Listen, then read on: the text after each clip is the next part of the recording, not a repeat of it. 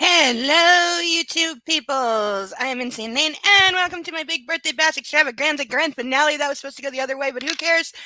We are gonna have fun tonight! We got 3 chapters and an epilogue to finish out this very awful book, and then I will be lighting parts of it on fire. And hopefully only parts of the book and nothing else. There is a safety plan. There will be water on standby and a cell phone within reach just in case. But we is gonna have fun tonight. We're gonna have some Cosmos. I ate a ton of Chinese food so I don't get too drunk too fast. It was a good day. The kitty came out of the closet. Kitty lives. Kitty is happy. Hello, Nightwolf. Thank you for the happy birthday. It's actually the day after my birthday, but you know, I'm used to celebrating my birthday late. It always seems that I'm always wind up celebrating on May the 4th, and then there's all the Star Wars stuff because, you know, May the 4th be with you. And I love the Star Wars Day. I truly do. And I did not have time to indulge in any Star Wars today because I was busy all day.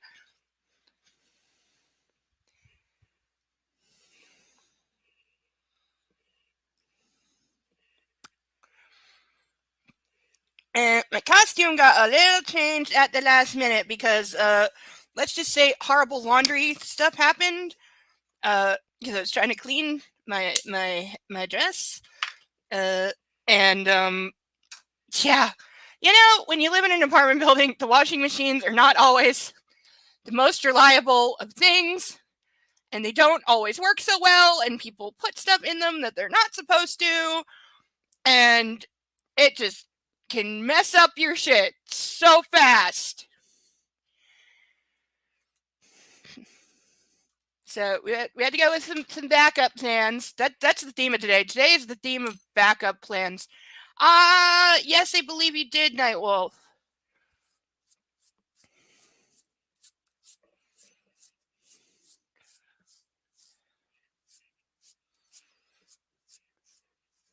So I'm trying to think what happened last week in our epic saga. There were lambs being born. I remember thinking there were way too many. Oh, the bad guys were killed off screen. The bad guys that were being indefinitely held in jail for no good reason are apparently just dead, and nobody thinks this is sus. Absolutely no one.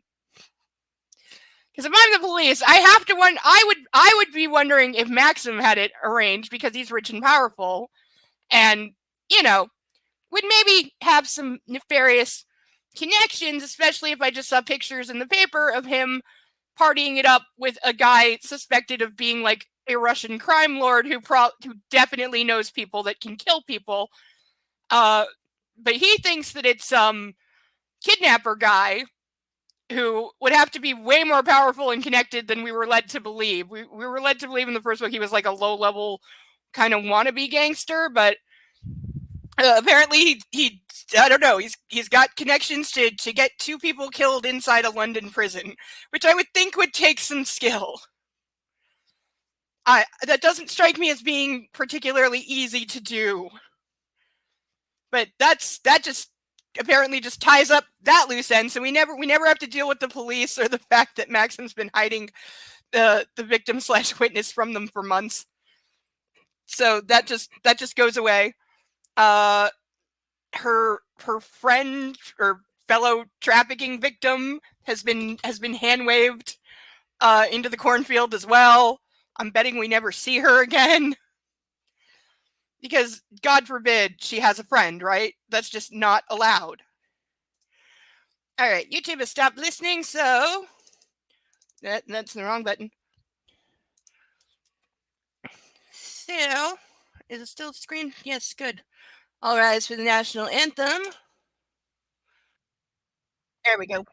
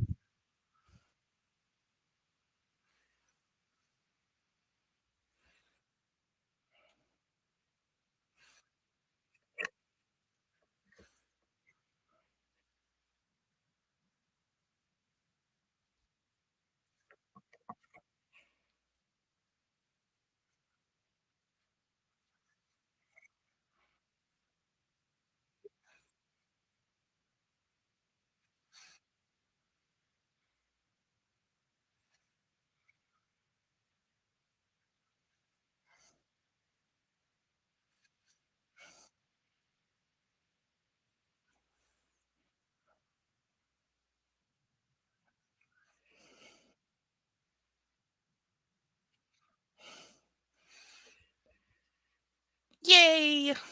In YouTube, there is no music in that, so stop freaking flagging it like there is. And yes, they're still doing that. And the weird thing is, it's not even just that YouTube keeps flagging that section saying that there's music in it when there's not. They keep saying there's different music in it every flippin' time. They cannot make up their mind. Like, they've claimed that about 9 different songs appear in that clip. I have no idea why. Because there's not. But YouTube algorithms are dumb. They're really, really dumb. Oh, and thank you, Nightwolf. You're sweet. Alright, hopefully we'll get a few more people joining us as the night wears on. I know a couple people are coming later because they have stuff right now. So we will kick off because we got a lot. We got a few extra pages together tonight, so I'm gonna try and speed a little bit. Let's see how that goes.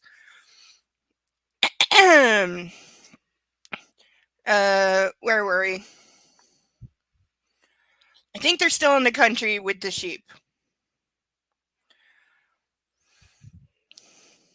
Oh no, right. They went back to London because she's applying to music school to get a visa because that's their big plan, even though there's much better plans. Chapter 30. Do you want me to wait? Maxim asks. They're standing on an ornate mosaic floor in the impressive foyer of the Royal College of Music. And Alessia's audition is in 40 minutes. Why would you get there so early? That's just going to let you like sit around and get nervous. I don't know how long this will take, but I'll be okay. Alessia ignores her racing heart to reassure him. You have work to do. I'll come to your office afterwards. Bullshit, he has work to do. He's got nothing to do. I still need any kind of explanation on why he would be going to an office daily when he has nothing to do. He literally has other people that oversee all the estates and manage the business and the money and all that stuff. So what exactly is he doing? I still don't know.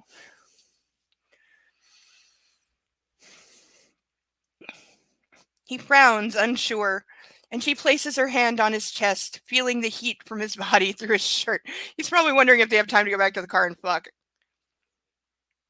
Comforted by his warmth, her heart rate slows to something approximating its usual rhythm.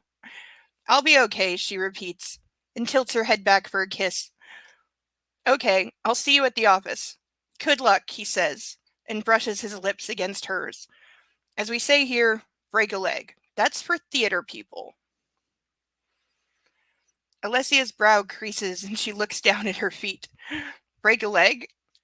Okay, I get that she might not know this phrase, but Maxim cups her chin with his thumb and forefinger and lifts her gaze to bright green eyes that sparkle with humor. Stop it with the... I'm going to be so glad when we don't... Did she over-describe Christian Grey's eyes in all the 50 Shades? Because I'm going to die if she did. I'm so over it. Because it's the kind of, like, hacky thing I try to avoid doing when I'm writing, and I fall victim to it. I totally do. The over-describing of things.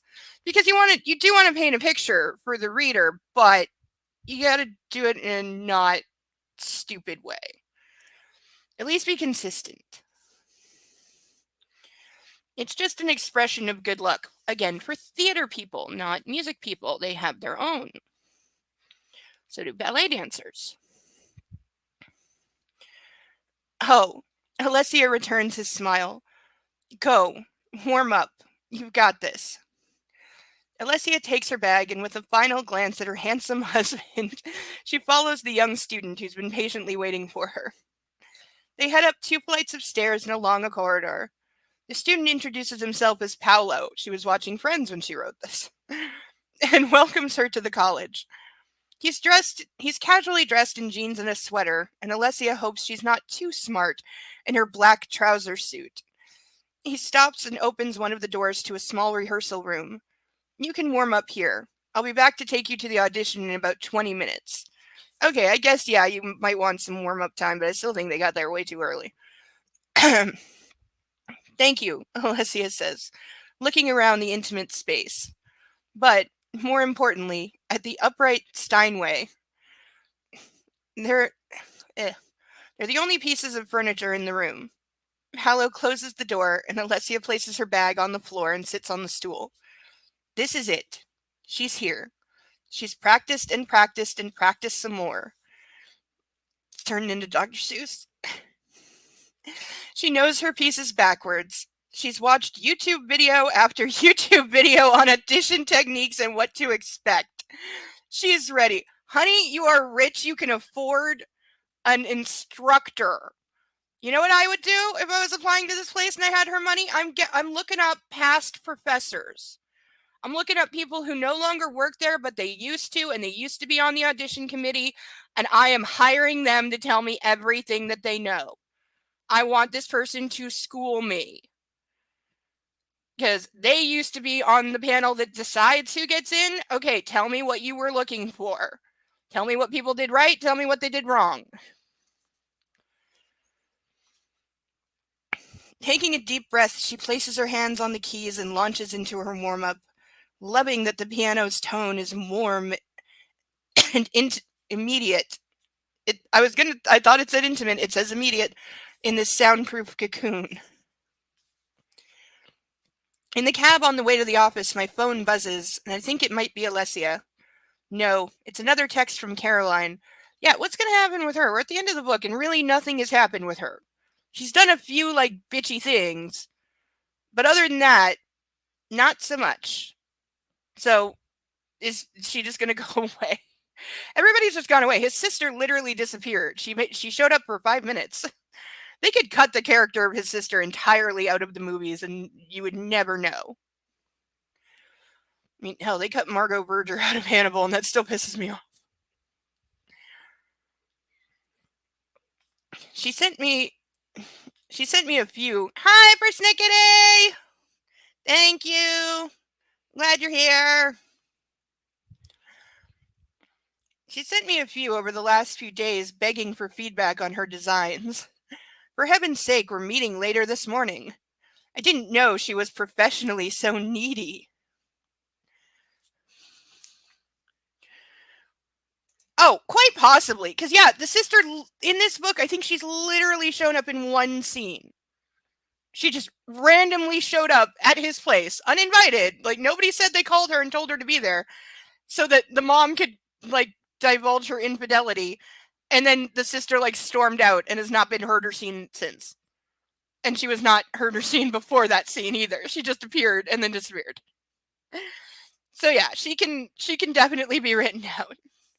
So can his dude bro friends.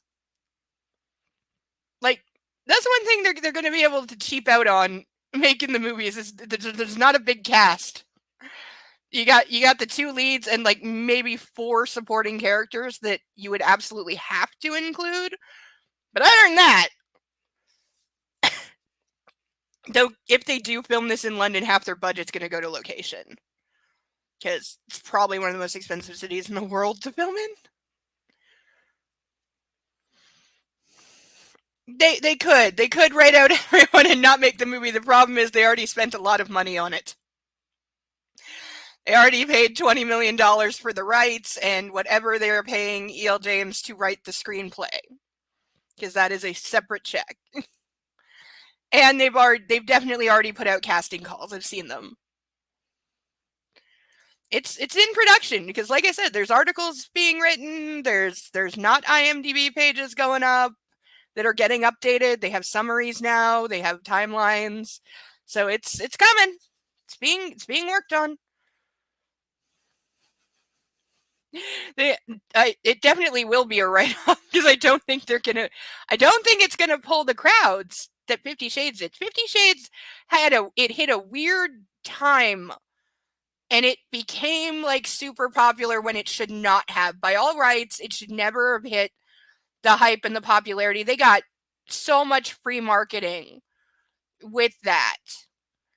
And they're not going to be able to do that with this.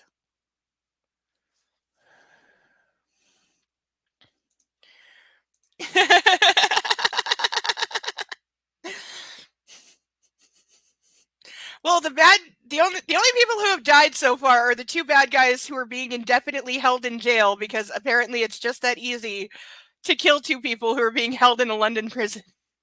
And again, nobody suspects Maxim. Nobody thinks that he arranged it. He thinks kidnapper guy arranged it. We have no actual clue. But if I'm the police, I'm suspecting the guy who married one of their victims. Who is like rich and powerful and, knows some people.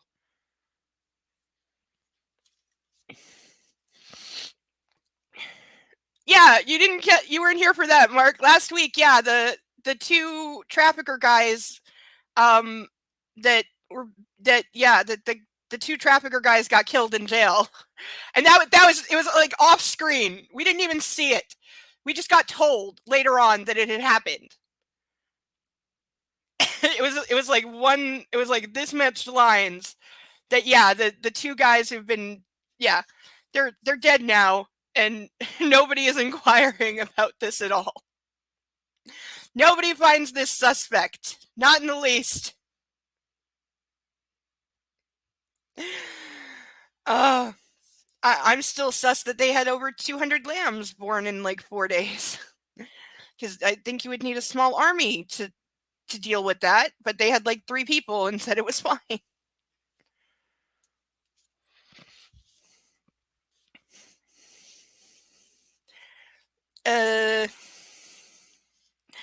Oh, and now he's bitching that Caroline is professionally needy because she sent him designs to which he hasn't answered, and she's going, what the hell?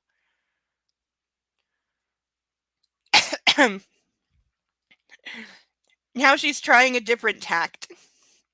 How was Cornwall? A303 or M5/M4? I have no idea what the hell. Okay, yeah, see, it sounded like bullshit. Yeah, because they said they had over 200 new lambs born over like 4 days, and we're told that like 3 people were on hand to help deliver them all.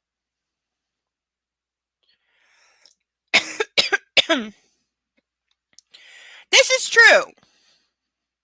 I think the only thing the cops could have been holding them on was breaking into his place, because they did say they found his stuff. So they knew that these guys were like robbers, but other than that, no, the cops don't actually, they might not actually know that they were human traffickers, because he hid Alessia away from them. She never spoke to them. He never mentioned the trafficking because he was afraid. So, but then, yeah, why were they being held in jail for like, by the book's timeline, like 7 weeks without bail? Yeah, it's a lot, right? And yeah, that's also, it said there were like 29 lambs or sheep ready to give birth.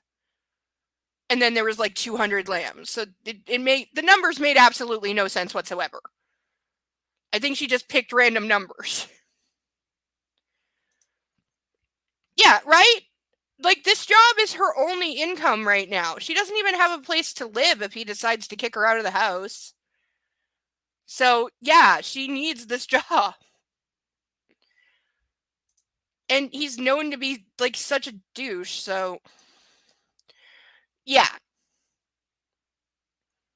Yeah, animals usually, when it comes to giving birth, they can handle it. They know what they're doing. Usually you doing anything is interfering and don't. Yeah, they only have like one or two, right? Yeah, that's what I thought too. Because I'm like, wait, they don't have litters of like 8 to 10 like cats do. They have like one, maybe two. So yeah, she just picked random ass numbers. I swear. In spite of myself, her text makes me laugh. I know you hate the A303. I'm guessing that's a highway or something, maybe? It's for pensioners. See you later. Oh, is it like the back road? Is it like a back highway that's really slow? My eyes stray to the battered briefcase beside me on the seat. Within it are my notes from our meeting with Jem Gladwell. There's a hell of a name.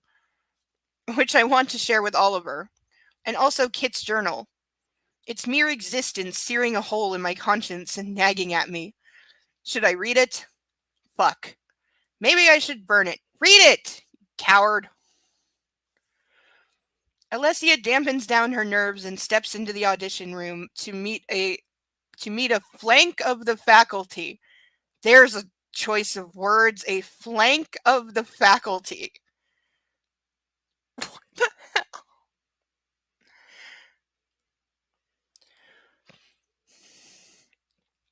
Two men and a woman sit behind a long table. This room is airier than the last, big enough to house the Steinway grand piano in the center of the room. There's a large sash window. No, that's not. SASH. That's not sash, is it? There's a large whatever that says window that looks out over the Royal Albert Hall. The older man rises from behind the table. Alessia Trevelyan, welcome. I'm Professor Lathwaite. I'm joined by Professors Carusi and Stells. Stop it with the freaking weird names, please.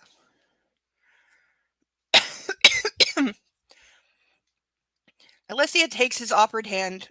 Good morning, Professor. Good morning, she says to the other staff, who offer her smiles and greetings. Do you have your music? Yes.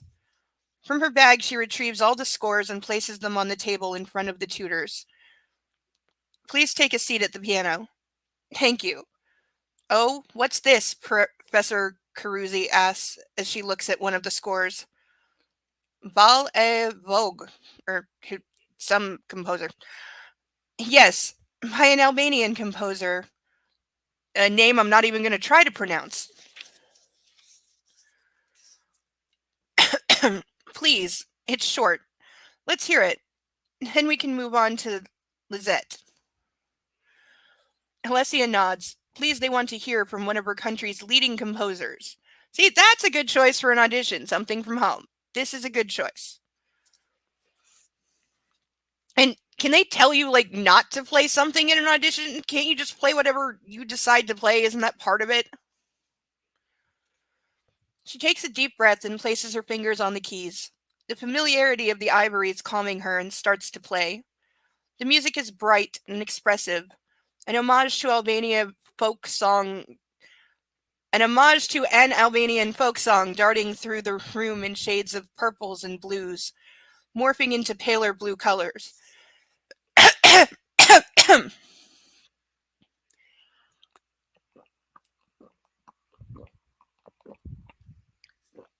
Wow, that's really hot.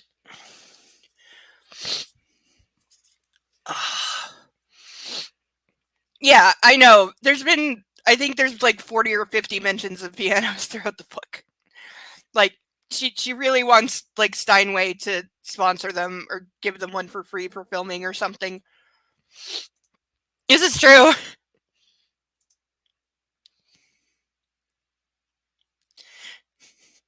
Yeah, and two people just get killed in a central London prison, and nobody is raising a red flag. Nobody's investigating. Nobody's looking into anything. It's just, okay, guess that's over. They're dead. Dear God. There's been zero inquiry.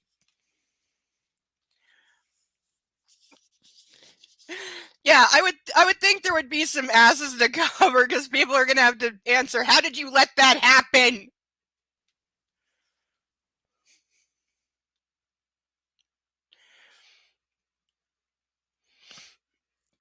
Da-da-da-da. Once the final notes fade, Alessia places her hands on her lap, takes another deep breath, and begins the Lizette. The notes taking her back to the apartment in Chelsea, with the snow swirling through the window as she played for Maxim that first time. Oh, that reminds something else I was thinking, because movies will do this sometimes if they want to draw a crowd. They could try the Christmas play with the first book because it did take place in November, December. So they could try releasing it around Christmas as like a Christmas romance movie to draw a crowd. That I've seen it work. That's what Home Alone did, and that's how they became like synonymous as a Christmas classic. They set it at Christmas time for that reason because they're like, we need to draw a crowd with something, and it worked, and it's worked for other movies too. So I was thinking they could try the Christmas play. They could do that, and if they're filming in the next month or so, yeah, they could get it out for December. Because I don't think it's going to have very long of a shooting schedule. This is one of those movies that could have like in the trivia filmed in 30 days. It's possible.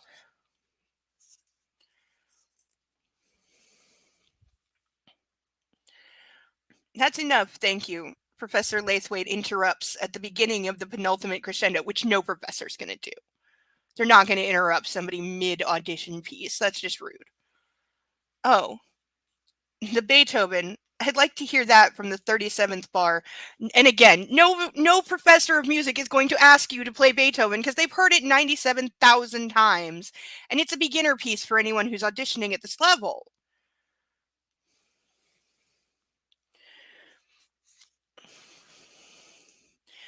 Yeah, this is true.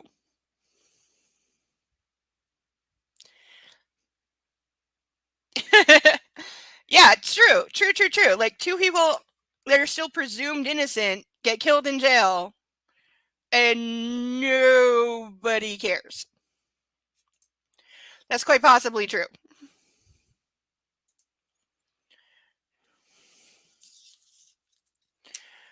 Okay, Alessia says, feeling a little shaken.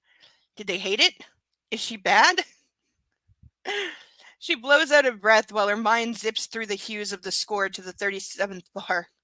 She settles her hands on the keys once more, then starts pouring her heart and soul into the rest of the piece, while the colors flare in angry reds and oranges around her. I was gonna say that! I stopped myself from saying that. I was gonna say, well, they got Epstein, didn't they? Because there's no way in hell he committed suicide. No way.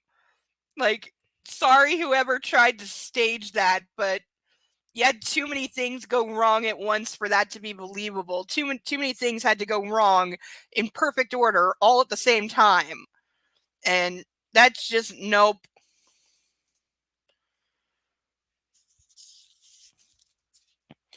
Oliver's beaming smile and hearty handshake imply that he's delighted to see me. What did you think of Gladwell? He asks. I thought he was fantastic. I thought that was a girl. Their first name is Jem. I'm sorry for thinking it was a girl.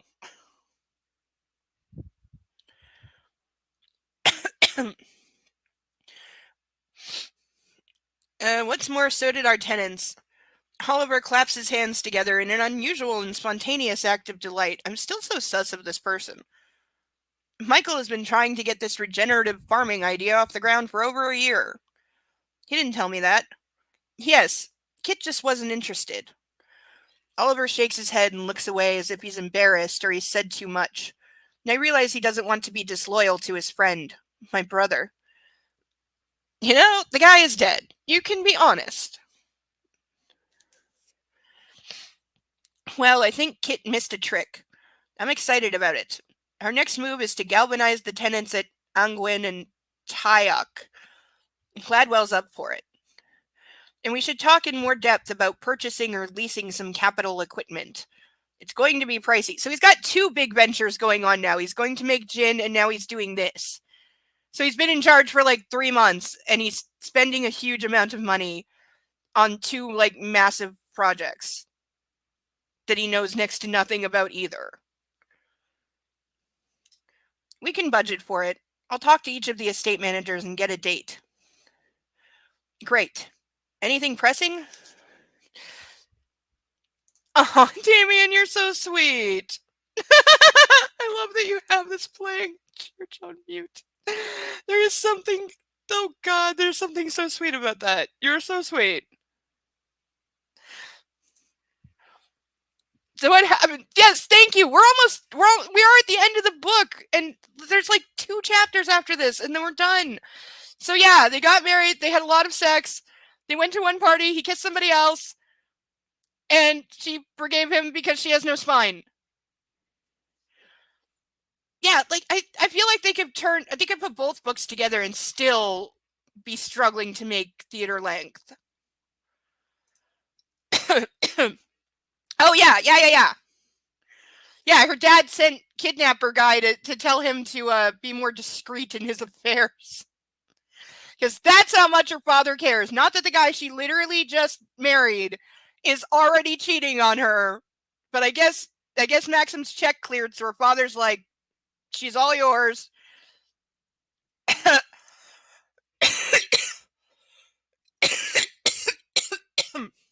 Yeah, they're going to have the opposite problem. But again, the 50 Shades all had that problem. They had to add things. They added things. They changed a lot of things. The first one ends in a really weird way. It just ends. Yes, he got mad at her for getting mad at him. Yes. And then the 2 times she like made a friend or went out without him, he yelled at her. Like anytime she's out of his sight, he yells at her. Yeah, it's true. Yeah, he admitted the first 2 didn't have enough story, and then when they got to the end, he had too much story. Because he had too much that he had to do to make it meet up with the originals, and he should have spread it out more. Yeah, I think they have name dropped every major piano brand in the world. Like she's really hoping one of them will like partner up for the movies to get like press out of it or something.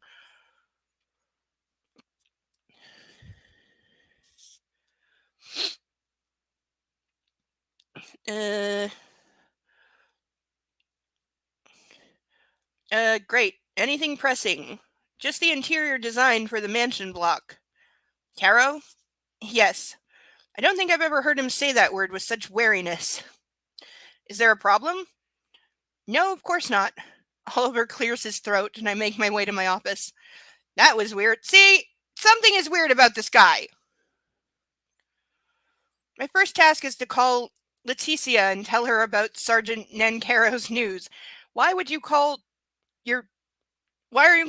the immigration lawyer to tell her that the traffickers are dead? Okay. And why do you want to study at the Royal College of Music? To get a visa. Professor Caruzzi asks her. Her shrewd eyes assessing Alessia. I need a backbone to my music. My musical education so far has been, quite local. No, parochial. And I know I can take it further with the right tuition. Is he supposed to be getting all these words wrong? Where do you think you need help? With my technique. I want to develop my voice, my playing, and my musical vocabulary. Again, this does not make sense from the level of skill and natural ability that we have been beaten over the head with her supposedly having. To what end? Asked Professor Stells. I would love to perform. All over the world. She does not have the confidence she does not have the confidence to do that. We have not been shown. Alessia cannot believe she said that out loud. See? They nod as if this might be a possibility. And Alessia is thrilled at the thought. She doesn't want to tell them the other reason. She needs to be there because she needs a student visa. Again, acting like that's the only option. There's so many other options that would be better. Like, ugh. Right? It has nothing to do with that. Okay, true. They didn't sync up well. He got everyone in their places at the end. Okay. I'm the weird person who liked Phantom Menace, but I think I'm also the only person who saw it who figured out what was going on that Lucas wouldn't tell for 20 years. Okay, I was on to like Darth Jar Jar immediately. So I saw what he was trying to do, so I got it on that level. Whereas other people just did not, and so they hated on it, and then Lucas didn't have the balls to follow through on his idea and dropped it, and that created this whole idiot mess, and then he was stuck with it. If he'd had the balls to follow it through on the other movies, people would have forgiven the first one in short order, but he didn't. But he is known to, he's one of those people that gets bullied by the fans.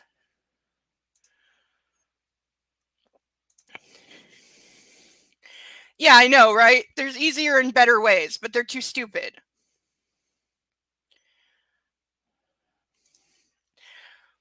No, persnickety, do you not know the Dark Jar Jar theory? Lucas and the actor who played Jar Jar Binks confirmed it. That, yeah, he was a secret Sith Lord. That was entirely there. And he's doing, because all the Jedi were all based on, all their styles were based on martial arts. And Jar Jar's was the drunken wushu.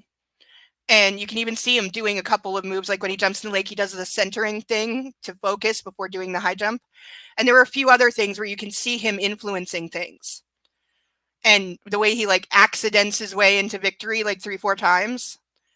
It's all there. Also, and this is what 13-year-old me picked up on, he's wearing all black. The only people in all of Star Wars who wear all black are Sith Lords. It's true. Lucas confirmed it. He waited like 20 years, but Lucas confirmed it. So did the guy who played Jar Jar Binks. That was the plan.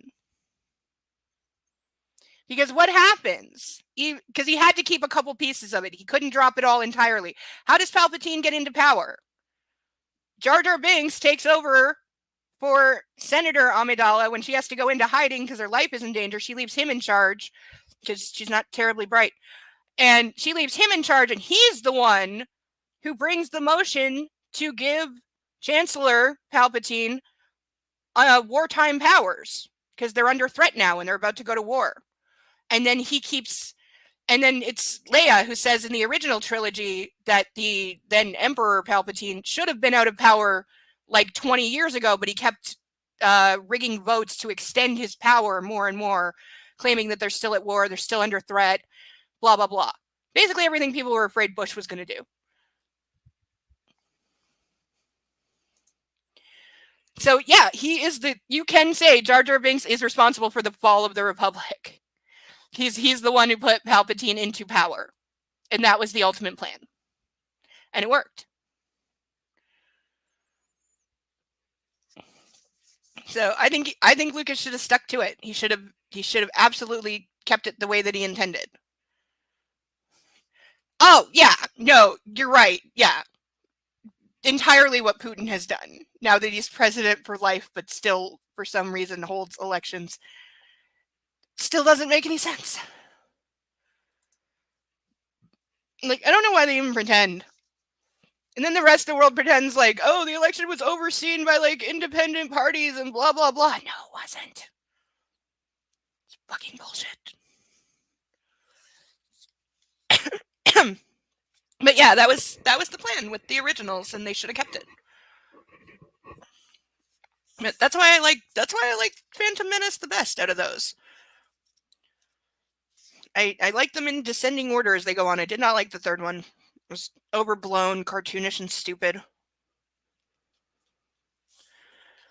And they didn't justify the turning of Anakin at all. That they should have done a lot better. He has no reason to go like as dark as he does as quickly as he does. Like, it makes no sense. It was not justified enough. So he misses his mommy and he's secretly in love and afraid she's going to die. Like, it was not enough. And then she dies for no reason because she dies from literally not being in the first trilogy. There's no reason that Amidala should be dead at the end of them, except she wasn't in the first three, so we have to kill her off. So she just dies of nothing.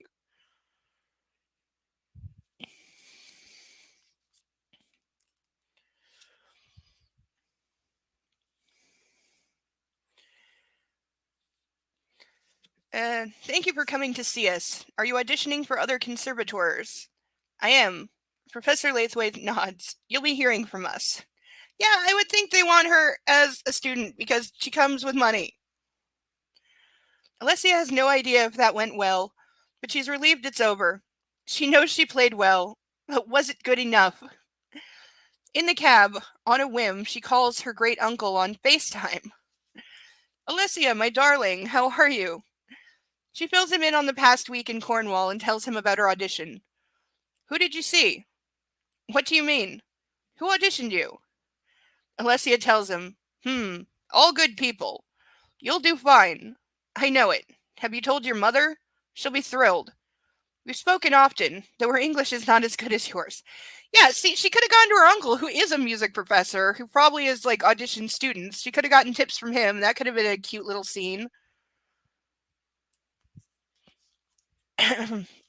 Alessia grins, thrilled that they've been in touch with each other. No, I will call her now. Well, good luck, my dear. Let me know how you get on and when I can see you again. Next, she calls her mother to share her news. Can we notice her mom has had like a massive technology upgrade in this book? Because they've gone from like her parents don't even have internet or cable, and yet somehow have Netflix, to now her mom has a like top of the line cell phone that can FaceTime still with no internet.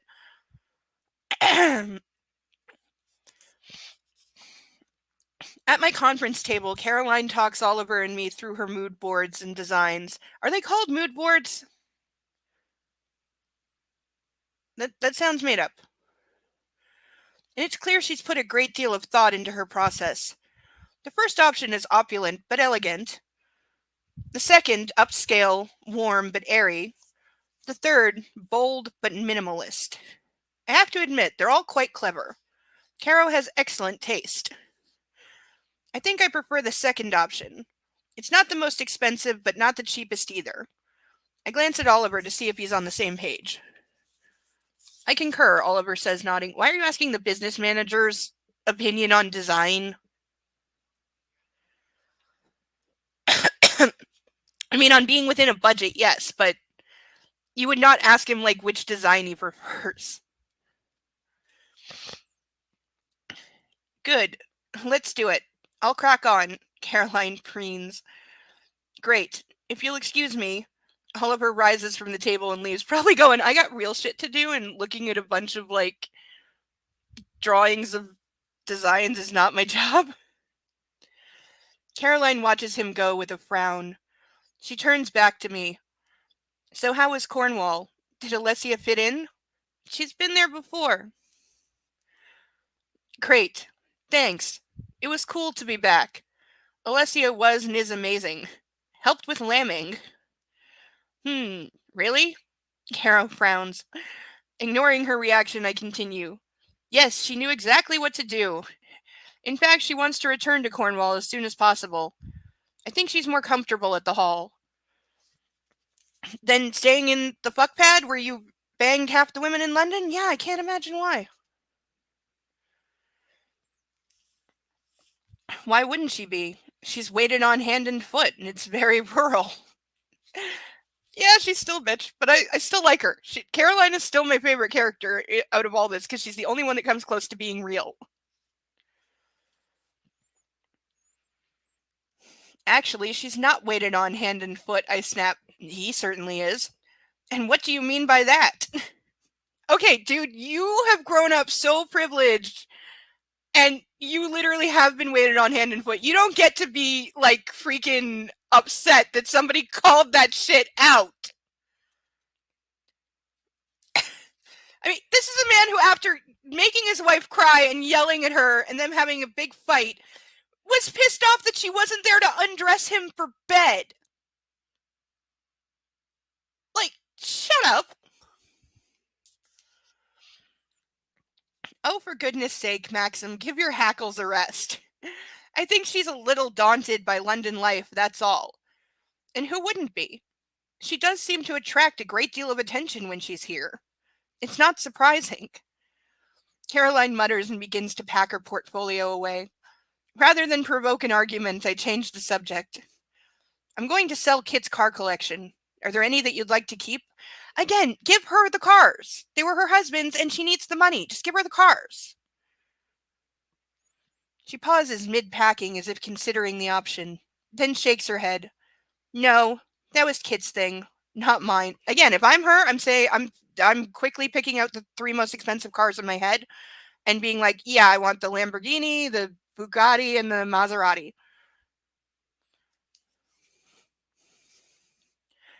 You know, nice little nest eggs to have just in case. You're sure? She nods. I should move out of the Countess's rooms, she adds, a little sadly. There's no hurry. We've not moved from my room. Oh, she raises her eyebrows. See, Alessia's not the mercenary little social climber point scorer you think, Caro. That's what he's thinking in his head. He's such an ass, like all the time. So what's on the agenda while you're here? I don't know how long we're going to stay. Alessia has auditions at RCM, RAM, Guide Hall, and somewhere else. I can't remember. All of them. Yes, she's talented. She needs to be offered a place so I can secure her a visa. Otherwise, she'll have to return to Albania for a month or so. And neither of us want that. That's so not true. Caroline rolls her eyes. For heaven's sake, it's not like she's going to be sponging off the estate. I don't know why it's so difficult. I sigh. Me either. It's the hostile environment, both those words are capped, that our government thinks we need. It's extremely bloody irritating. That's got to be a reference to something. Hostile environment. Is that from some, like, ad campaign or political something? It has to be. Because it's capped. Agreed. She grabs her portfolio and rounds the table, only to stop in her tracks as she spies Kit's journal on my desk. Hell, I should have put that away. Yes, you should have. She pales instantly, her cheeks ashen. You found it, she says, in a small voice that speaks volumes. Yes, it was in a locked drawer in Kit's desk at the hall. She turns her face to mine, her eyes wide and fearful, and growing larger and darker as the seconds tick by. We gaze at each other as the air is slowly sucked from the room by the weight of the small, battered leather tome, by the weight of Kit's final written words. Say something, she whispers. What is there to say, Caro? I shrug. This is none of my business. You've read it? I open my mouth and close it again. Maxim, tell me. And I know she'll hound me until she has the truth. You did, I can tell. I can always read you. Fuck. The last entry. She swallows. What did it say? Her words are barely audible. There's a knock on the door and Oliver opens it, radiating polite smiles and a fucking good cheer as he ushers Alessia inside. My spirits soar as she walks into the room. My wife is the cavalry, saving me from a beyond awkward conversation that's not going away.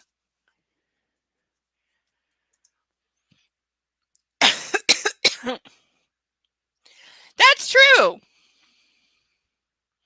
Yeah, there hasn't been, like, really any mention of fancy cars, which is weird. Because the first book, she mentioned repeatedly fancy cars and everything else. Yeah, there is a lot less name dropping in this one. A lot less, like, product placement.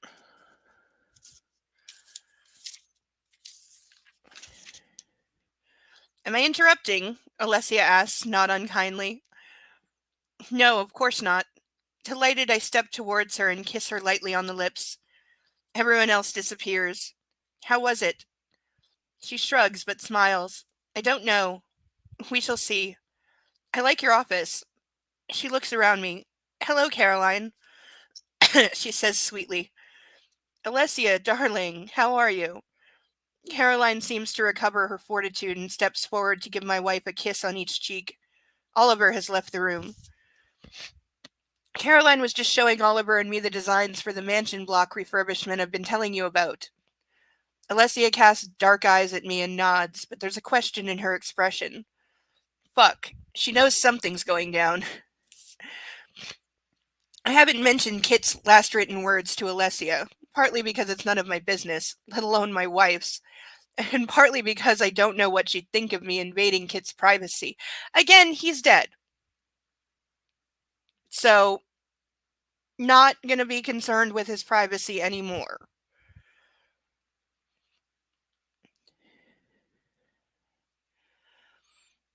But mainly because Alessia's opinion of Caroline is tentative at best. I've worked that out for myself. Like, he's so proud of himself for having an actual thought. I don't want to damage it any further. I'd better go. Oh, I meant to tell you, Caroline says, her voice clipped, and she tosses her hair to one side, having reverted to her usual cool persona. Your mother's finally been in touch. Oh, has she? She wants to postpone Kit's memorial until the autumn. How do you feel about that? I think it's a bit late. You know, it's a form of closure, a way to say a final goodbye. They already had a funeral. How many do you need? She looks away, probably to hide her emotion, or her shame, I don't know. Yes, of course. We should talk to her. I wonder what Marianne thinks. Caro nods, her lips clamped together as if she's containing her grief. And I have to remember that Kit found out Caro was unfaithful, because she sure puts on a good show of the grieving widow. Is Rowena in London? Alessia asks. She is. Alessia looks from Caro to me. You should talk to her. And maybe persuade her that, more soon. No, sooner is better. She's coming over this evening. Maybe you'd like to join us for dinner? Caro offers. We'd like that very much, Alessia says without hesitation, taking hold of my hand so I can't object. Okay, have we even confirmed that Caroline was unfaithful? I don't think we have, because, as I recall, Kit's last message, that's the end of the chapter. So Alessia has just said that her and Maxim will be there for dinner with his mother when he very much does not want to see his mother. But Alessia seems to think that she has to make it right somehow between the two of them. They have to reconcile because bullshit reasons. Which, again, if he'd had a good relationship with his mother until he found out she was unfaithful and that had caused some, like, huge fracture between the two of them, then I understand trying to repair that relationship. But he's never had a good relationship with his mom. He hates his mom.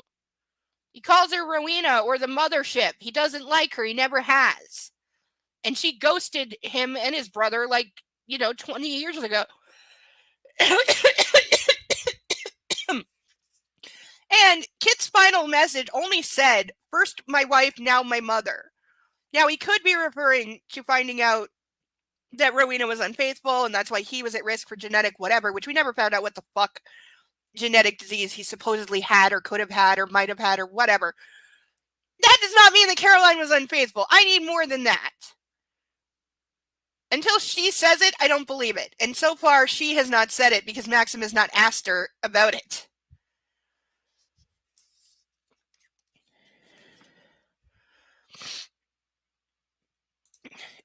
I don't know why shame. I don't know why he's thinking that she's ashamed of anything. Because again, we have no proof that she should be or that she did anything. It's dumb. It's very bad writing. And again, yeah, even if she was unfaithful, that doesn't mean she didn't miss her husband, for Christ's sake.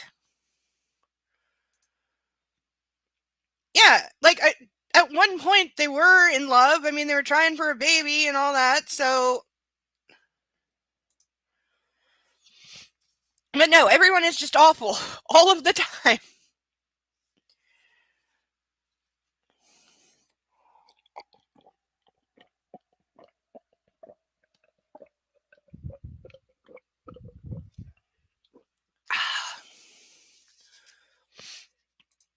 Yeah, like it could be anything. Maybe, hey, here's an idea. Maybe Caroline said, I want a divorce. I'm leaving you. Just like his mother left him when he was a kid. You know, that could be it.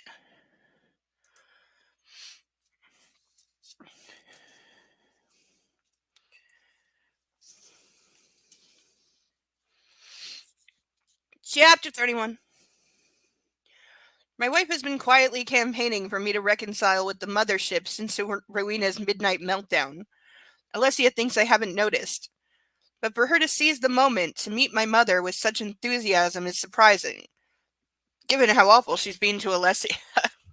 Yeah, I mean, she did try to, like, buy her into leaving, which, understandable.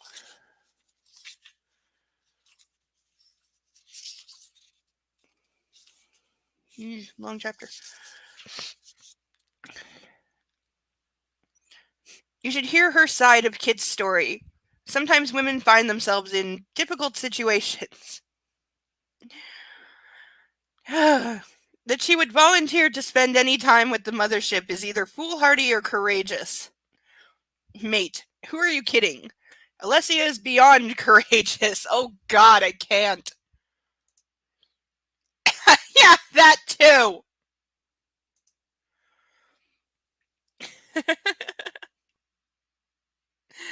No, it's never. No. Nothing's ever going to get mentioned again. Nothing matters. Nothing gets followed up on. Nothing gets remembered. Everything gets hand waved away and people die off screen.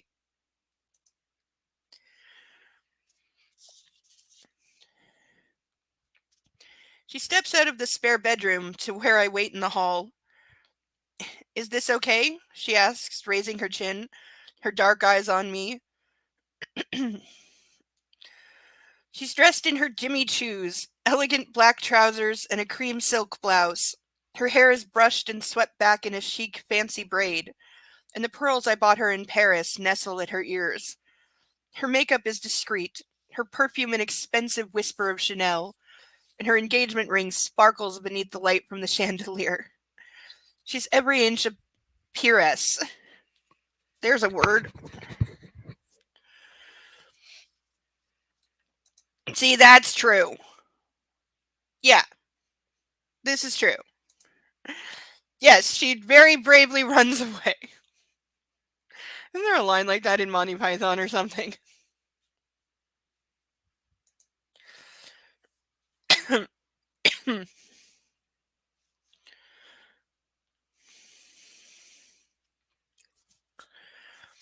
But yeah, she's not shown any signs of being brave or courageous in any way whatsoever. For a split second, I'm transported back to a time when a timid young woman with the darkest of dark eyes clutched a broom and hesitantly told me her name in my hallway. The headscarf, the blue nylon housecoat, the scuffed trainers. A lump threatens to form in my throat. I'm surprised he didn't say he was getting a hard on. That'll be next. My wife fucking rocks countessing. That's not a word. No, she doesn't, you jerk. I cough to clear my emotion. You're perfect. With a flick of her hand, she swats my compliment away. But I know from the lift of her lips that she's pleased. You look perfect. Muchly. That's gonna sound so stupid on screen. This old thing? I grin and tug on the lapels of my Dior jacket. Let's go and get this over with. You happy to walk in those heels? No. Yes. Uh-uh. You walk in flats or sneakers, you bring the shoes. Or you drive.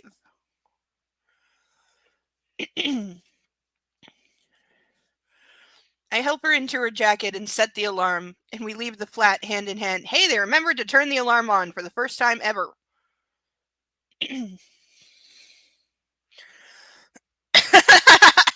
Yeah, there you go.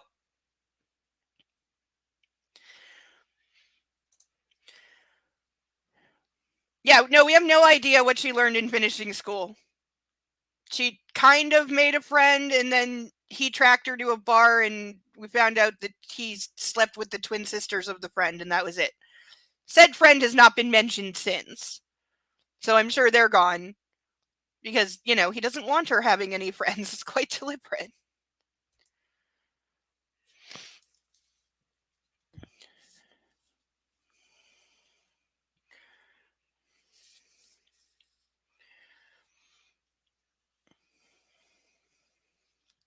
We should move to the new house, Alessia says as we approach what will be our home on Cheney Walk. We should. I can organize that. Okay, I grin. I'll leave it to you. We can move any time. The most important piece of furniture is the piano. Mark called it. Mark called it. He said we'd be back to the piano, and we are. We'll probably need to crane it out of the flat. She stops outside the house. A crane? There are specialists. I think that's how we got it in there. Oh. Yep. Mark gets points. Yeah, also that. She doesn't want them comparing notes or being told what an ass he was or how many women he never called. Also, he still has not told her that he used to regularly do cocaine. She doesn't know that yet, so one of them could let that slip.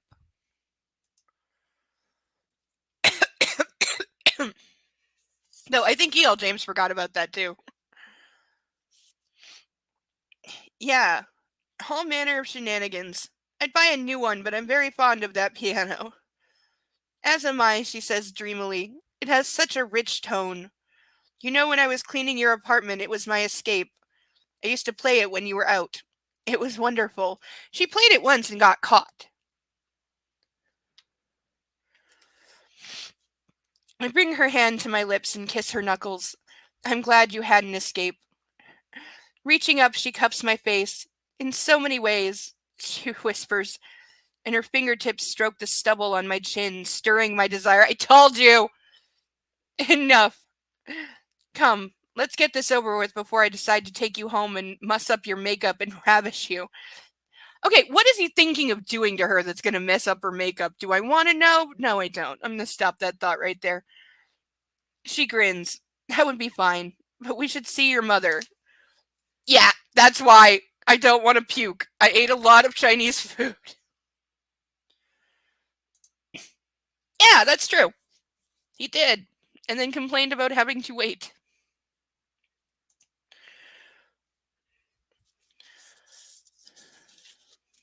I ring the doorbell at Trevelyan House, and Blake answers almost immediately. Yeah. Good evening, Lord Trevithick. Blake, Lady Trevithick. He greets Alessia with a genial smile. Is my mother here? Not yet, my lord. Good. Caroline in the drawing room? Indeed. With Lady Marianne. Oh, so the sister is back.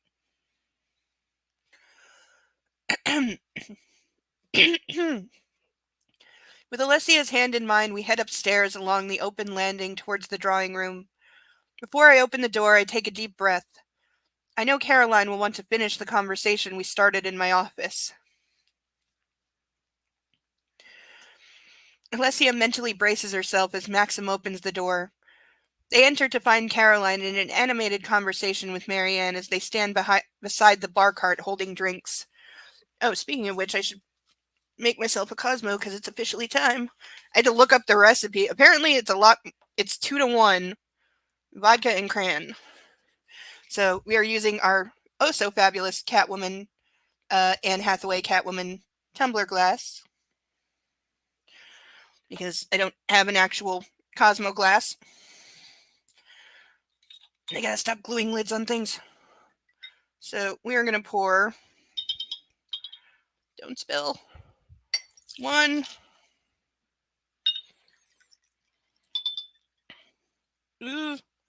2.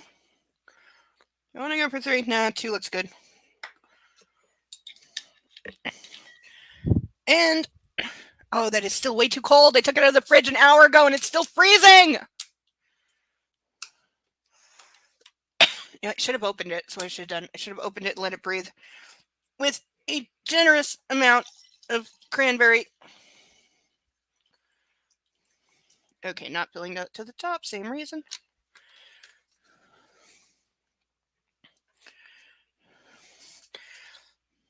And we have a pint glass Cosmo.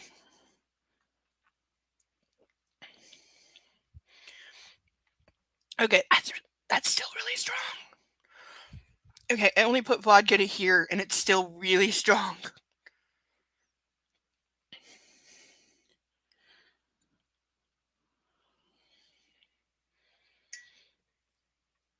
Okay, we're gonna sip that very slowly. Why? What happened? Yeah. I heard a joke the other day. Somebody was talking about driving in London, and somebody said, nobody drives in London, there's too much traffic.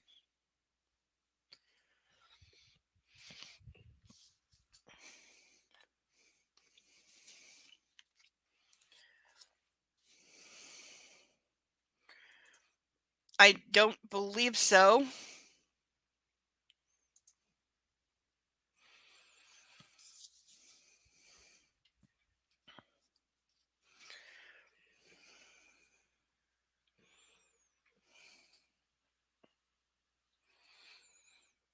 You know, there's such a pile of blanket and puppy. I thought I heard a puppy. Yep. I was going to say, I can't tell if he's in the cage, but no, he's not because he's here. Okay. Hi. Hi. Hi. Hello. Hi. Yes, I've got you. You can stop jumping. Hi. Hello. Hi. Oh, yes. Yep. Yep. Yep. You just go right ahead and look. Mm hmm. Mm hmm. Mm hmm. Mm hmm. I'm under attack. Help. Puppy. Okay. Say hi. Say hi. Hi, people. I'm a doggy. I'm a doggy. I don't like being held like this. This is not how I like to be held. I don't like this. Hi, sucky baby. Sucky baby. You having a good time? Yeah. You having a good time?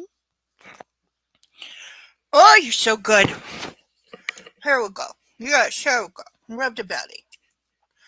Rub the big fat belly. He's a little chubby tonight. He got treats. Yes, and you were very, very happy, weren't you? Yes, happy. Happy doggy. Yes, you were. You were so happy.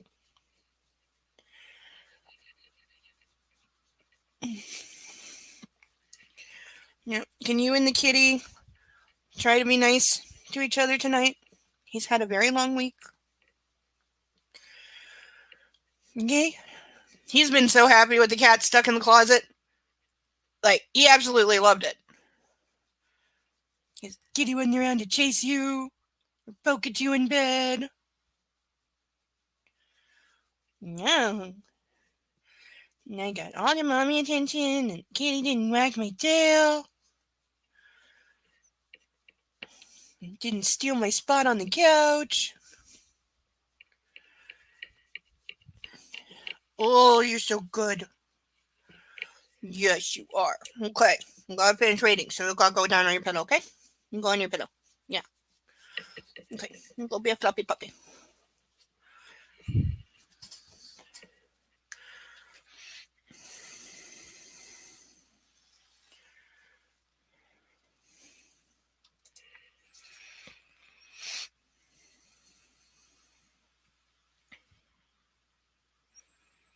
Really?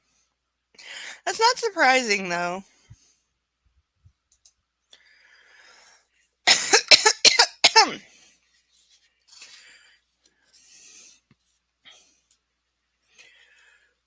Three hefty candles, each with 3 wicks, burn brightly on the coffee table, and a fire blazes in the grate, giving the drawing room a welcome warm glow.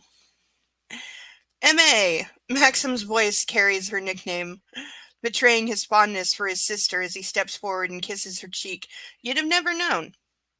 How was Seattle? It was fabulous, Maxie. Marianne hugs him and closes her eyes briefly as she holds him. Of course, they've not seen each other since their mother spilled her secrets in such an obnoxious fashion in Maxim's apartment. Yeah, you didn't try to call her either, did you? So shut up. Marianne turns to Alessia and beams. Alessia, darling, how are you? I hate the darling thing. I hear you were quite the hit during lambing at the hall. She hugs Alessia long and hard, surprising her. Hi, Marianne. Who have you been talking to at the hall? Gin and tonics for you two? Caroline calls. Hello again, Maxim, she says stiffly and offers her cheek, which he graces with a kiss. Marianne pulls back, her smile bright and sincere. I have my sources. You look lovely. Thank you, as do you, Alessia responds. And yes, please, Caroline. Both women are impeccably dressed as usual. Marianne in a navy trouser suit, Caroline in a belted charcoal silk shirt dress. But this time Alessia feels she is too.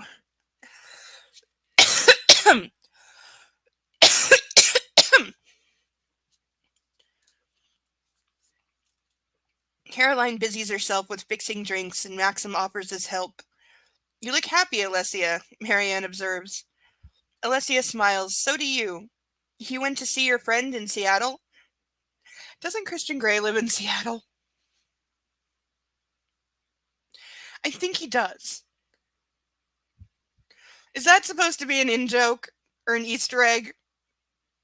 Is she secretly dating Christian Grey?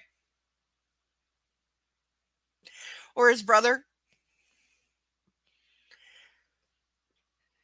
I'm just saying, I'm sure there are fanfics.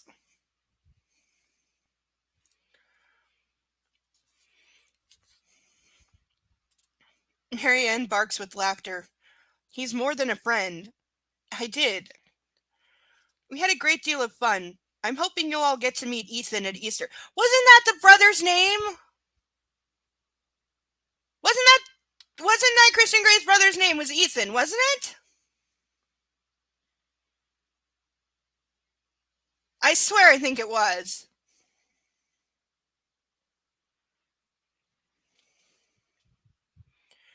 I look forward to that. Tell me about Cornwall. I miss it so. Marianne gestures to one of the couches, and Alessia perches on it while Marianne sits beside her. It is Seattle, right? Yeah, because, yeah. That's meant to be like an in-joke or Easter egg type thing, and it has to be.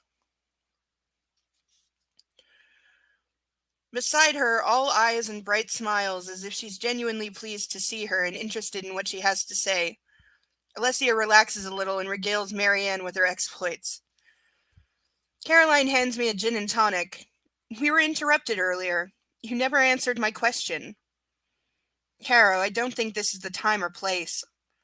Please, she whispers, her plea so heartfelt it confounds me. Sensing my weakness, she persists.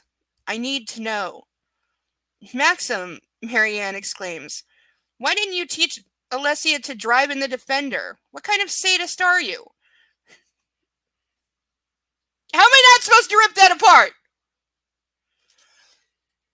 His name was Elliot? Damn. It's close, though. That's not a mistake. I feel like that's not a mistake.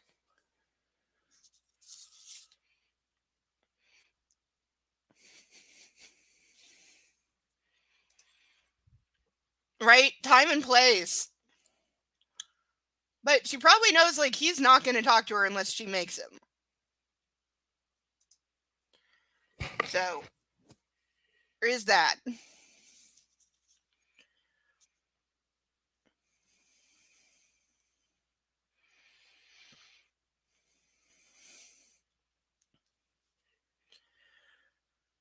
I turn my attention to her and my wife, who's eyeing Caroline and me warily. She knows something's going on. I did, and as ever, my wife did not let me down. I give Alessia a sweet and what I hope is reassuring smile. The Defender? Caroline scoffs, eyeing me from beneath her lashes. Really, you are a sadist. I swear it's on purpose. Alessia can drive that, so she can drive anything. I shrug and take a sip of my gin and tonic, pleased that both Caro and Marianne are calling me out, albeit unnecessarily on behalf of my wife. No, I call him out too.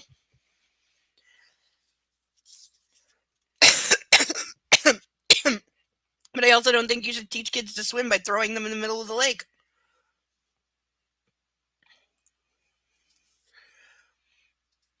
Caroline's lips press into a hard line, and she moves to hand Alessia a drink, saving me from our awkward conversation about the contents of Kit's journal. Why didn't Caroline just ask for the journal and take it, if she's so afraid of him reading it? The door opens and Rowena strides into the room, stark in a flowing black jumpsuit, no doubt by Chanel. She halts as soon as she sets her myopic gaze on me. "Hello, Mother." I greet her brightly and step forward to kiss her cheek. She remains utterly frozen, blinking into the distance like she's desperately trying to wish herself anywhere but here.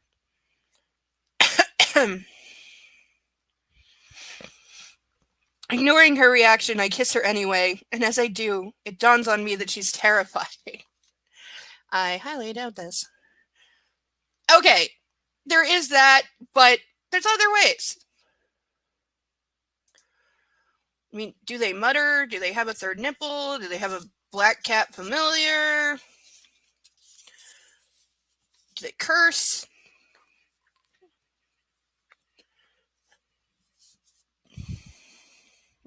Has anybody else said that they're a witch? That was definitive proof. That was one of the ways that somebody was convicted of witchcraft, is literally somebody else pointed and said witch. They said, I'm a witch, so I know who's a witch, and they're a witch. Yeah. Well, we know he has issues with consent, okay? He doesn't know that it exists.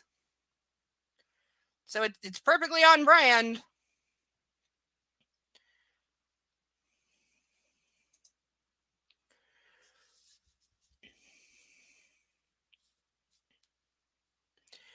My mother, terrified.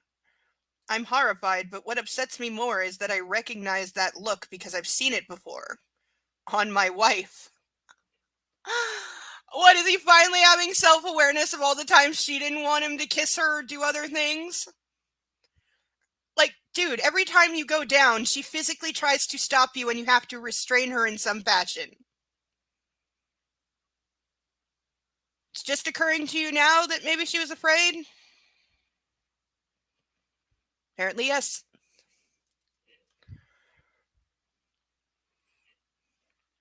Something twists and turns and breaks inside me.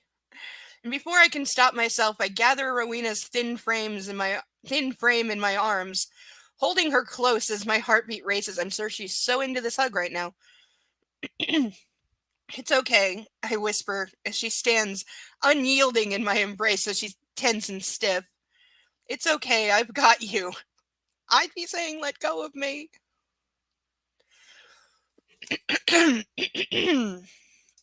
Yeah, we're not getting out without more pianos, I'm sure.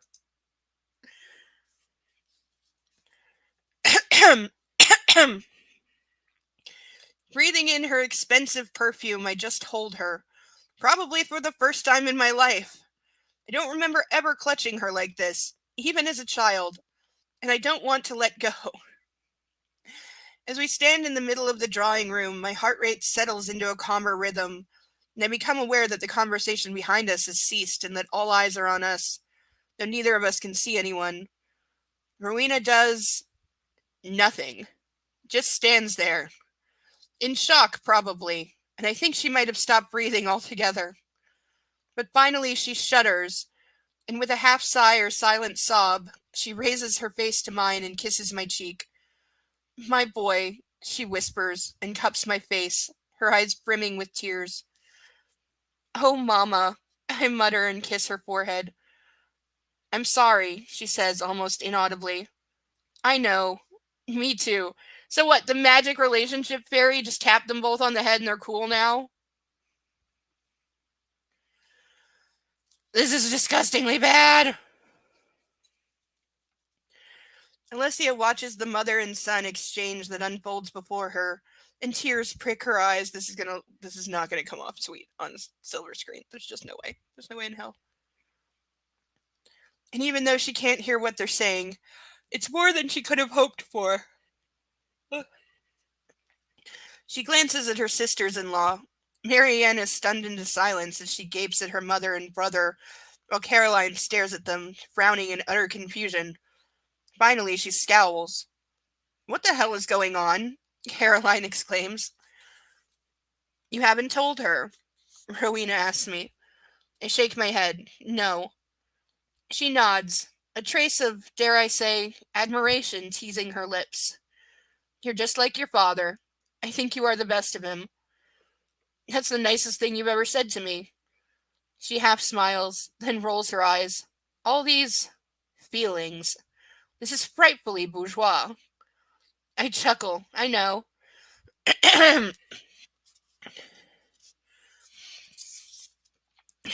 I know. She steps out of my embrace, taking the weight of my anger with her. Will somebody please explain what's happening here? Caroline says. Caroline, darling, I think I have some explaining to do, Rowena says. But first, Alessia. Okay, I'm going to go off camera because I need to blow my nose and nobody needs to see that. 2 seconds.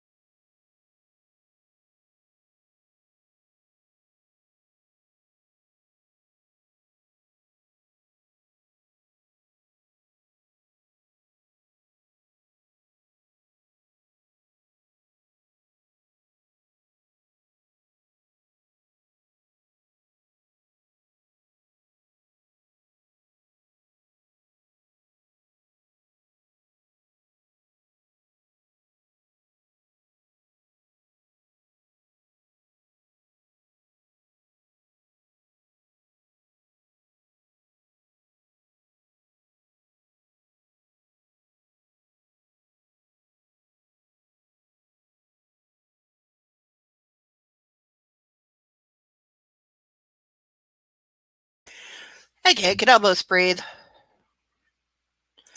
Yeah, right? Because we know he's got the hots for his mom. This has been well established. Yes.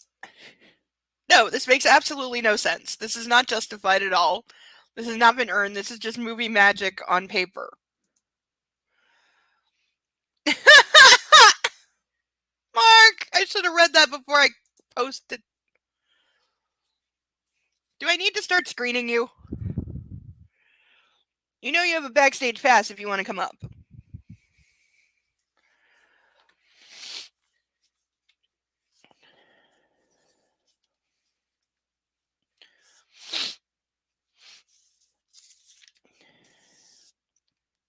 Alessia's heart starts pumping as Maxim's mother faces her and raises her chin.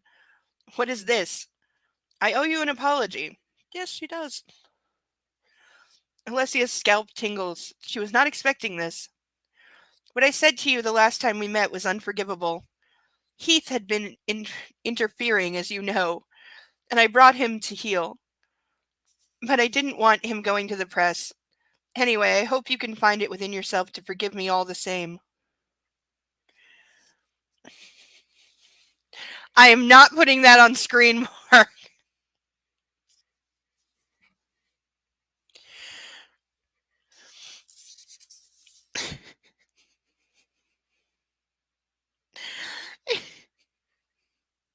I suspect you may have been drinking more than I have tonight.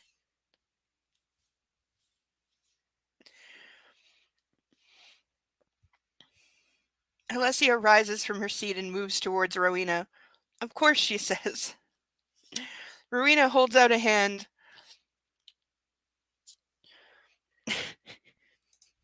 He's not even there. Who presses X to doubt on Mark?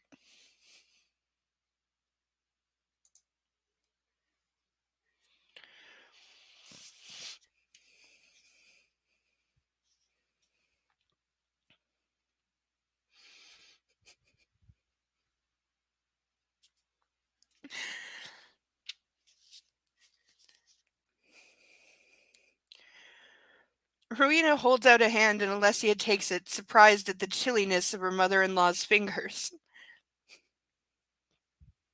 That was bad timing. You have a generous spirit, my dear. Don't lose that.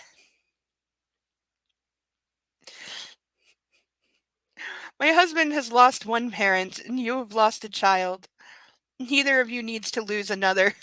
I know, I know, I know, I know! It's not my fault! I didn't do it!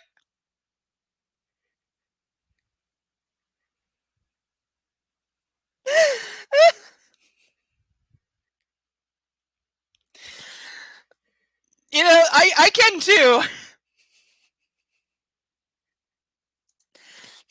Yeah, you were see you and persnickety with your witchcraft.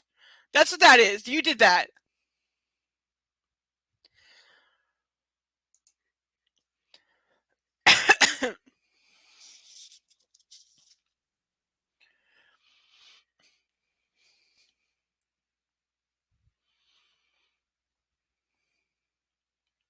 Damien's gonna be so sad he's missing this.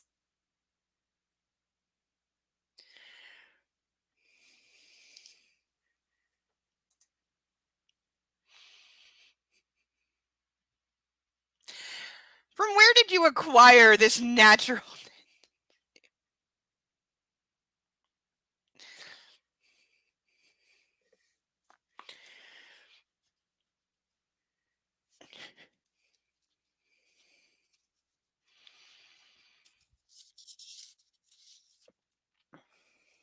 Rowena blinks a couple of times, her surprise obvious. Yes, that's exactly right. She squeezes Alessia's hand. You've had quite the effect on my son. And he on me. Oh, we're gonna blame school. Yeah. I knew every type in school, but that's because I went to every school. I went to over 14 schools before graduating high school, so I met some of everybody.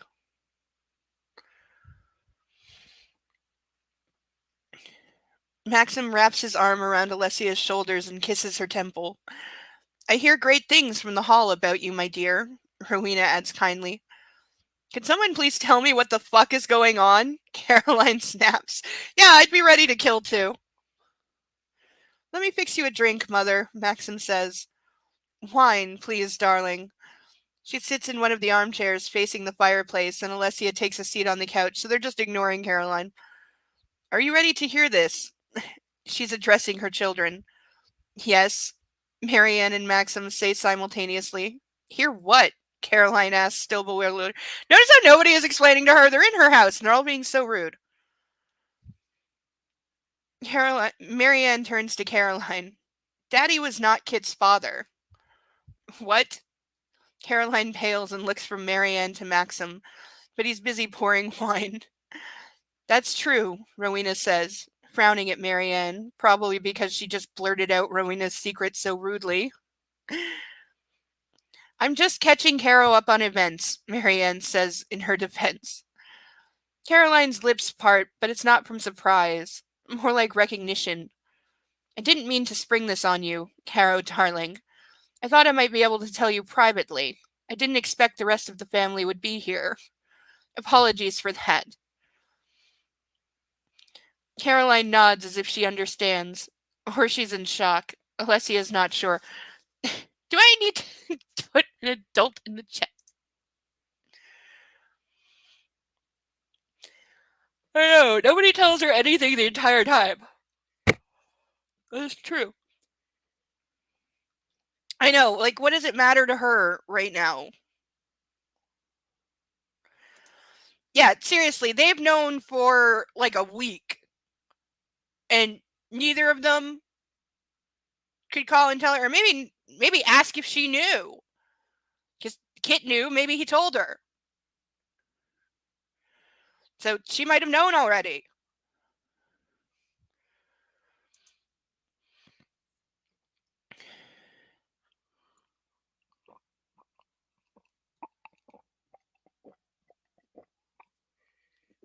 Oh, that tastes so strong. Oh. How does that taste stronger than just doing a shot?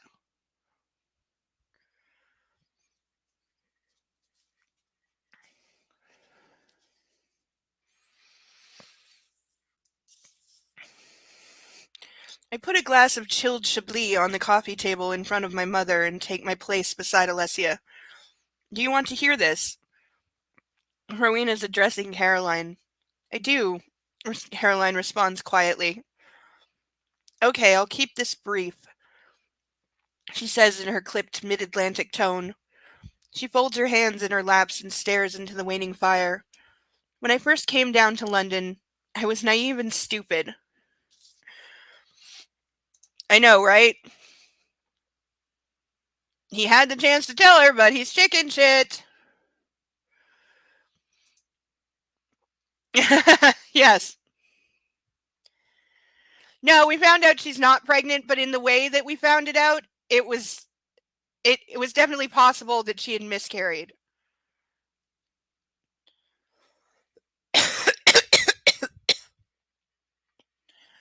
Like, that seemed to be what was being implied.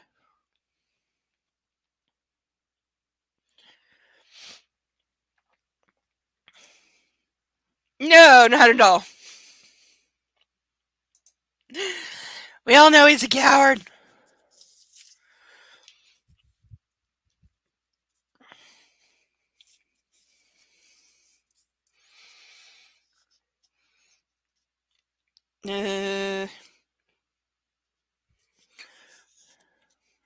I was naive and stupid.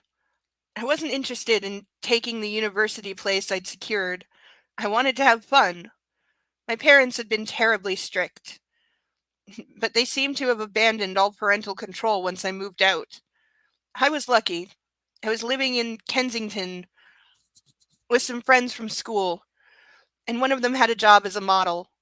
She dragged me along to her agency.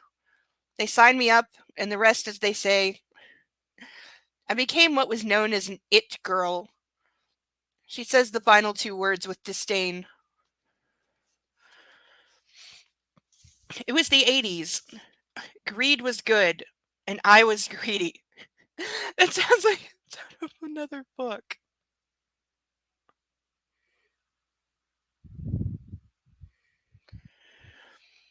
I embraced the scene. Parties, shoulder pads, big hair. I have seen pictures of the shoulder pads, and the 80s need a spanking for that shit. And the big hair. But the big hair, it's bad. The photos are not good. But the shoulder pads, like, come on. Who thought this was a good idea?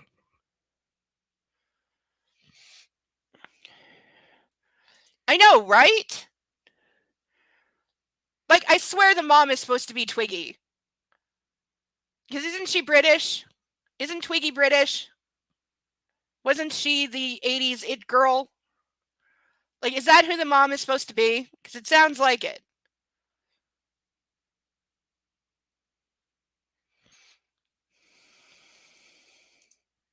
Yeah, she's British, right? I think. But yeah, she was really big in the 80s. She made her career in London. Like, she was the it girl.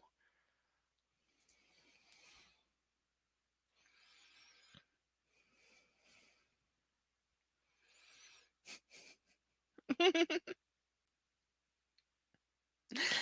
take it that's like British for Medal of Honor or Medal of Freedom or one of the two. Here we have the Order of Canada. I don't actually know what our second highest thing is. The highest thing is Order of Canada.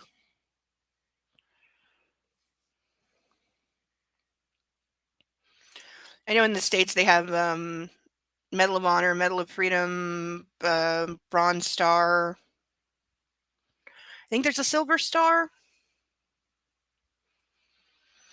Medal of Valor, Purple Heart. I know that one.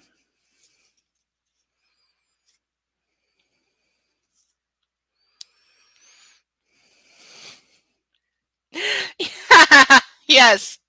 His mother was awarded Victoria's Secret Angel Wings.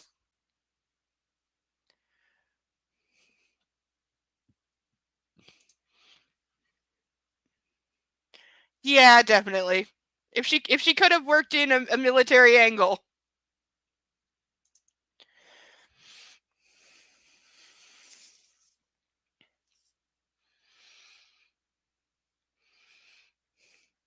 shoulder pads, big hair. And one day I met a man who thought I was a good sort. A musician with a good head on his shoulders. Well, he was unobtainable, and I became obsessed. Since when do musicians not want to bang models? There's no way in hell he was unobtainable for somebody who was the it girl of the day. She would have had him lined up 10 deep, including this guy. But one night, after a great deal of alcohol, well, I attained him. I won't go into the sordid details, and he wanted nothing to do with me after that. Around the same time, I was doing a great deal of work with John, your father. As you know, he was such a talented photographer, at the peak of his career. He was the top pick for all the glossies. So we did many shoots together, and our relationship was more than professional. So she was a slut, but I ain't judging. More than professional, shall we say. I knew he doted on me. Nah, never! Completely not! No, never happened. Never heard of such a thing. Probably.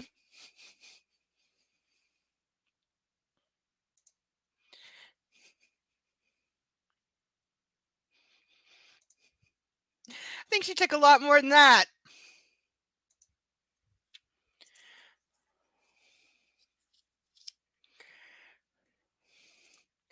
I know, right? Right? Like, it's literally two lines on top of each other, and she can't keep consistency for 20 words.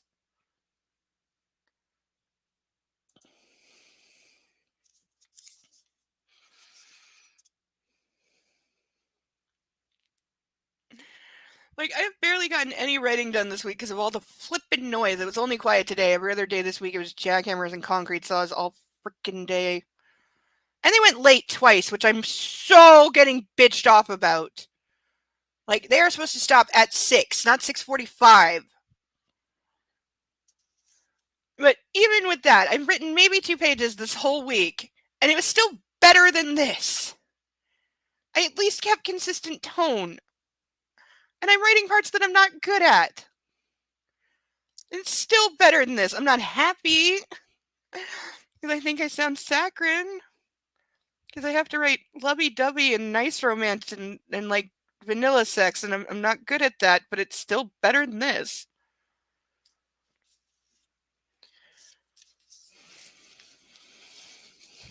Yeah, I kind of am too. I'm kind of surprised they have not been name dropped because it would have been very easy. Like, he should have taken her on a shopping spree to Victoria's Secret and had, like, you know, something where he's making her come out of the change room and model all the, you know, slutty underwear for him, and she's being modest and, like, insecure, and somebody he knows, one of his dude bro friends, walks in on them or something.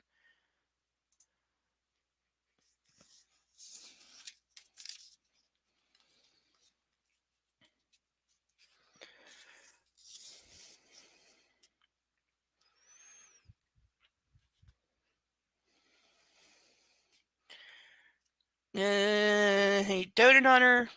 Rowena pauses to take a sip of her drink. By the time I found out I was pregnant, the musician had disappeared. When I finally tracked him down, he told me that the child was my problem, and that was that. It, it was, she frowns. It was too late for me to. Well, your father took pity on me. So she's saying it was too late for her to have an abortion, which, depending on when in the 80s, whether that was legal or not that that ever stopped anybody. But what is she saying? That somebody who would have been super ultra skinny, what, made it to like 4 or 5 months before knowing that she was pregnant? Because she wouldn't have been showing after like 9 weeks, maybe? Because again, she would have been extremely fit and slim. She would have noticed the changes like right away. Like the bigger boobs, certainly. Because one thing models know is their measurements. She would have noticed when her boobs suddenly got like 2 cup sizes bigger in a couple of weeks.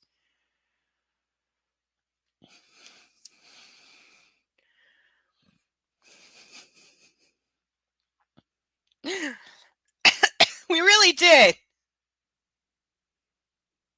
Again, the things that I have added to this book and written in my head canon are better than everything in this book. And most of what I said is apparently not going to come true because I thought Caroline was going to turn out to be some kind of villain, and unless it happens in the last 5 pages, that's not happening. I thought Oliver was up to something, but I doubt it now, even though he still seems incredibly sus.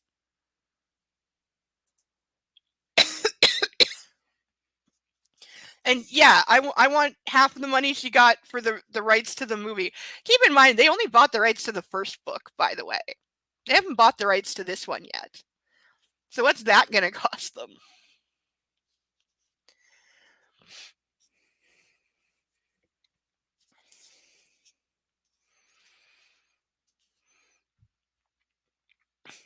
She found out too late. Your father took pity on me. He was good and kind like that. We married. He embraced Kid as his own, and it became our secret.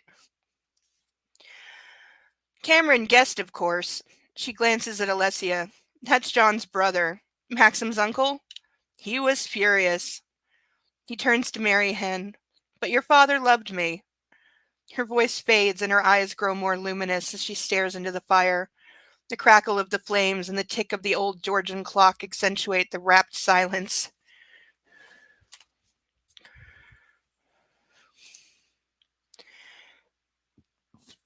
Yes.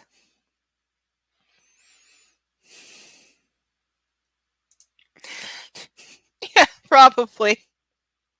You know, it's true. I've never been to I've never even seen a man working at a Victoria's Secret store. Not that I frequent them, but I do like their body lotions. They have some really good scents. I think their clothes are ridiculous, and obviously I wouldn't fit anything at that store.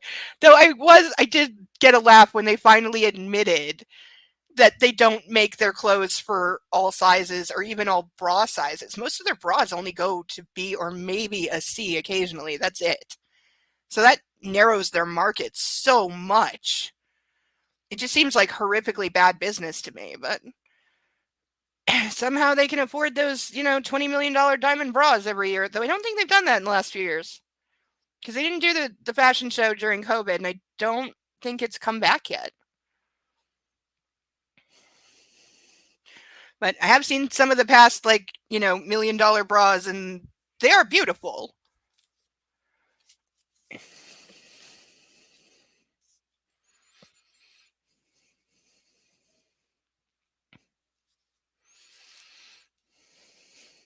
But I have also heard, no joke, from the actual lead Victoria's Secret girls, there was somebody who was like their girl of the year for like 3 years, and she wore the $1 million bra, and she told a magazine once what her diet regime was in the 2 weeks leading up to the Victoria's Secret fashion show. She literally would stop eating 2 weeks before the fashion show and would survive like only on smoothies for the first week, and then the whole week before the show she wouldn't eat anything at all. She would only exist on water.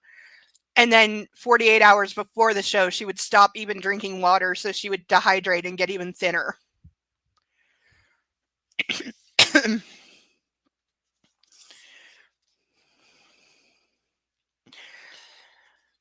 The things people do. And there's so many actors who, when they've done extreme changes to their body for a role, have screwed up their metabolism for the rest of their lives. And regretted doing it because they did something really stupid.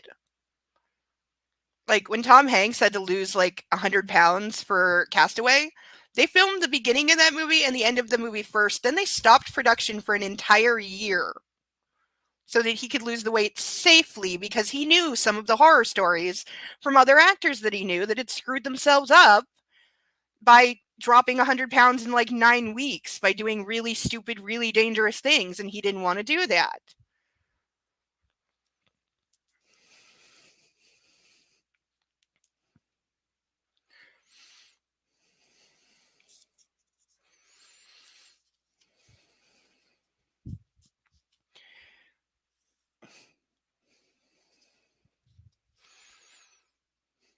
I've never seen Philadelphia.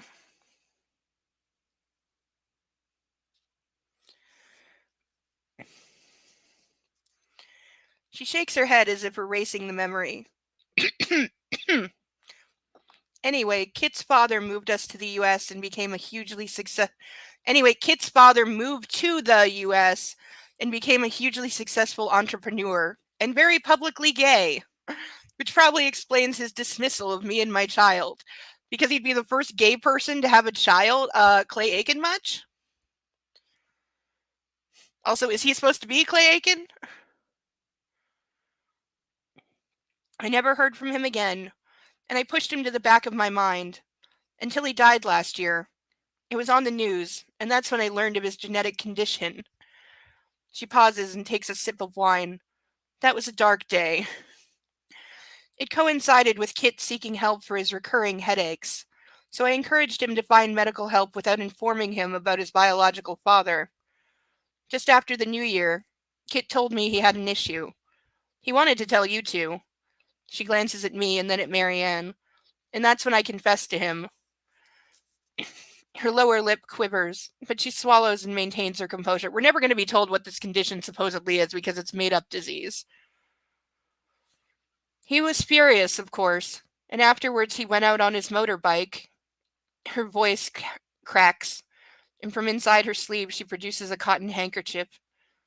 Well, we know the rest, I muttered gently. Our argument was the last exchange he had with anyone. She whispers, he was so angry with me. She sounds almost childlike. The room falls silent again, the quiet disrupted by the clock striking the half hour, startling Alessia. The sound galvanizes Caroline, who rises and comes to sit beside my mother, taking the other armchair and reaching for her hand. He wasn't just angry with you. We both let him down, she murmurs, and I think only I can hear them.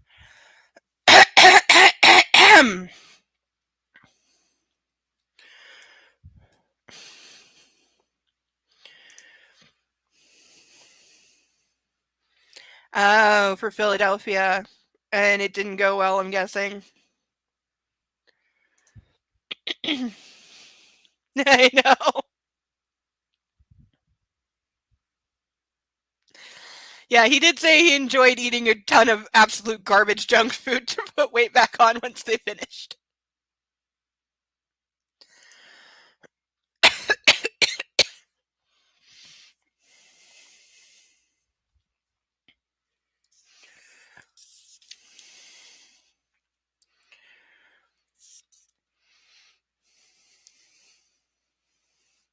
Rowena casts her a sympathetic look.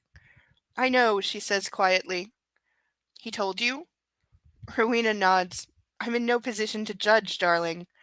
Kit could be difficult. Difficult? Kit? Caroline glances at me and promptly averts her eyes. What the hell is this about? What other secrets has my family been keeping from me? Are you serious? That's such a dick thing to do! I hope Hanks got him back. If I recall, Tom Hanks is known to like a good practical joke.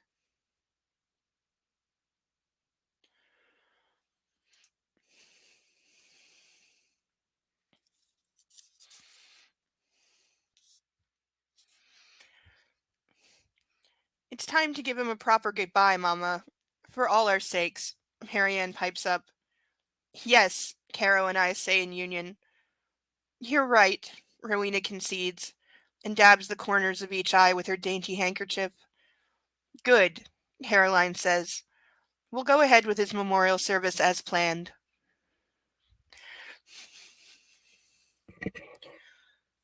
Oh, I'm melting. There's a knock on the door and Blake enters. Dinner is served, he announces, seemingly oblivious as ever to the bombshells that have been dropped in this room. But I'm pleased to see him. All these secrets are making me hungry. Of course. You okay? I ask Alessia. Yes. You? I'm fine. Much better, in fact. You were right. I reach for her hand and we follow Caro out of the drawing room. I need to hear her story. You, reconciled before you heard her story? A wise young woman reminded me that Rowena is one of my one remaining parent. Alessia's cheeks flush, a lovely shade of pink, and she smiles at my compliment as we head downstairs to the dining room that's been set lavishly for dinner. There will now be a brief pause. Okay, question for the chat. Famous celebrities you've heard pulling pranks, and what were they, and do you think they were good? Be right back.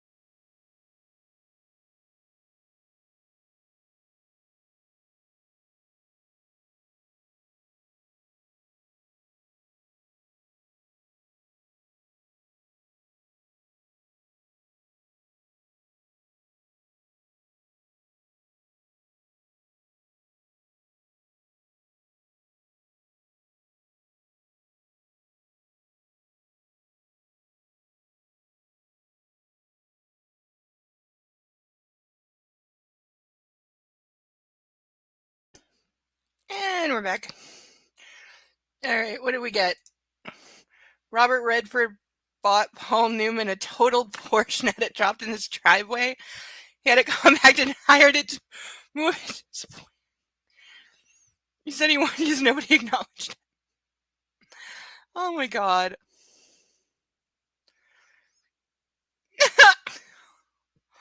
Oh, that's mean.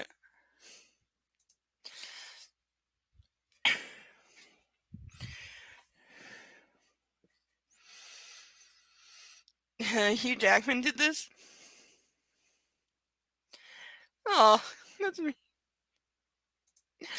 One of my favorite is Jimmy Kimmel with the wax figure playing a prank on his cousin Mickey. The video is on YouTube. It's hilarious. I highly recommend.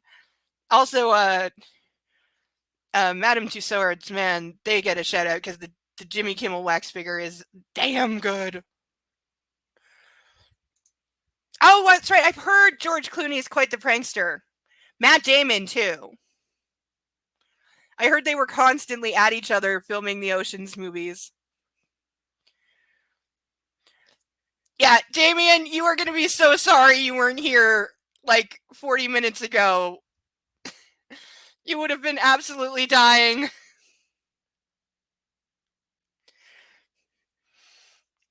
But we've got like a chapter and a half and an epilogue left, and there will be cake later. It's in the fridge. There will be cake. I got the pink sparkle candles, so there will be cake. And then we will light the book, parts of the book on fire. There will be a longer burning the book video later once I figure out how to not die from smoking up my bathroom again. Kitty's really gonna hate me, and he's already in a bad mood. Like, he briefly came out of the closet, then went back to the closet. He's still not ready to be out in the world. Yes, he did.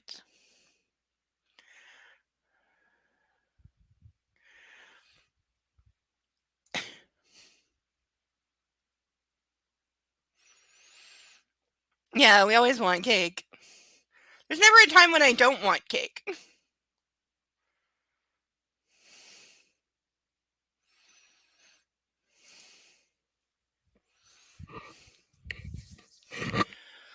You know, like there's never a time that I don't want chocolate. Unless I want salty. Or salty and chocolate. Like, not dark, but like medium dark chocolate with sea salt. One of the best things in the world. He very much is. Oh, I forgot to refill. I need a refill on my Cosmo, and I'm way too sober.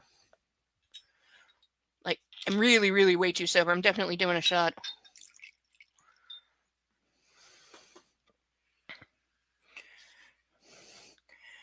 Happy birthday.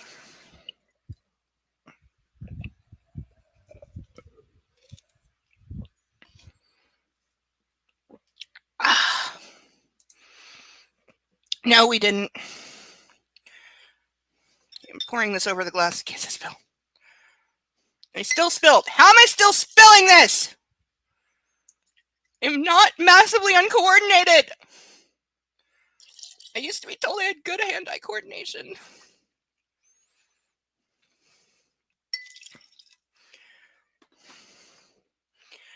Okay, we're making this one a little stronger.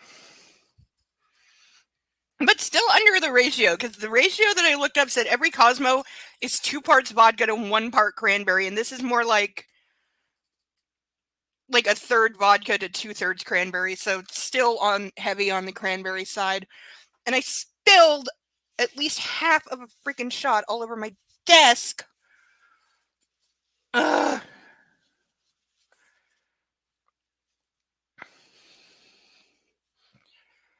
Okay. Set that very carefully over there.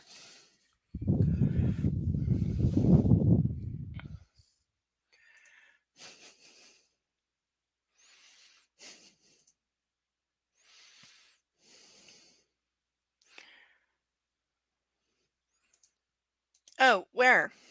Oh. I'm looking.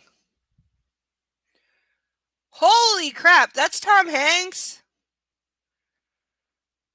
Okay, one, how old was he when he filmed this? Because he looks incredibly young, but also, did they dye his hair gray?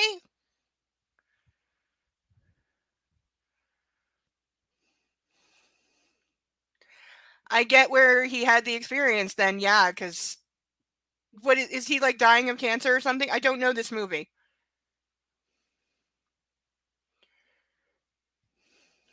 Wait, isn't it like, I think Philadelphia is like a gay icon film, isn't it?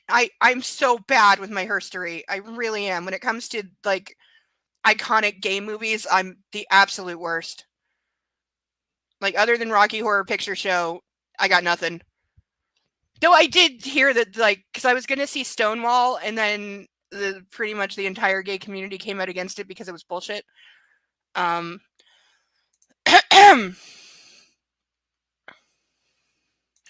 It's a true story of a lawyer who got fired for having AIDS. Oh. So that must have been in the 80s, right? Before there were, like, laws saying you can't fire someone for having AIDS. Was he gay? I don't mean that to be stereotypical. It just, that would be more of a reason to get fired.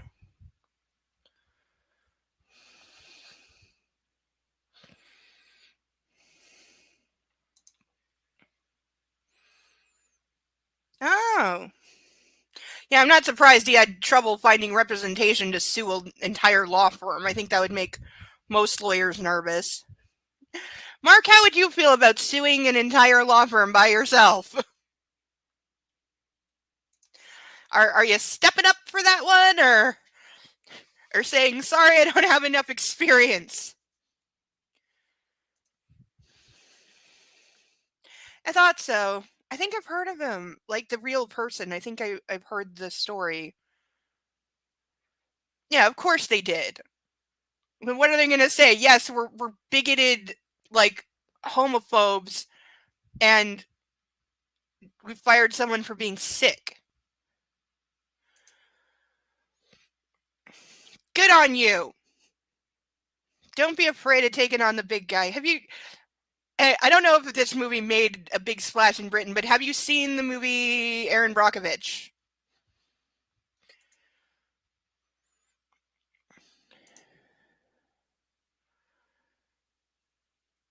Oh, really? Yeah, of course. Of course. Yeah, incompetence is the go-to reason for we don't want to admit the real reason we fired someone. That's always it. And then when they get asked, like, where's proof of their incompetency before you fired them? They're like, we don't have a paper trail to prove that, but everybody knew it. You should watch it. You should watch it. It's a very good legal movie.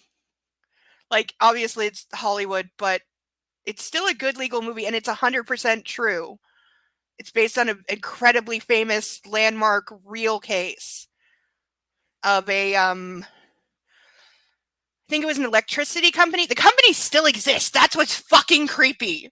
The company that got sued into oblivion was called PG&E, and I think it's a gas and electric company, I think. And they still exist. And they poisoned an entire town. Like, they killed people, a lot of people. They poisoned children. And they lied about it and tried to cover it up. And there was a massive class action. I believe at the time it was the largest in U.S. history when it settled. But absolutely massive landmark case that any lawyer in America would absolutely know backwards and forwards, because it still comes up. Because it's relatively recent. In terms of legally recent, I think it settled in the 90s. But it was a very big case. And Erin Brockovich was a real person who wasn't involved. She worked for the lawyer that took it on when nobody else would. Because everybody else is like, you can't go after that company. They have billions of dollars. You'll never get anywhere. She is. Yes, she is still around, and she became a lawyer in her own right. She was not during the PG&E case, but she became one afterwards. And yeah, she is still around. I've seen her. Yeah, she did work in the Flint, Michigan thing, yeah. Mm-hmm. Yeah, I believe. Yeah, it's true. Yeah, Julia Roberts does. Let's just say she dresses like very hoochie in that movie. Very low cut tops and very cut off jean shorts that show a lot of ass. Though the kids are adorable in that movie. Her kids are so cute in that movie. But yeah, she definitely dresses very hoochie mama.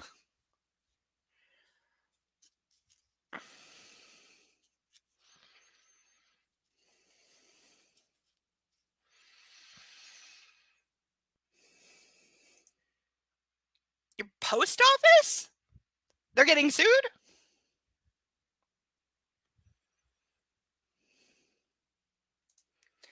He's 37? He looks younger.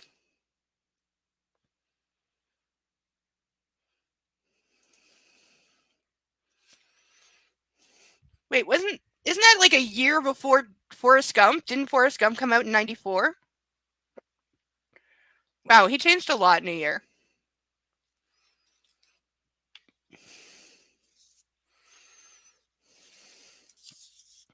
The grand mahogany table is a spectacle, laid with delicate white and gold china and matching gold cutlery and candelabras. I always hate when there's candles in the middle of the table because it makes me nervous. Especially candelabras. If they're in a glass jar, then it's less so, but candelabras on the middle of a table make me nervous. And I collect candelabras and candlesticks. I have a couple dozen. And I love them. They're beautiful. I just would not set them on a table unless the table was not for eating at. If it was just decorative or like a buffet table that nobody's going to sit at, then yes. But a sit down dinner, no.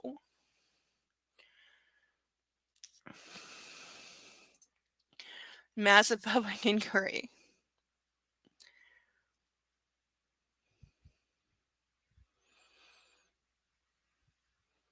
Oh, that sounds kind of like the Hertz Rent-A-Car thing. They're being sued into oblivion too.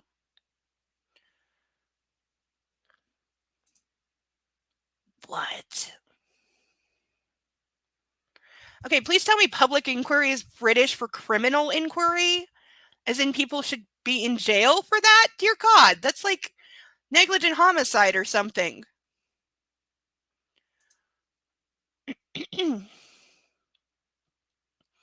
He did do them back to back, yeah. Wow, that's a hell of a lineup. But yeah, for anyone who doesn't know, Hertz Rent-A-Car is being sued into oblivion in the States because they've gotten hundreds, if not thousands, of people arrested on charges of auto theft because their computer system is so outdated that what happens is somebody brings back a car and it gets rented out again before the system has even put it as being back. And so it doesn't have the up-to-date rented information. So when they do inventory at the end of every month and cars come up missing that aren't missing, they've just been re-rented and the system has not caught up with the information, they automatically, this computer system would automatically put out a stolen car report. And so then police would read the license plates and go, oh, that's a stolen car. And they would pull people over who would say like, no, this is a rental car. Here's the rental agreement. And yeah, people got arrested and lost their jobs, etc. Thousands, possibly thousands, definitely hundreds of people. And it's still happening. They have not fixed the system yet. And it's been publicly known for years that this goes on. And they just like refuse to fix it. There's obviously they could fix it. Like no other rental car agency has this problem.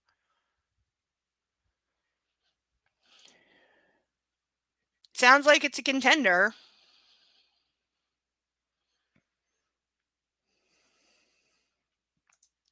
I hope so. It fucking should. It's awful.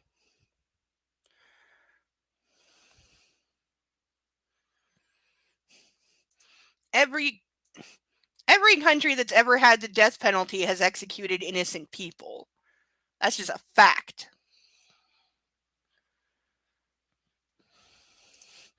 You know, those places are usually ahead of their time. Look at The Simpsons. Look at everything that The Simpsons, quote, predicted. They didn't predict fuck. The Simpsons didn't predict fuck, but they know what's what. And they saw the writing on the wall years ago, and they had the balls to say it. That's why The Simpsons gets credited with predictions. Not because they're psychic. They just had the fucking balls to say what nobody else would.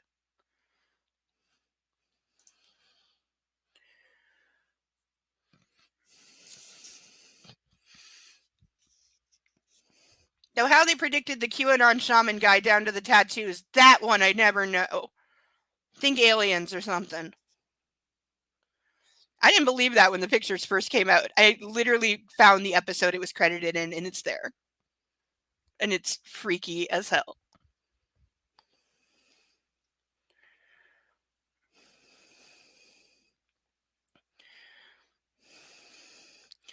Alessia gasps when she sees it. But she also spies the Yamaha ebony upright piano at the end of the room. There we go. There we go. I don't think we've gone 3 pages since we started without mention of a fucking piano. Enough! I wondered that. I completely wondered that. I really did. I'm like, did this guy, because he's nuts. And by that I mean he's literally like mentally ill severely. And so I did wonder, did the guy get the tattoos because of The Simpsons? Because the timing works out. Yes, you did. And we are.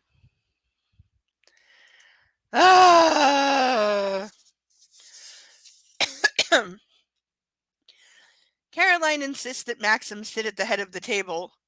On either side of him, Caroline and his mother take their seats, with Marianne beside Caro and Alessia sitting beside Rowena. Okay, if I'm Alessia, I'm pissed. I'm telling Caroline to move. I'm sorry, darling, but we've both been to finishing school. His wife would be seated at his left if his mother is on his right. His mother would be on his right. She would have place over the wife. But the mom would be on his right, the wife would be on his left, and Caroline would be next to Alessia and Marianne next to the mother. That is proper seating, and even I know that. And we're claiming that 2 of the characters in this scene, at least probably the mom too, have been to finishing school and would absolutely know that. And they're in Caroline's house, so he should not be sat at the head of the table. No matter what she insists, and she knows it.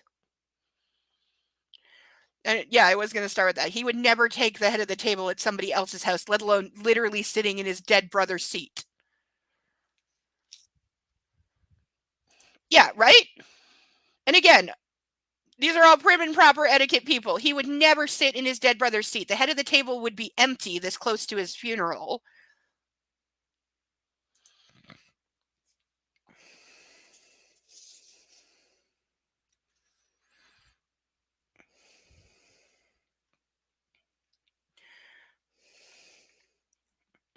Alessia is pleased not to be fazed by the layout of the impressive cutlery. And once again, she's grateful for the etiquette course. Okay, way to fuck up etiquette to the point where even I know how fucked up this is, and nobody can call me a lady. And then remind us that she's been to an etiquette course. I swear to God, that's E.L. James's style. Fuck something up utterly and then shove it in your face how wrong and stupid she is.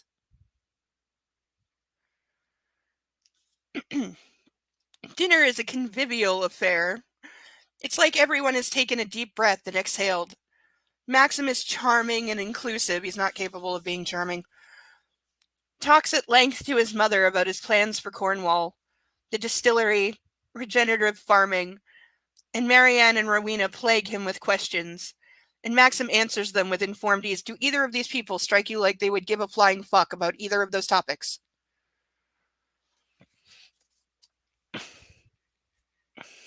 Yeah.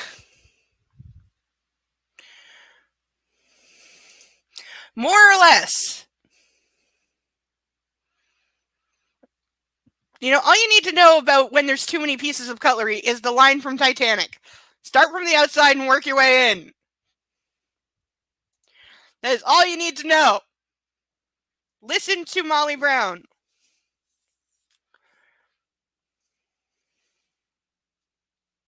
Who, fun fact, she was never called Molly while she was alive.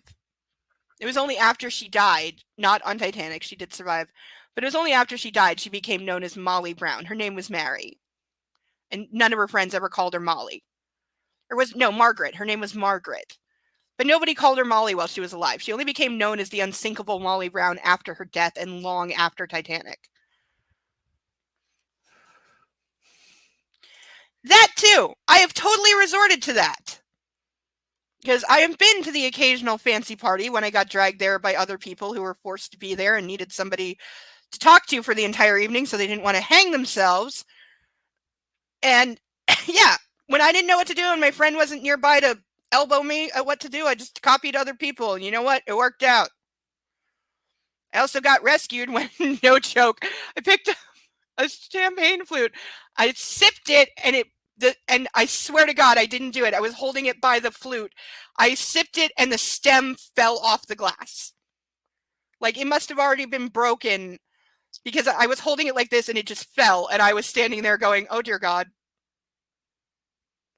Like, one, what do I do? Because I can't put this down now or it's going to spill everywhere. But I also don't want to chug the entire flute. And there's sharp glass on the floor and I don't know who to tell about that.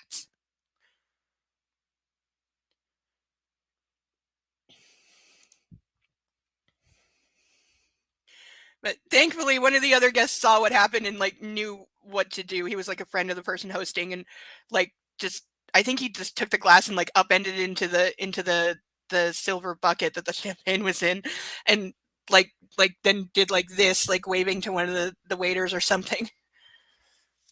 But yeah, thank you that person for rescuing me while I was stood there going,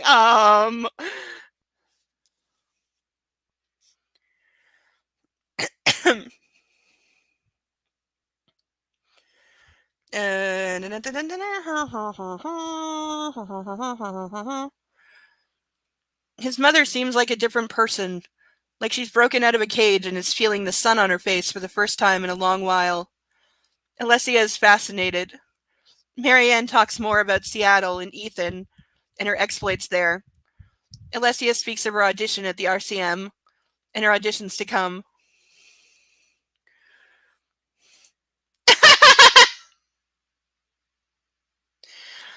Really? I don't think I'm capable of that, okay? I'm a wallflower. Even I do not want to be seen at these things. I don't want attention. And I was wearing a dress that was getting a lot of attention, which was not helping. It's like I was there to be a good friend to somebody, not to talk to people. And I got asked to dance, and I can't dance. So, well, I can dance. The problem is I lead.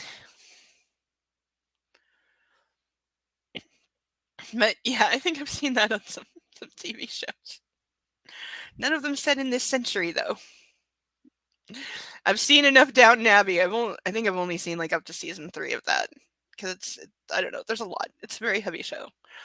It's one I do want to finish though. I also want one of those the coil bell that they have like a row of them in the kitchen. And I couldn't afford it at the time, still can't, but I saw this amazing collector's box set because I'm a slut for collector box sets of Downton Abbey, and it came with the bell. You could actually like mount it on the wall and like pull the thing, and it worked with the spiral coil. Because I don't know why, but that just strikes me as being so cute and charming, and I want one so badly. Yeah, I'm amazed we've gone through almost 2 chapters without a mention of his dick yet. I don't know how that's been allowed to occur. But I'm still not drunk enough. It's my party and I'm too sober.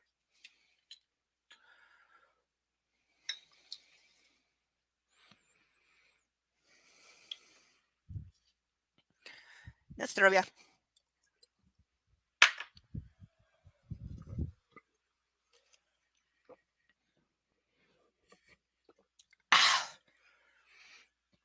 Sincerely tempted to make that a double. Should we?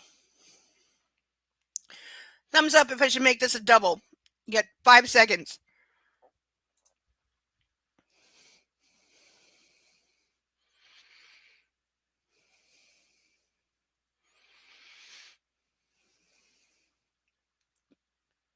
Okay, I misread that as Peter Pan, but I don't know what Pan Pan is either. I know Mayday as the distress call and Handmaid's Tale. Because it's the underground rebellion in Handmaid's Tale. It's called Mayday. That is what I was supposed to be dressed as tonight, by the way. I was supposed to be dressed as a handmaid because it's my favorite costume. And then laundry went horribly bad and ruined one of my only good handmaid's dresses. I really got to get some more dresses, but the company that I got them from before, they don't make them anymore, which sucks because they had the perfect fabric. It was light enough that I didn't die at Comic-Con. Because here's the thing about Comic-Con. It doesn't matter that it is in here, it's in very late October, early November, so it's very cold. There's been times where there's even been snow. The problem is it's in a big open air space with like hundreds of people, and it's so hot. And like the handmaid's costume just has so many layers.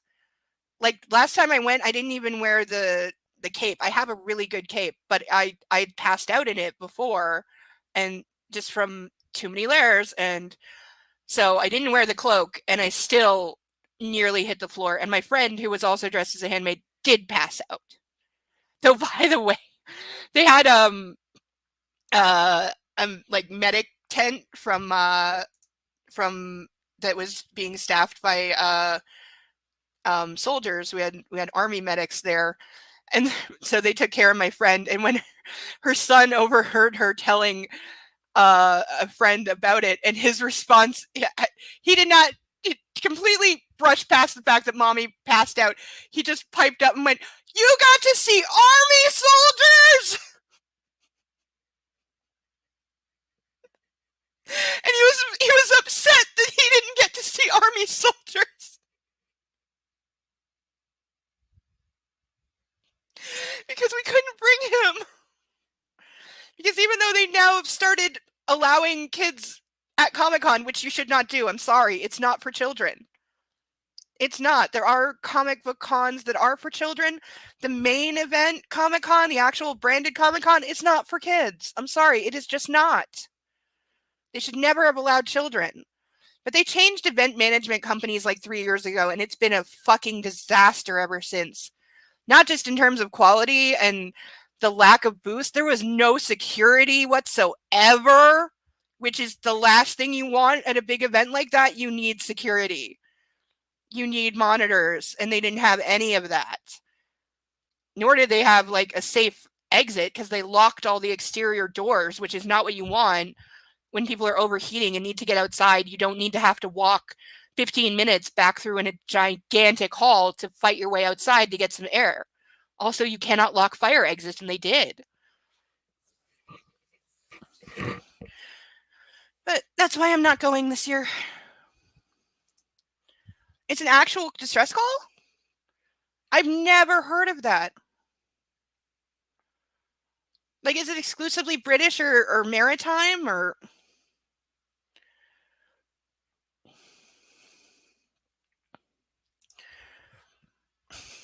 So Damien's yes.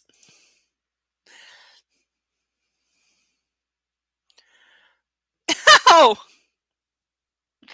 Well, I didn't quite mean that. I meant help me. Like, we're declaring an emergency, but we aren't desperate.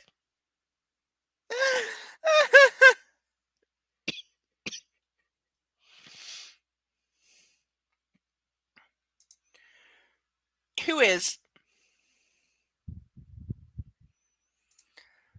It's international? That's so weird that I've never heard that. I have people in my family who are like serious boaters too. I help them study. My grandfather decided in his retirement at like 75 he wanted to take up being a boat captain. I remember all the licenses he had to get. He had to learn how to work the I think it's called a CB radio.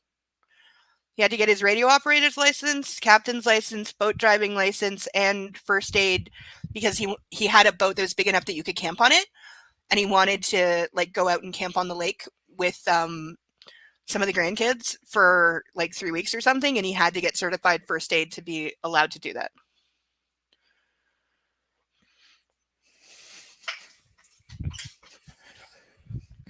I've had first aid certs a couple times. They're expired now, but and everything's changed because it's been like 15 years since I took St. John's ambulance course.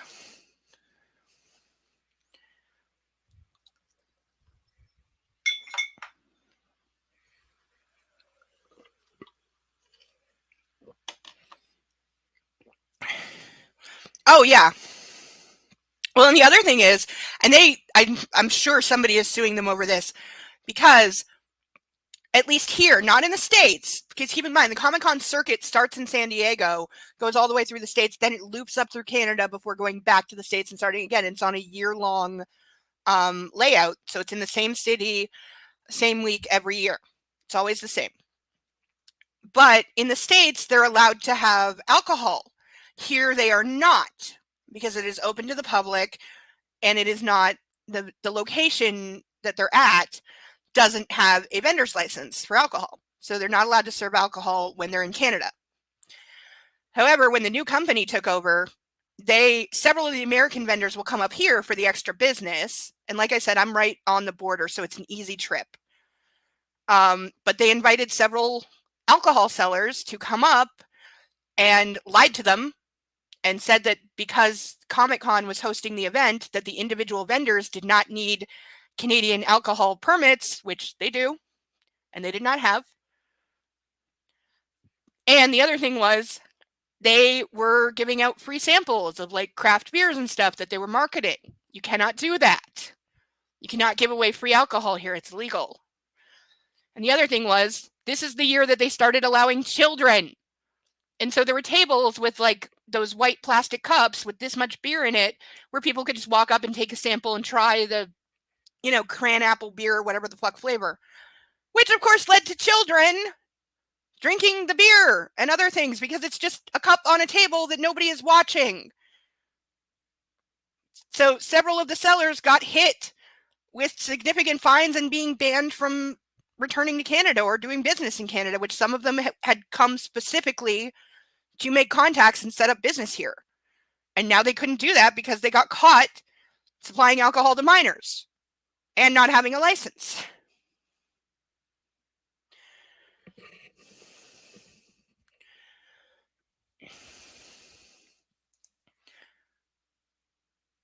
Really? They moved their date? Because it's been the same here for at least 15 years since I was old enough to go. Like, I've been going to Comic-Con since I was 18, but back then you had to be 18. You had to be a legal adult, which is still how it should be. It's not anymore because they're stupid. They're really, really stupid. But you used to have to be a legal adult. Because I wanted to start going at 16 and was very pissed off to find out that you could not go until you were 18.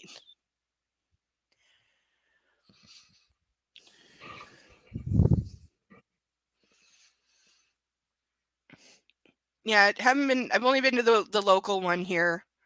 I want to go to the Toronto one. The Toronto one's the big one here. It's like 5 days. It gets a couple million people. But the thing is, I'm not great in crowds and I don't have anyone to go with. And so I was like, no, I might get overwhelmed and pass out from an anxiety attack if I try that on my own. Also, just Toronto itself frightens me. It's busy, it's loud, it's big. I don't know my way around. I don't know where anything is. Like, I never liked it when I've had to go there. And that was just for like a day. It was anytime I've gone to Toronto, it was for meetings, it was for set appointments, and I had a driver to and from. So other than that, I've never gone to Toronto on my own.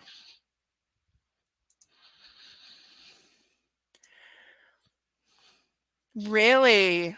That's so weird. Yeah, because usually it's on a set circuit. I've never heard of them changing. Because like they're on a schedule. They're always moving. Yeah, the pandemic did screw up a lot of shit. That's true. And some places have still not recovered. But it never changed here. They got canceled 2 years here. 2 or 3. It might have been 3. Definitely 2. It might have been 3 years that they had to cancel it here. It's back now. And I went last year. But I was not impressed, and I won't be going this year. But hey, Persnickety, if you ever want to come up here and go to the Toronto one with me, we will rock it up. And I got the hotel covered. Nice hotel, too.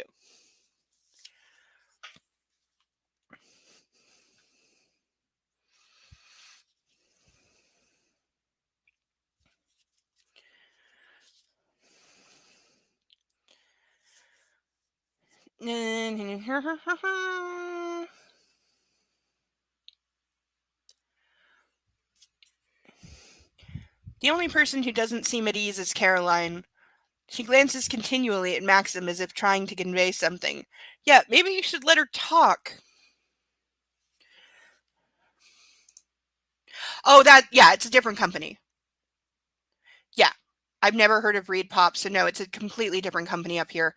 Like I said, before the pandemic, the company they had was good, knew what they were doing. They had their security on fucking lock, which always made me feel safe there, which is very important. And they had monitors in the crowds. They had appropriate exits set up. They knew how to lay out their pathways so it wouldn't be too crowded. Like, they had a good arrangement. They had good, booths and attractions. Last time I was there, they had a fucking display for fucking gel art nails. Nobody is going to Comic-Con for that.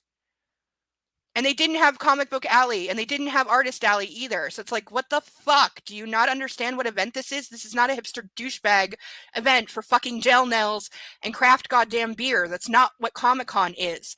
And they joined up with wrestling. So I have to put up with fucking wrestling going on in the middle of Comic-Con because the WWE partnered with them up here for some stupid, obnoxious reason, which then means I have to put up with redneck idiots in fucking wrestling gear and Confederate flags and who are drunk. Like, at Comic-Con, these things don't go together. These are two different events. And then they invite children to this.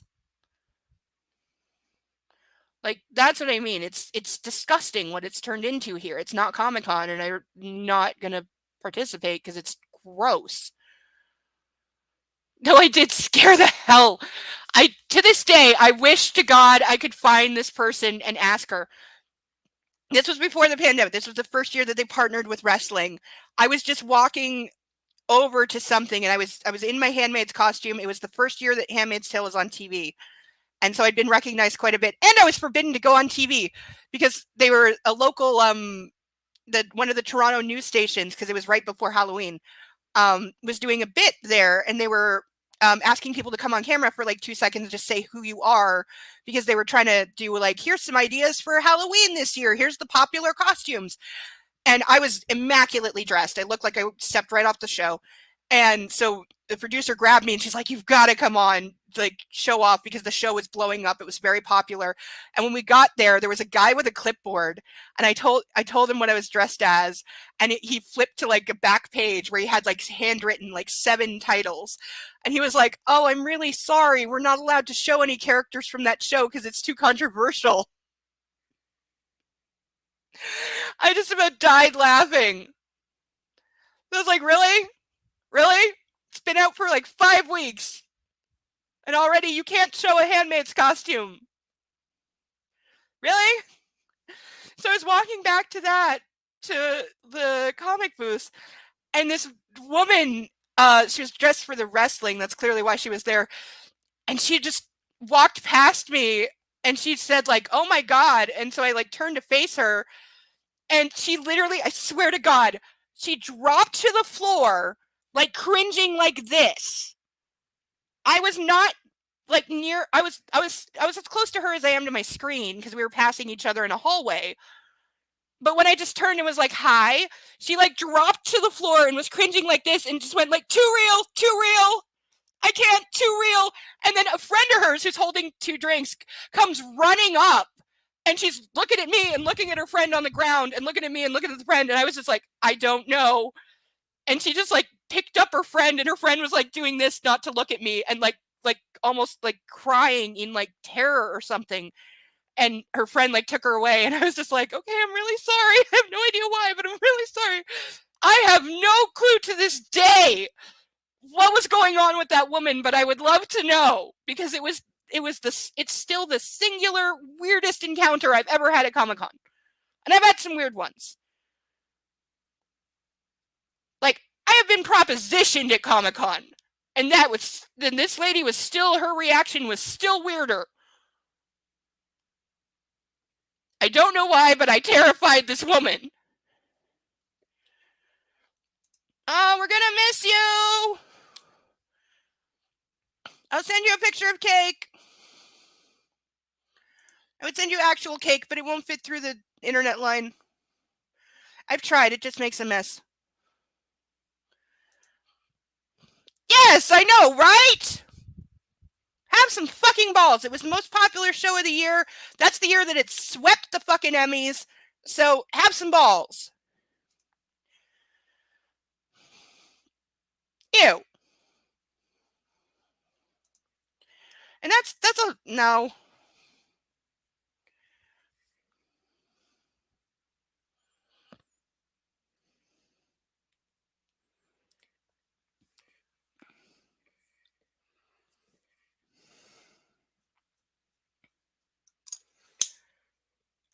Much better.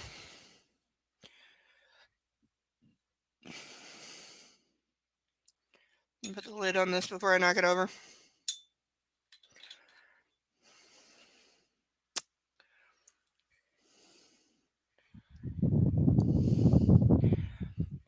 I know horror icons are not that big of a draw at Comic-Con. I don't see a lot of horror icons there. A lot of video game, a lot of sci-fi. Not so much horror. Though that does depend on how you define horror, because I no joke, I watched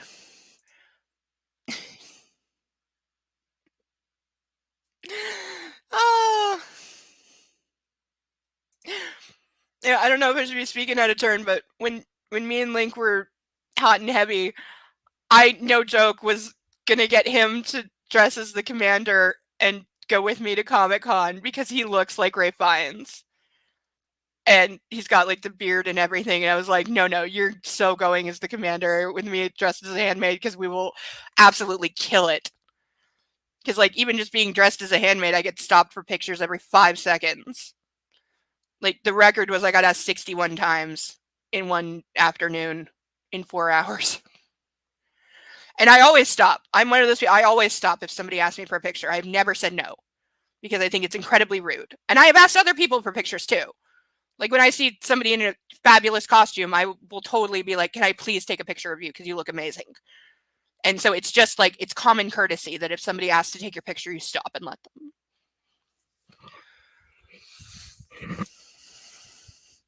Also, the last time I went, no joke, because it was filmed, the show is filmed where I live. I ran into 4 people that had either 2 of them were actresses who had been on the show, both of whom I recognized, and 2 of them were production. It was like the best afternoon ever.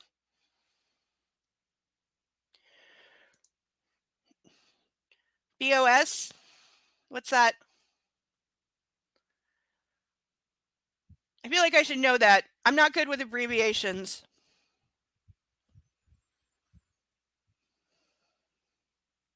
It's not Battlestar Galactica.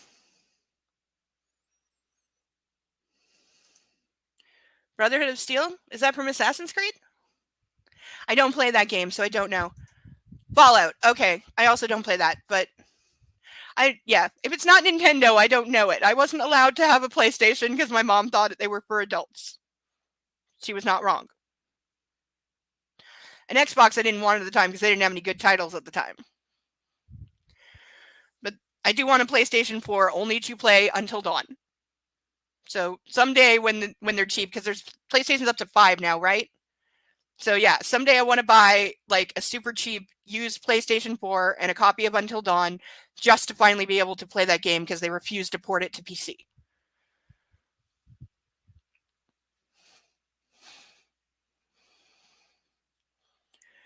So I don't know what PS4s are going for on like eBay right now. I should look. Maybe they've gotten cheap enough, and by cheap enough I mean like $50 or less. So I think I'll be waiting a long time because game systems are rarely that cheap.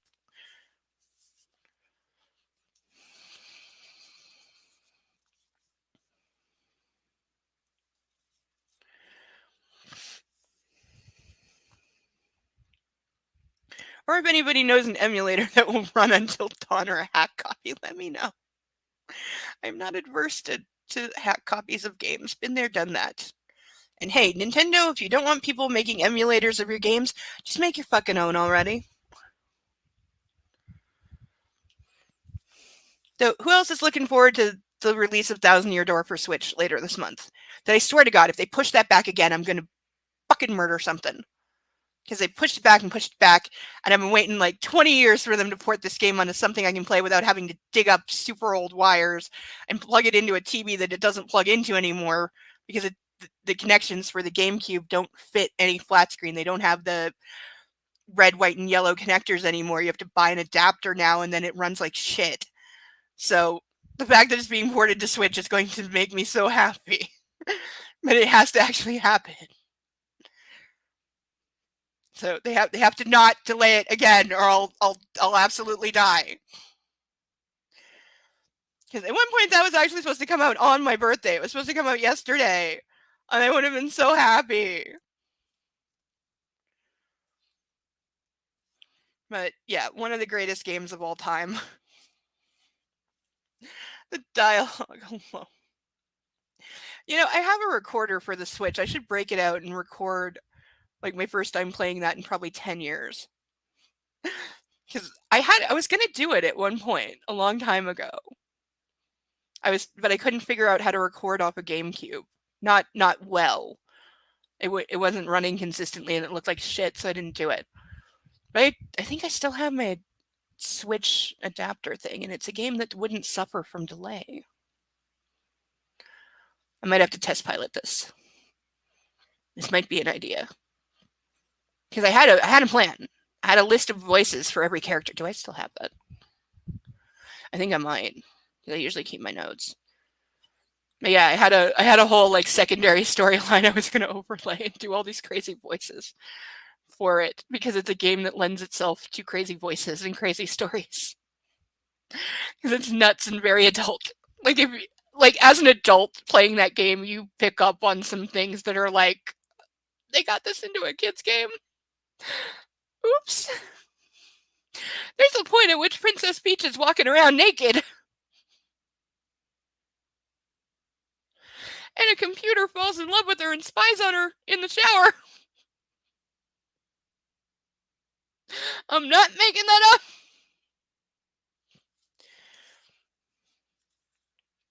Oh, and in the Japanese version, at the time, in, what was it, 98 that came out?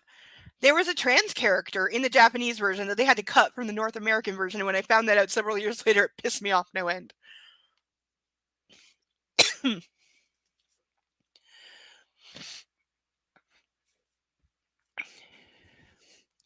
Finally, during dessert, Caroline rises. Maxim automatically does too. Darling, she says to Maxim, I need to speak to you and give you those items that belong to Kit. Please, can we do it now? Maxim's gaze slides to Alessia's, and his eyes are wide with what? Panic? He's not capable. That takes higher order thought, and he doesn't have any. Why? Alessia decides this is something between him and his ex-mistress. Caroline's his ex-mistress now. Come on. She is not. She's the thing that he banged because he could. Like every other woman. He is not mature enough to have a mistress. Nothing to do with her. So she gives him a reassuring smile and offers a slight shrug of her shoulder. Yes, honey, go off and be alone with the woman that I have spent 2 whole books terrified that you are still banging and want more than me and are going to leave me and marry her instead. Yes, go off and be alone with her when she's clearly incredibly vulnerable.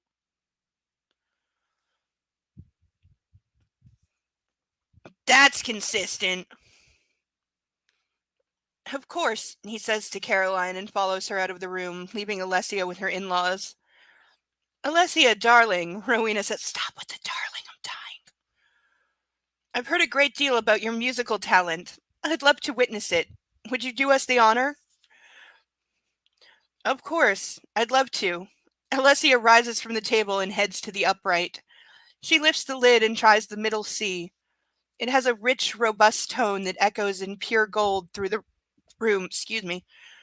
It's tuned, she says, almost to herself, and takes a seat on the stool. Didn't Maxim order every piano in all of Britain to be tuned? I think he did. With a sinking heart, I follow Caro into the dark shrine that was Kit's study. I've not been in here since he died. It's a little oppressive, with navy blue walls, large paintings, and a shelf crammed with his curios, photographs, and trophies. I think I detect a faint hint of his cologne, and a vision from a long-forgotten dream or nightmare pops unbidden into my head. He's leaning over me. You've got this. This is what you were born to do. And he's smiling his crooked, sincere smile that was reserved for those rare moments. Well, I thought they were rare. When he'd fucked up. I'm suddenly thrown out a window, please. Perhaps they weren't so rare where Caro was concerned. Hell, I'd always looked up to Kit and envied him. He got the girl, he got the title, he was gifted at his work in the city. Did we ever find out exactly what he did? Because it was said that he didn't just run the estates, he had like some other job in the city. They live in London. Where the fuck is the city? Like, he lived and worked in London. Where is the city? Am I the only one going, what?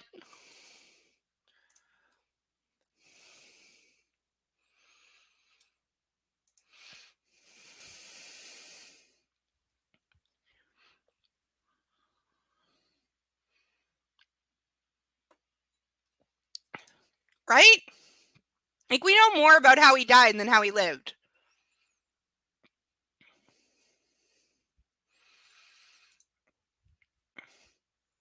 They live in London. He worked in London. So where is he going? That's the city. He's already there.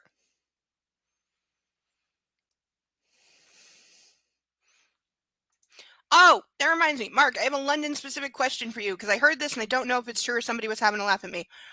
Is there a part of London that at least some of the time, if you go there during like certain hours during the week, like busy hours, that if you go there driving, you have to pay a congestion fee or like a busy fee or something? Is that true?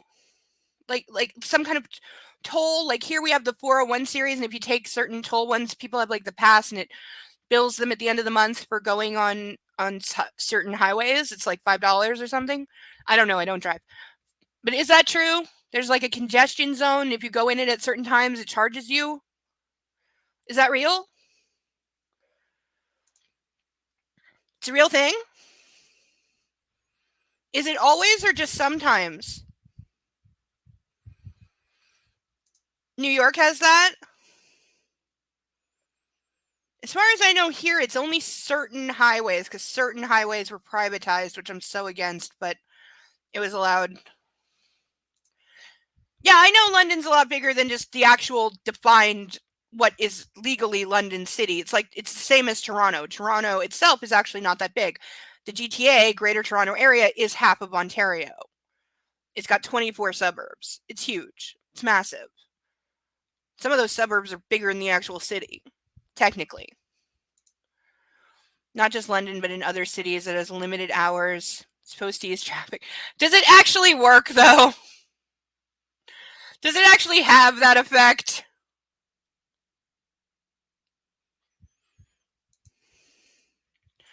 Or is it just a way for, whoever gets the money to make some money? Because it sounds like the kind of thing that works on paper, but not in real life.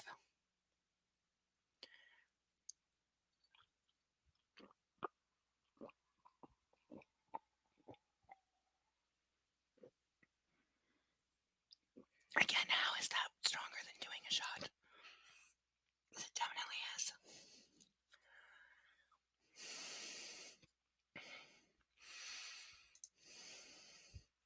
How much is the charge? Because granted, if I want to take the train or the bus, if I want to take the express bus, there is an express, though only if you catch it at the right time of day. It's like like maybe $10 round trip. Again, I live very, very close to Toronto. If you go at the right time of day, I can be in Toronto in about 40 minutes. So it's not that far, which is partially why it's very cheap. It's cheaper if you buy like a 10 ride too.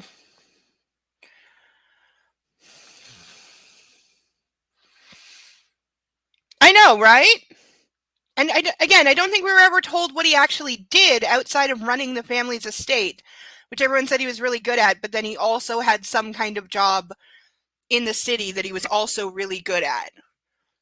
Which is impressive for a guy who supposedly dropped out of the London School of Economics when his father died because he just had to like go home and take over the family farm, is the way it was fucking implied, which is so much bullshit. There's no way in hell he drops out of that school in his last year, which was specifically said, because it was so goddamn urgent that he take over whatever vague, unspecific duties Maxim now has that apparently require sitting in an office all day, every day.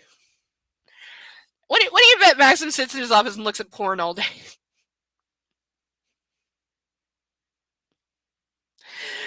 I'd be looking under the desk. You know, Bill Clinton. That's all I'm going to say about that. No, he definitely did have sex with that woman. I remember that whole bullshit thing, even though I was like 11 or so when that happened, and my mom, like all moms, was trying to keep me away from the news because of the content. It didn't work, of course, because everyone was talking about it. But the one thing I never understood was that there was an actual fucking argument over whether oral sex is sex. And I'm like, yeah, the second word is sex. Why is this a question? Like, I'm 11. I'm not supposed to even know about this yet. And I'm smarter than the people on TV who are saying, like, oh, it's not really cheating because it's only that. Yeah, that's cheating. That is cheating. And that is sex.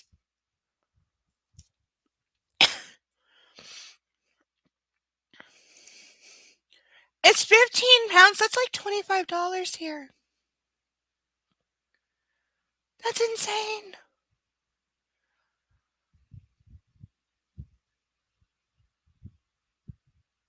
Seriously? That for real is like $25 here. I cannot imagine if I had to work there and pay that every day. You'd be working for 2 to 3 hours a day just to pay that. Literally, like half your daily paycheck would be just to pay that. That's disgusting. That's a Bushism. Isn't it? No, because Clinton said I did not have sex with that woman, lying his fucking ass off. I remember that clip. But wasn't it Bush who said depends on what your definition of is right around the time he said rarely is the question asked is our children learning? That was Clinton? He was such a terrible liar. Like, those clips of him denying it are like the only clips I ever saw of him being president. And I just remember even as a child thinking, wow, that guy's a terrible liar. I don't even think I knew if he was president or not. I just thought he was a very terrible liar.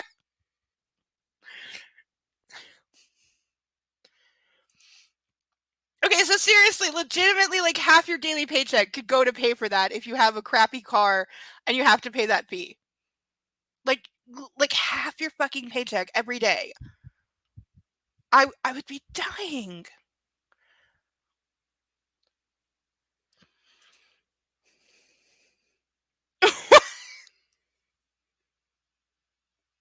Wait, was Clinton a lawyer?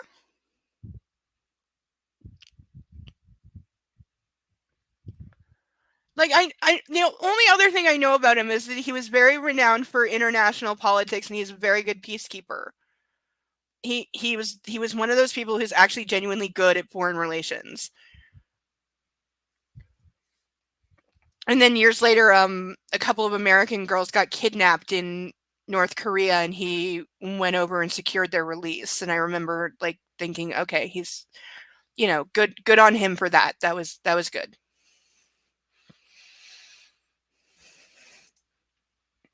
Yeah, he was a lawyer. I thought so. Yeah, he always did strike me as being very smart. But yeah, definitely slimy, for sure.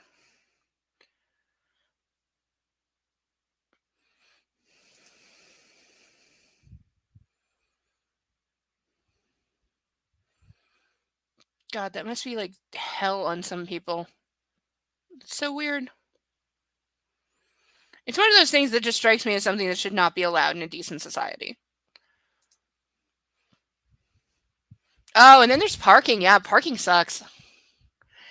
Like here all day parking can run you 20 to 30 bucks. In Toronto it can run you 40. I think you're right about that. I think I heard that. But yeah, parking can be a bitch.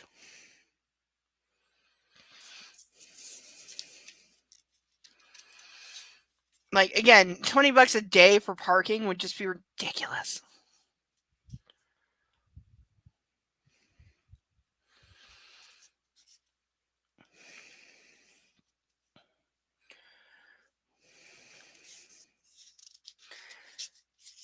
He got the girl, he got the title, he was gifted his work in the city. And again, city is capped, and I don't think it should be. Because she's not referring to the city of, she's just saying the city, and city is capped. And again, I'm severely dyslexic, and one of the things I struggle the most with is what is capped and what is not. I make that mistake frequently. Like, I used to, don't ask me why, because again, just dyslexic fucking thing. I used to cap random words in the middle of sentences and not notice and get called out when I handed stuff in to be marked. Now, thank God I had an IEP, which is an independent education plan, which said, and these are legally enforceable, that they cannot ding me for making those kinds of mistakes because I have a learning disorder that makes me make those kind of mistakes and then not notice them. However, I did have years where I had teachers that said to my face that, quote, I don't believe in dyslexia. You just need to try harder. So whenever I got told that on the first day of school, I knew the whole year was going to be hell. Those were the years where my mom would be on the phone yelling at the Board of Education on a literal weekly basis because I would come home crying and very upset, saying that I wrote this amazing essay that I was really proud of and should have been an A+, and I got handed a C- because fuck off teacher redlined all of my spelling errors and all of my cap errors and grammar errors when they are told legally they cannot ding me for that because it's not my fault. And yes, I am fucking trying. To this day, no joke, I am now 37 years old. To this day, somebody telling me that I am not trying makes me see red immediately and want to kill them because I got it so much in school. And again, I'm a gifted student. I was very often the smartest person in the room, not bragging, just fact. And so to be told that I am not trying when I am fucking trying my ass off and I'm doing something that's very, very hard for me and I'm genuinely trying, and then to get told that because I suck, I'm not trying. Like, some of the worst days I ever had in school. And also some teachers who shouldn't have been teachers, honest to God. But I've never understood. Somebody riddle me this. Just because you suck at something, it doesn't mean you're not trying. It just means you're bad at something. You know what I would suck at? Football. I could be trying my hardest. I would still be the worst at football ever. That doesn't mean I'm not trying. It just means I'm bad at it.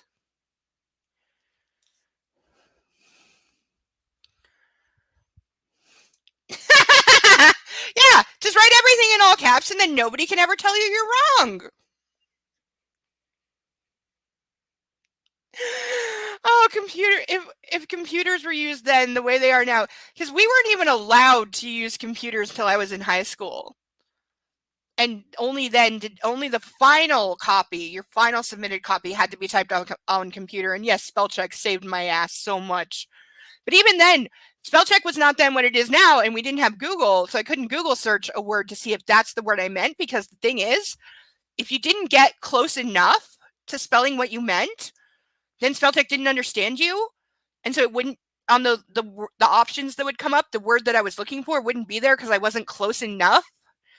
Or particularly if you get the first 3 letters, you need the first 3 letters. One of the best teachers I ever had who understood dyslexia, when I would ask her to spell for me, she wouldn't spell for me, but she would give me the first 3 letters because she knew that I needed the first 3 letters to either look it up in the dictionary myself or for spell check to understand what word I was looking for. So she would always give me the first 3 letters if I needed them or confirm that I had the first 3 letters right. And after that, she made me look it up on my own, which is fine. I have no problem doing the work. But she understood that I needed that little bit to make the technology understand me. And that was after I broke down crying in class one day because I was trying to spell the word hunted and my brain was yelling at me because I was confused between hunted or haunted. It's only one letter off and I didn't know which was which, and I can't hear sounds. Like when they say like sound out the word, I can't do that. My brain doesn't hear letter sounds, so I don't know what they sound like. So that doesn't work for me. And I was so confused between the two that I'd had a long day and this was like the last thing and I just want to go home. And I just started bawling and she came over and was like, "What's going on?" And I was like, "This stupid computer doesn't understand it. I'm trying to do this. I'd gone full ultrasonic. I'm amazed she could understand a thing I was saying. But she was great. She was great. That was like 2nd or 3rd grade. She was awesome. I missed her when I had to move on. She's one of those teachers that you want to have her for like all of the rest of school.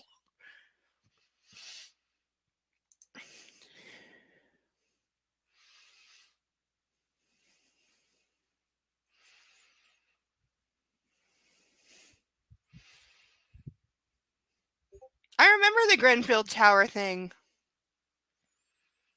That was found to be, there was like negligence involved in that, I think. Or like illegal construction or something. Wasn't there like, there was like some kind of material that the building was built with that was highly flammable that was illegal or something, I think. Or became illegal after. Yes? I remember was anybody ever actually charged for that, like criminally? I don't remember.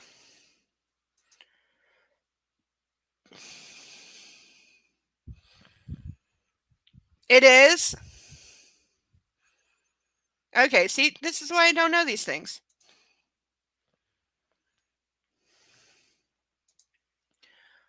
It wasn't built with, it was added. Oh. Was it legal when they added it, though, or did they know that whatever product or building material that was not allowed and was flammable?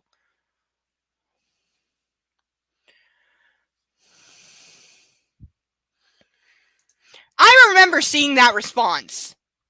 I remember a few people, some of them like public figures, like political figures, saying that, and I was just like, "Oh, you need to go all the way away, because how fucking dare you? How dare you?" They're still not. Wait, when was that? Wasn't that like 10 years ago? And they're still investigating? What? No, am I wrong? Wait, was that a lot sooner than I thought it was? Because I thought that was like quite a while ago now. Are you for real?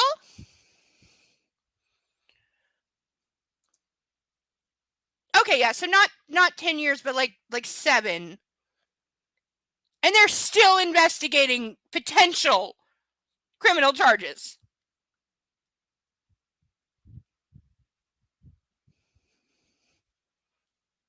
What the hell's the holdup?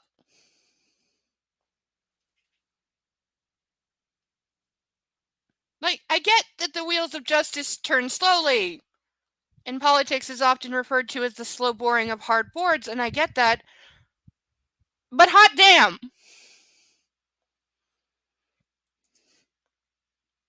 Wow, that seems disgusting. Like, really, really disgusting.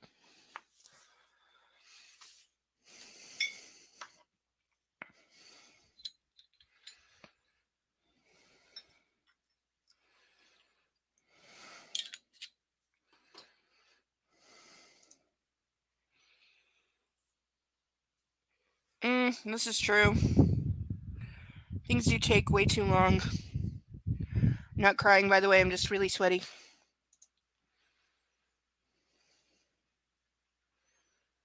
That's often how things go. Until there's like massive public outcry and they cannot dodge it anymore. That's often how things go. It's sad. It's very sad. And until you get like public outrage on your side, nobody cares.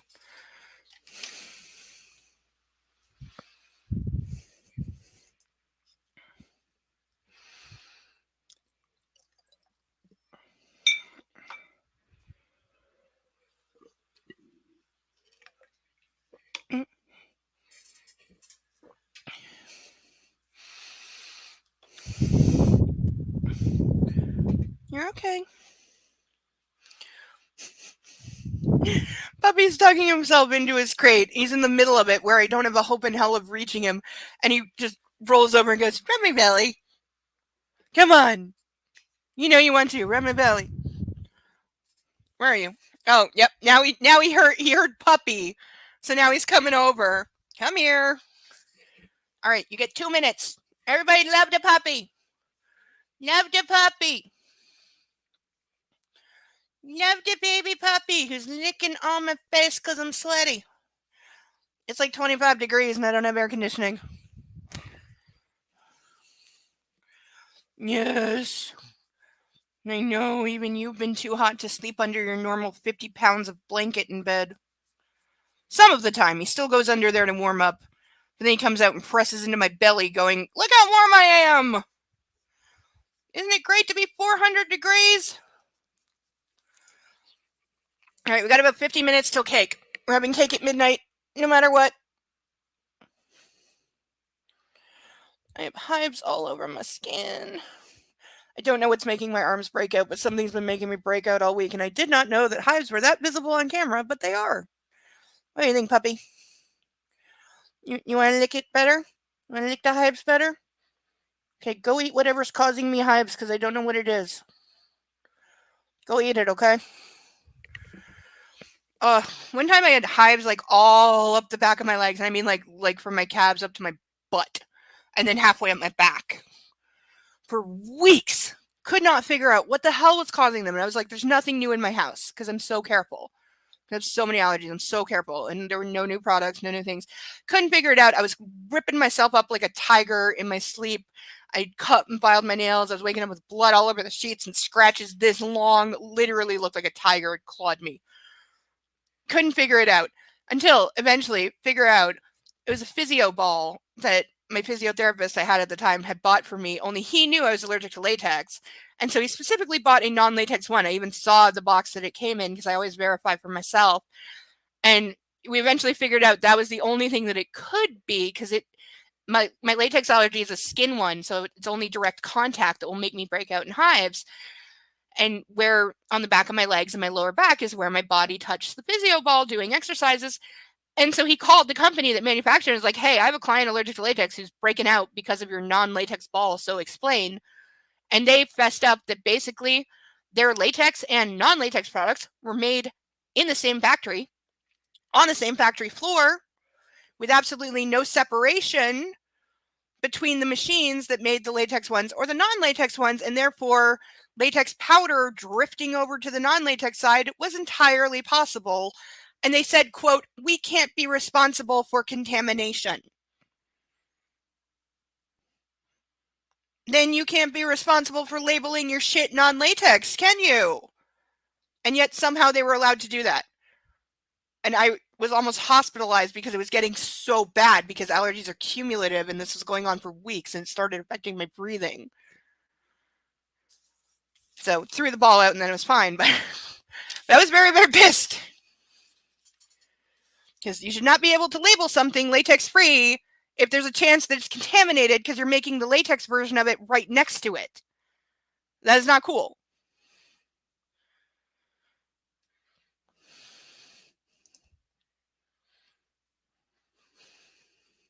I'm not surprised. Yeah, when shit burns, it's toxic. Look at 9/11. How many firefighters like developed cancer and other things because of all the materials that were burning.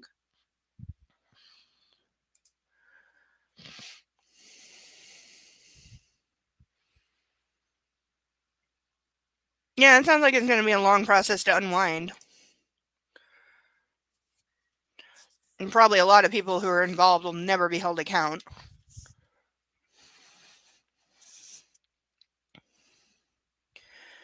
From the dining room, I hear the piano in which I learned to play. Alessia. She's playing Claire de Lune, literally the most basic piece. I can play that on flute. It's a starter piece. Again, E.L. James, if you're going to have somebody be a fucking prodigy, have her play something worthy of a prodigy, not something that I literally played for a test in 6th grade. And I remember the last time she played that. I did too. And what a life-affirming experience that was.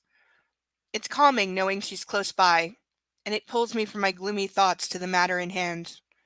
The last thing I want to do is betray his confidences.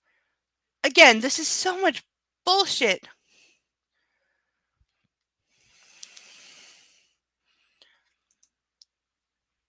Yeah, you know who was a huge component of that? Jon Stewart. Yes, the comedian. Yep. He went to Congress and fucking ripped him a new one. He read them the goddamn Riot Act more than once, and they deserved it.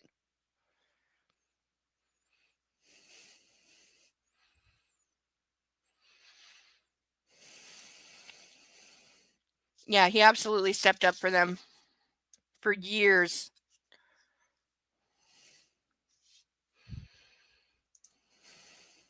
Yes, it is. Yeah, they should have been. The problem is I did inquire whether this is true or not. I don't know, but the person I asked who was a lawyer at the time said that I didn't have the right to sue them because I didn't purchase the item.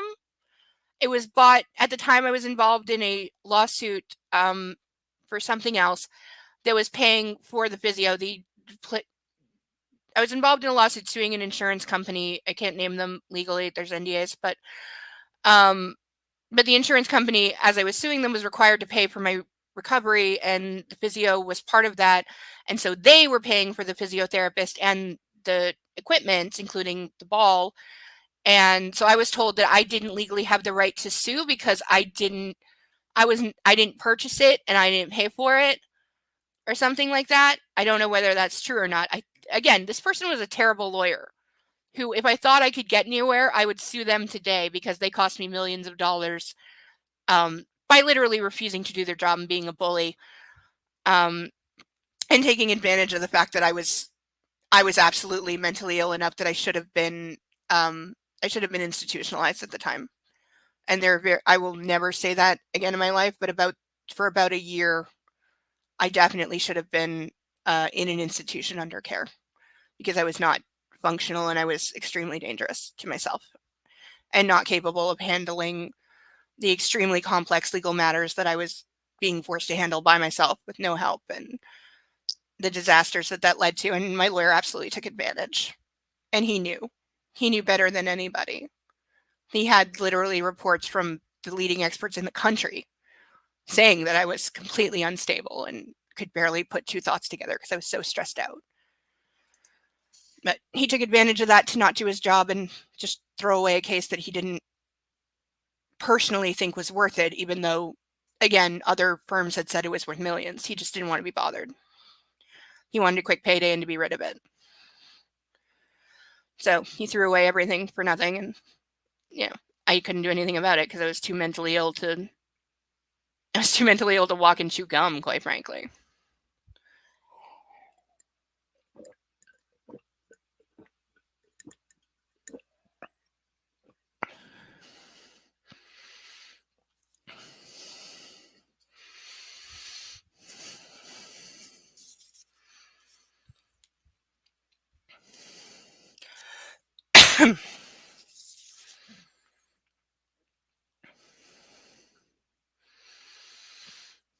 It's calming knowing she's close by, and it pulls me from my gloomy thoughts to the matter at hand. The last thing I want to do is betray his confidences. His journal was exactly that. It contains his private thoughts, and I don't want to intrude on those. And I don't want Caro to do the same. Okay, if he doesn't want to read that, that's fine. But he has, if anything, he should give it to Caroline. Because if anybody has the right, she does. And he doesn't have the right to decide that she can't read it. That's none of his fucking business. If I was her, I would have taken it when I saw it. I'd been like, that's my husband's. I'm taking it. You want to argue with me? You go ahead. He only read the last page. He only read the last entry that said first my wife, now my mother, which again is open to interpretation.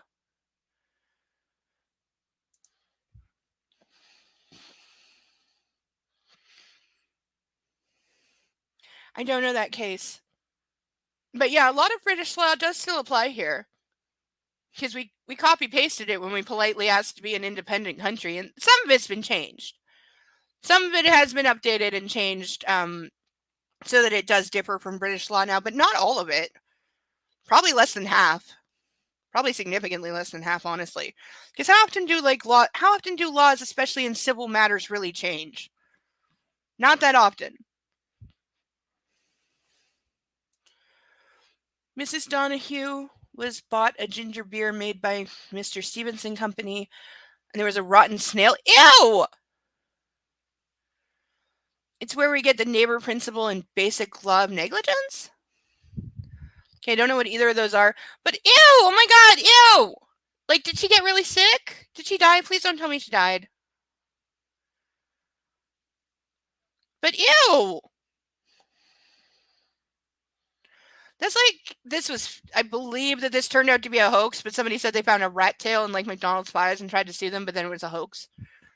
But there have been other cases of like I think somebody found a Band-Aid in a burger or something once, and that was real. But yeah, there have been other things of like product contamination that have occurred, like almost always accidentally.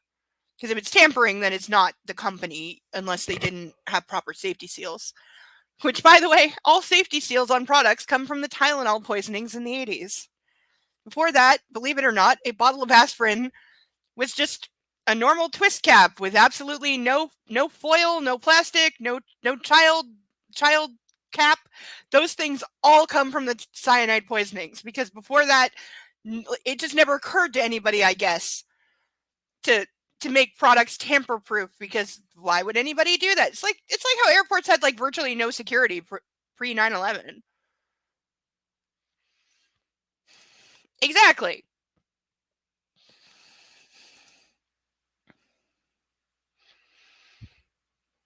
Oh. So that was the argument, that she didn't buy it, so she didn't have the right. Yeah, that's what I got told. That I didn't buy it, so I didn't have the right. But again, my lawyer is questionable. Hiring him was probably the worst mistake I ever made. Because I was scrambling, because I'd had to fire my long-term lawyer because he made a technical error that necessitated that I sue him over it, so I had to fire him. I didn't want to. And so then I had to find somebody else to represent me, and I only had like a certain amount of time, and I was calling all these law firms who were not taking me seriously because I was like 15, and who the hell takes a 15-year-old saying I have a multi-million-dollar case that I need you to take on, and by the way, I need you to not only take on that, but also sue my former lawyer at the same time, please. And I was not getting callbacks, and I was running out of time, and people were yelling at me, and a friend of mine said, hey, I know this guy, and I shouldn't have hired him, but I did. And then I didn't know what to do. Because I wanted to fire him for about the last 3 to 4 years. I very much wanted to fire him, especially the last 2. I wanted to kill him by then, because he was such a goddamn bully. I'd show up at his office, and he'd scream in my face and yell at me for like an hour, and then storm out and throw a hissy fit, and I'd be left sitting there, and then he'd come back and act like nothing happened, after he just screamed bloody murder at me and was incredibly abusive for no reason. Still like to fucking kick his ass. But at the time, I was like, what am I going to do? I don't have another lawyer. I don't have any support. I'm 17 and I'm completely alone. I have no family and nobody to help me. And I'm very mentally ill and I can't think. And I'm trying to go to school. And And I'm on my own. I was living on my own with like nothing by then, trying to survive and trying to deal with all that crap at the same time. And it was just too much.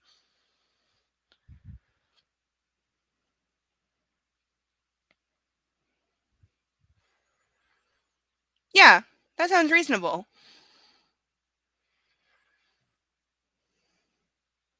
I've never heard of that. I'm gonna look that up.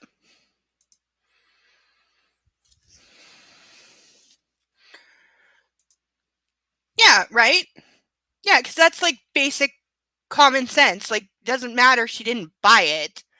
Like, let's apply this to the Tylenol cyanide. Let's say, oh, a boyfriend bought the Tylenol for his girlfriend and she took it and died. Well, or almost died. Like, then she doesn't have the right because somebody else bought it. Like, yeah, that doesn't make any sense. It matters who was affected. But yeah, I gotta look up if that applies here. It might. It very well might. Because, like I said, we haven't changed that many laws. We kind of updated some of them. Kind of. Kind of. Updated is a relative term in legalese, as I discovered. Even when they update things, they still seem to be 50 years behind.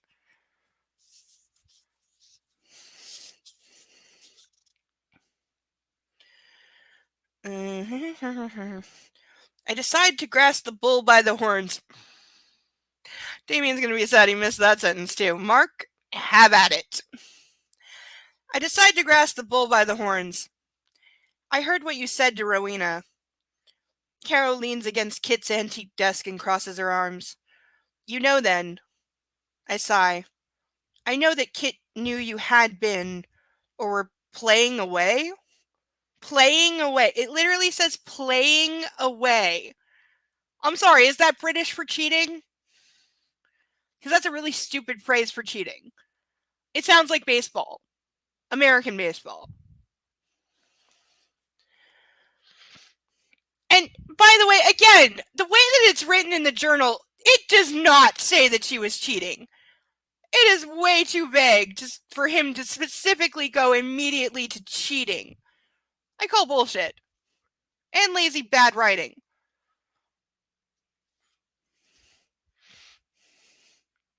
Caro's gaze stays steady on mine. What did he write in his journal? He was angry with you and Rowena. That's all. That's the last entry. I don't think he meant to kill himself. He was just angry. Angry at the shitty hand he'd been dealt. Really, the guy who got everything. The guy who got the girl, got the title, got the money, and was also apparently good at whatever job he had. Yeah, that's a really shitty fucking hand. Also, whatever genetic condition he supposedly had, I'm sure he could afford the literal best care on the planet. Not saying it was curable, but I'm saying dude had options. He had a lot of options.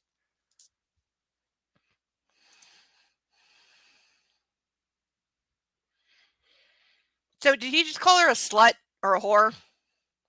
It kind of feels like he just called her a whore.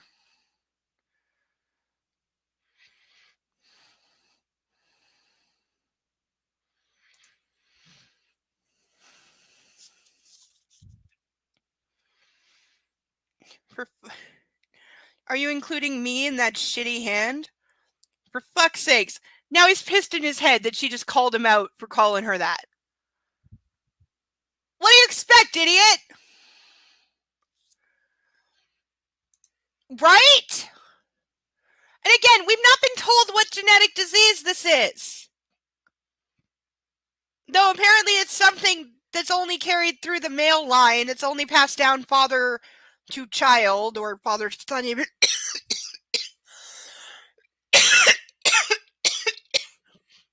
Which would narrow it to like 3 things I've ever heard of. Most genetic conditions take 2 to tango. It takes recessive genes in mommy and daddy for it to show up in the kid. There are very few genetic conditions that are only carried either exclusively through the maternal line or the paternal line. Very, very, very, very, very few. And E.L. James has not said what genetic disease it is because she probably couldn't be bothered to actually do any goddamn research. So she just said vague genetic thing.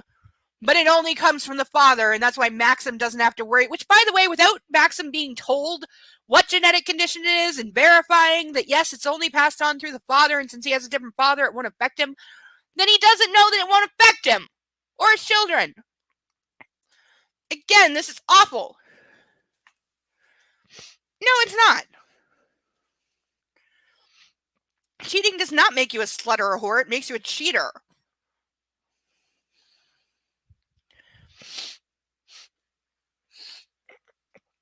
And I also point out the difference between a slut and a whore, as I have often said, whores get paid. That's why I have no problem being called a whore, but you call me a slut, I will punch your face into the back of your skull.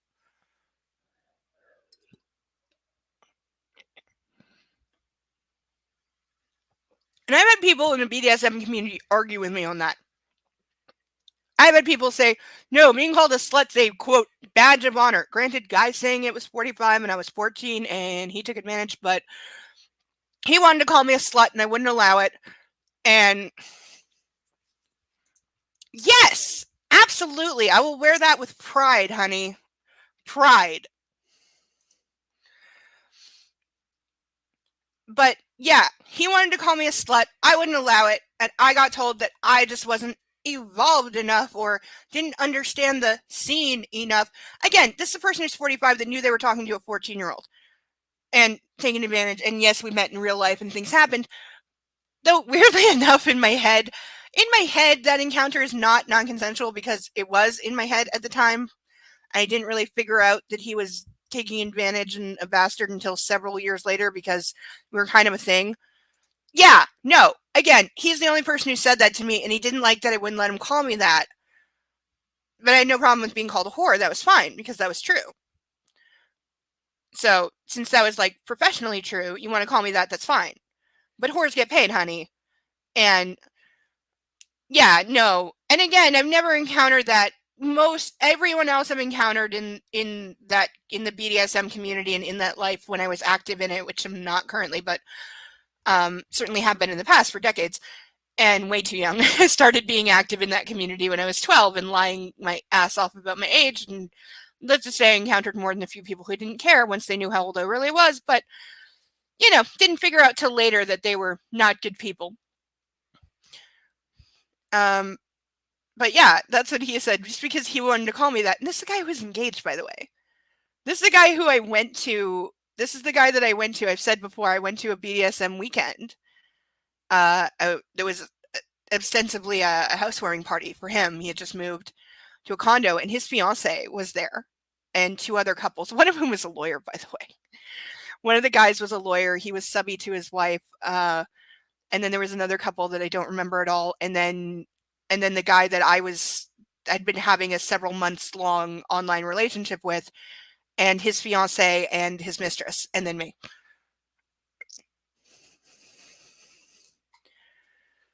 But yeah, we were there all weekend. That's where I went to a jazz concert and passed out because he had given me like 2 glasses of champagne and a champagne and orange juice. And I had never had a drink before or a cigarette. That was a first for both. And then also I had the most terrifying like sex ever. Well, kind of. Well, I don't know. Depend. Like not. We're getting into is territory, but we were on the highway, driving home. And at the time the highway speed limit was like 110, and we were definitely doing like 120. While he was like telling me to do things to him while he was driving that made me very nervous that we were going to crash and die.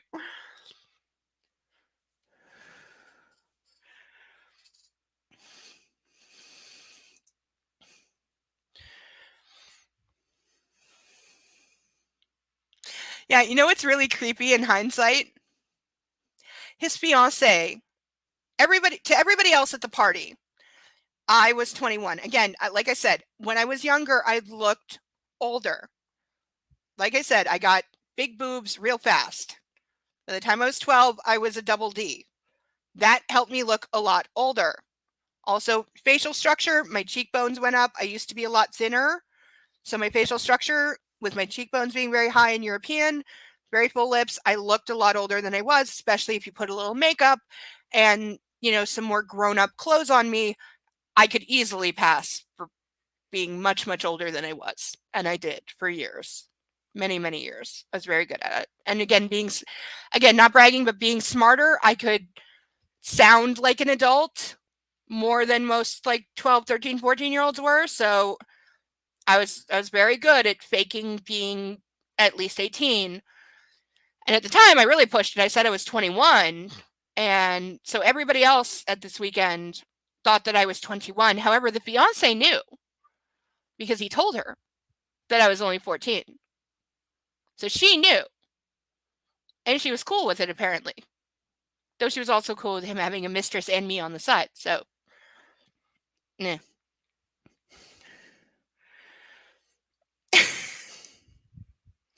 It's a term I've never heard, but I won't say no to it. I won't do it either, but I'm not saying no. Not into bestiality.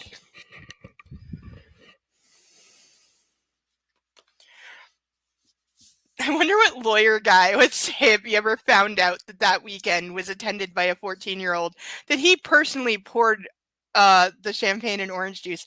He poured that for me, and it was one of his cigarettes that I bummed off him. Because I was trying to look grown up and like I knew what I was doing. I'd never had a cigarette before. Why I thought that would, I don't know.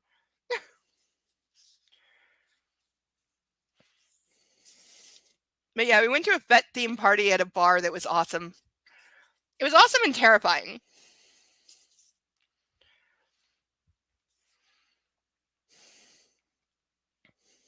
I remember being topless at some point in the bar. Yeah, and by the way, we went to a fetish themed party in a bar, and I did not get carded because if I had, I would have been, jig was up. I didn't have a fake ID. But yeah, we just got hand waved in. Nobody asked any questions, and I recall being topless at some point. Not that I did anything. I did not do anything at the party. I just sat at a table and sipped water. It was definitely not vodka. But I was with somebody, so I wasn't allowed to play with anybody else, even though I wanted to. And several people came up and offered and asked me to play with them, and I wanted to. Jackass I was with wouldn't let me have any fun. And not that he was even doing anything. So, like, dude, if you're not going to play with me, let me go play with other people.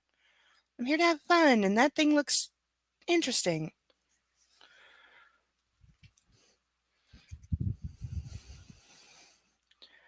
Over here.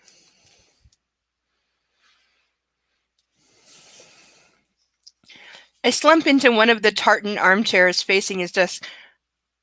Tartan, like Scottish plaid tartan? That sounds like weird decor for an office. I don't know, Caro. It wasn't me who wrote it, and I'm in no position to judge. Neither is Rowena, as she said. Was it one person? Several people? That's between you and Kit and your conscience.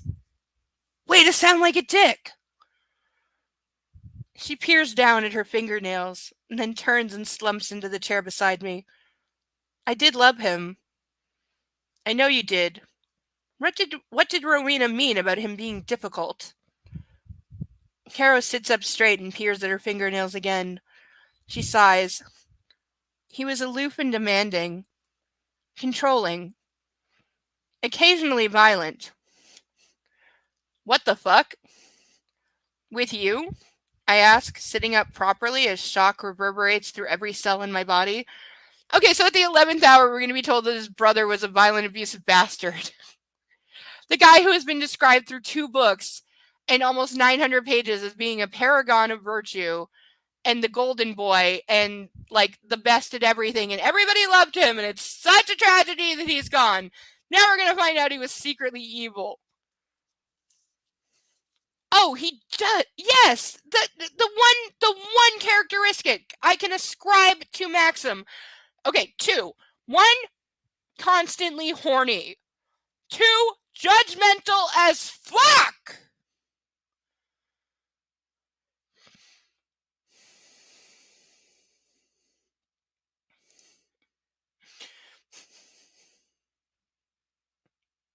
Now, he is not usually drunk. He likes his women incredibly drunk and probably roofied. Remember? By the way, did the AI thing fix their ability to upload characters yet? Because if it did, you owe me a birthday present.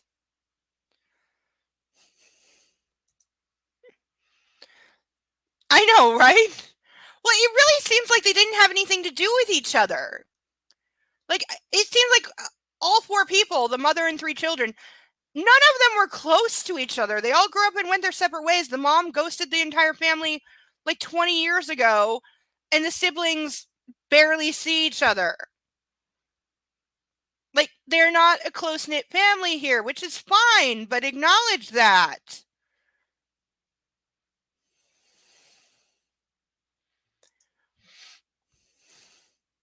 Possibly.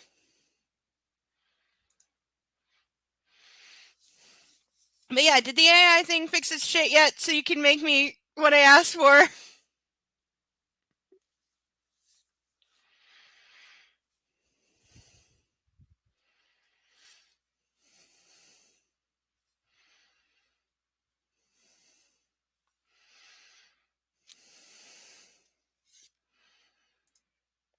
I don't know what that means.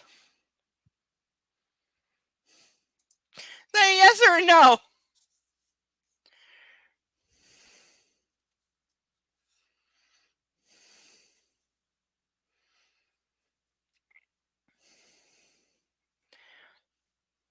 She nods and looks from her nails to the ceiling. Not often. That's awful. Why didn't you tell us? Because battered women don't tell anybody, idiot. That's how it works. I couldn't. I was too ashamed. And to spite him, I sought out companionship elsewhere. I didn't think he'd mind. He did. Oh, Caro, I'm so sorry. Marianne noticed. She told your mother. I think Rowena had words with him. So there we go. The sister noticed that older brother was beating on his wife, told mommy, and mommy had words with him. Not like anybody encouraged her to leave, to get divorced. No, at the time of his death, they were actively trying to get pregnant. Because that's what you do in an abusive situation. Yeah, you try and have a baby because that will fix everything. I'm not saying it doesn't happen. I'm saying those people are stupid. And that, again, Marianne and the mother, if they knew Kit was beating on her, their only advice should have been leave his ass. Leave him now, and I will help you. I will find you the best divorce lawyer in all of London. You can come and stay with me, or I will put you up at a hotel under a fake name. But leave him now. That's the only answer. When there is physical abuse in a relationship, the only answer is leave. I'm not saying you can't get into therapy and maybe try to work things out and reconcile. I am saying that's a 1 in a billion chance. But once violence gets involved, you leave. First and foremost, you leave. You get the fuck out.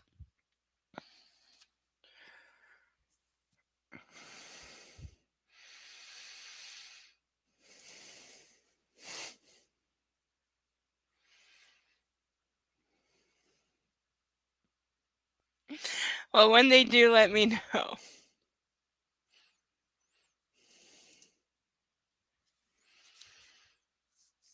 Or when you get fed up and hack them.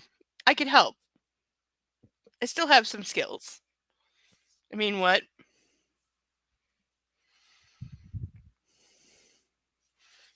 I'm also out of a drink, and it's nearly time for cake, and we still have we're almost on the last chapter. We'll be on the last chapter, and then I think there's like a half a page epilogue, and then we burn shit. So it's almost time for fire.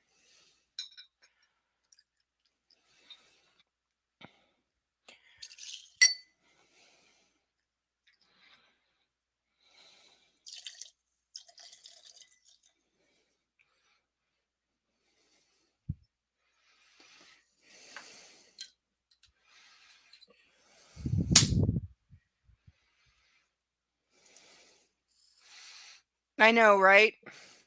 I have that with a few websites.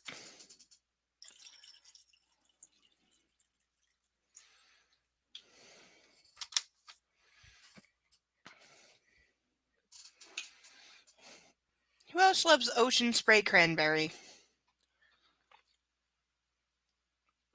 Hashtag not spons, but if they want to, that would be awesome.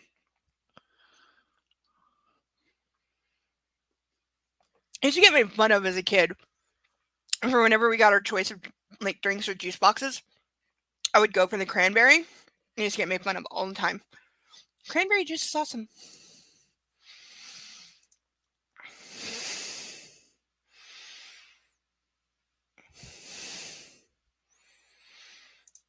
I used to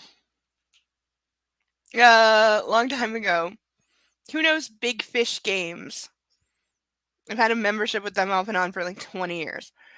And when I used to buy simple games from them, when I play it through once normally, then I'd get bored. So I'd hack the code and rewrite it to make it either more challenging or to fix. Quite often it was to fix defects in the game, and I would just break into the code and rewrite it so that it was playable. It's a lot harder to do that. That was basic shit back then. It's a lot harder to do that now. Because they learn to protect their shit slightly or write in codes in other languages. Not that ever stopped me. Back then I rewrote codes that were in Japanese, that were in Korean, that were in Russian, that were whatever. It didn't matter because it was numbers, and what I needed to change was numbers. So all I had to do was, do the Control F, find the number that I wanted to change, which was usually a time or a value of something. And so whenever I found that number, that was what I wanted, and you changed that. So you didn't have to fully understand the code or rewrite all of it.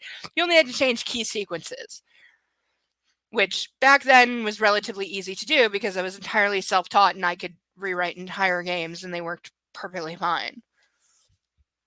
So always copy your file before you make changes in case you fuck it up.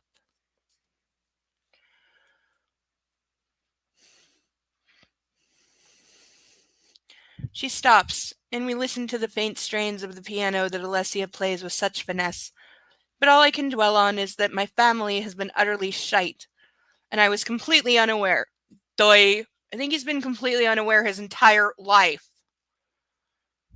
I knew I'd made the wrong choice, she whispers. Caro, don't. We're not going there. What's done is done. Yeah, because she was about to say I should have married you.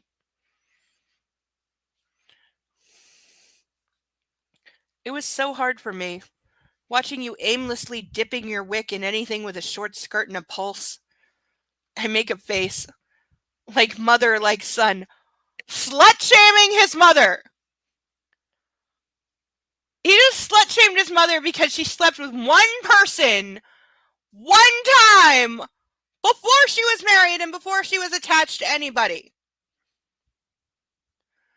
See, I don't think his mom's a slut at all.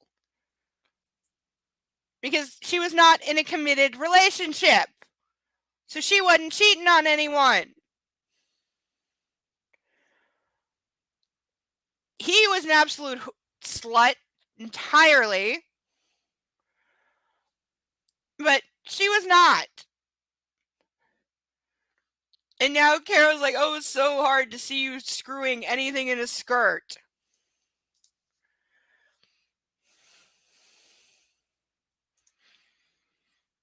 Yep. I do know what you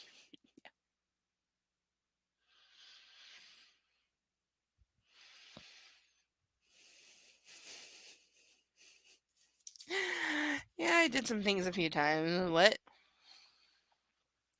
She has the grace to laugh. But not anymore, I add, relieved that she still has her sense of humor. She rolls her eyes. Yes, I've seen. You light up like fucking Christmas when she walks in a room. It's nauseating. Yes, it is. No, Caro. It's love. You were never like that with me. No. She's a lucky girl. I'm a lucky man. I'm gonna barf. There's no way they can have this. There is no way. This scene is never going to appear on film because it would sound so disgustingly stupid. Are you going to give me the journal? Do you really want to know what it says? No. I just hope you didn't hate me. Why would you care, honey?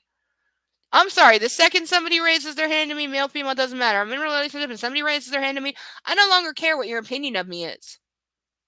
And you better believe the second you do, I will think that I have absolutely every right to kill you in self-defense if you try it again. You do it one time, you're getting thrown out permanently. And you better never talk to me or even look in my direction again. You try and keep going, I'm finding the nearest sharp object and putting an end to it. Because you're not going to do that. Like, why in books do battered women always forget that self-defense exists? Why are they always just women who just took it? Like,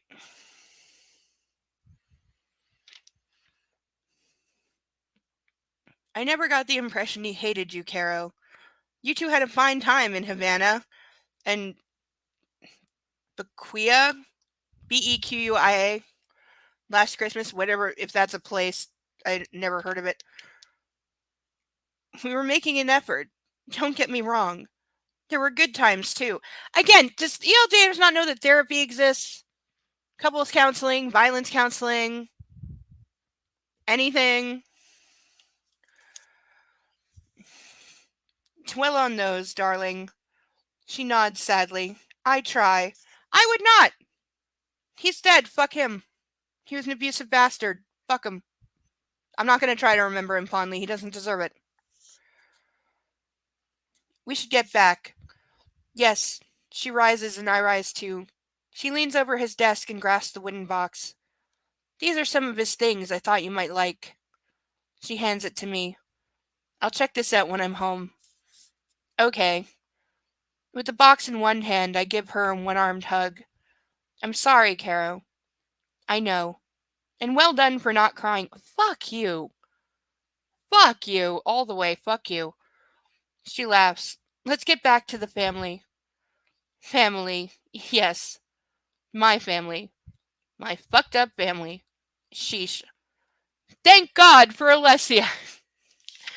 End of chapter. Again, this woman is being painted as the savior to his existence in a really gross way.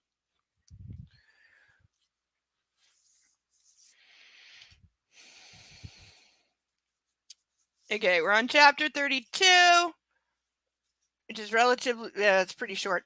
And then we have super short well, what I've labeled as chapter 33 is the epilogue. So this is the last chapter, and the epilogue is one page. All right, I'm going to get cake. All right, I'm going to get cake and have it on standby because once we get to the epilogue, this chapter is about 10 pages. And then once we get to the epilogue, I will light up the pink sparkle candles that I got, and we will have some cake, and then we will light some pages on fire. I'll be right back.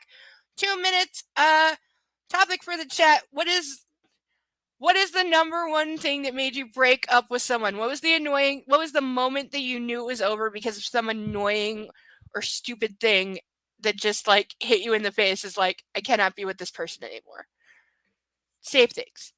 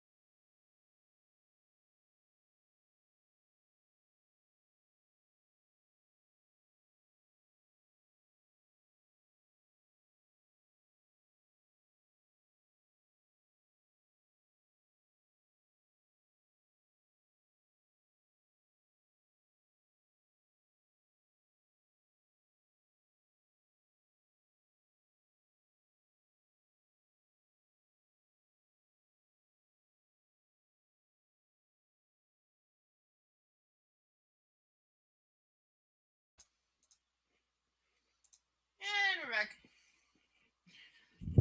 Yes. His wife is an illegal immigrant, escaped sex slave with a questionable grasp on English. You can't decide whether she wants to consent to sex or not and runs at every chance she gets. I think she's made it clear a few times that she does not consent, but he's never stopped, so she just gave up, like, trying. And we have cake. Now, problem is, idiot guy who delivered it was sideways, so like half the frosting's on the fucking side, which pisses me off. But we have cake. I know I say cupcakes. I couldn't get cupcakes in time, so I had to scramble and get $5 Walmart cake. So we have $5 Black Forest cake. Oh, my mic was up. I'm sorry. Okay, I was saying, hi, we're back. We have $5 Black Forest cake from Walmart because I couldn't get cupcakes. I ordered cupcakes, and then the place at the last minute, literally the day they were supposed to deliver, said, sorry, we can't make it in time.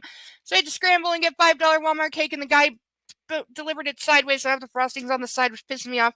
But we have Black Forest cake that I will put the candles on when we get through one more chapter, and I have a fork because we're going to eat some cake and then light some book on fire. I'm going to put it aside for 2 seconds till we get to the appropriate place. We got like 10 more pages, and then we will has cake. And I have pink sparkle candles. Again, I had to, within time limits, I had to do some things, but they are pink sparkle, so they'll be good. And yes, Black Forest cake does kick ass. And I don't even like cherries, but in Black Forest cake, what's weird is I like cherry flavored things and cherry scented things, but I don't like actual cherries. But I do like Black Forest cake because it is nummy. It's a good ratio of things. That's what makes it good. Again, whenever you don't want cake, something is wrong and you should be concerned. Chapter 32. We walk hand in hand back to the flat, with the wooden box tucked under my arm. As I refused Mrs. Blake's offer of a Waitrose bag. Waitrose? Waitrose. We survived the evening, I muttered to Alessia. It was extra. That is not an appropriate use of that word. I laugh. It was. Your mother was kind to me over dinner. My mother has seen the error of her ways. I can't. He needs to die right now. My mother has seen the error of her ways. Fuck you. Fuck you, you fucking ass clown. Fuck you. I maintain his mother didn't do anything wrong. Okay? She was not engaged to his father. They were not in a serious relationship. He was screwing her and probably 5 other models at the same goddamn time. She hooked up one night stand with a guy, and when she realized she was pregnant and the other guy ghosted her, she went to him and said, hey, do you still want me? I come with another man's child, but if you want me, let's do this. And he did. She was upfront about it. She didn't lie. Okay? If she had lied and said to Maxim's father, oh, it's your baby, then I have problems with her for the lying. But she didn't do that. She was honest. She told him the truth. It's somebody else's kid.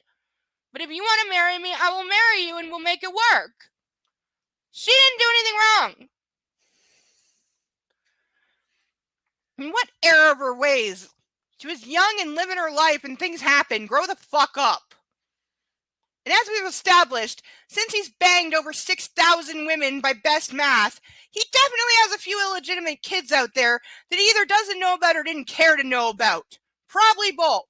So he doesn't get to fucking judge.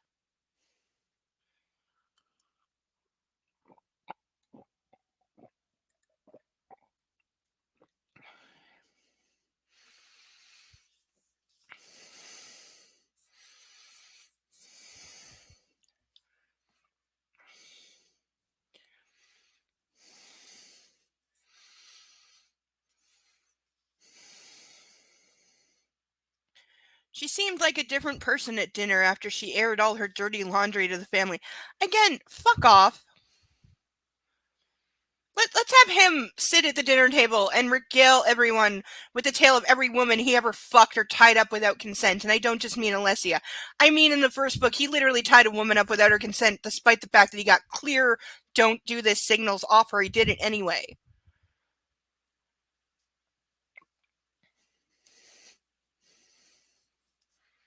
And the other woman he fucked was so drunk she couldn't stand, and he knew she was too drunk to fuck, and he did it anyway. And he knew Alessia was too drunk to fuck the first time he took her virginity. He said so multiple times, and I still believe he roofied her at the bar. I still completely believe that.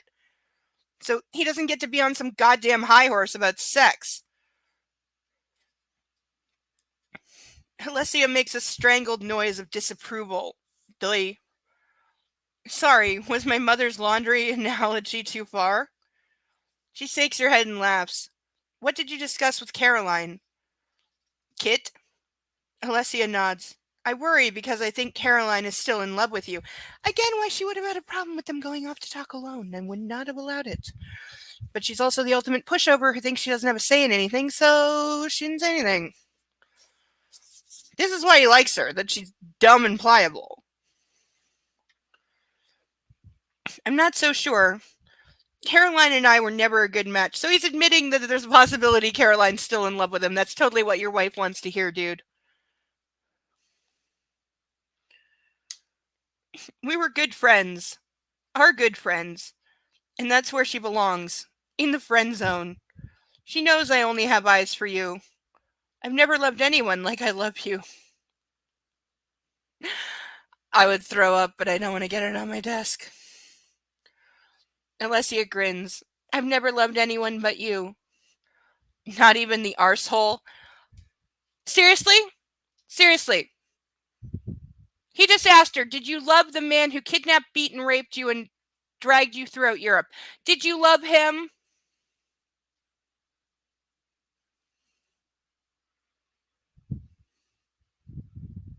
What?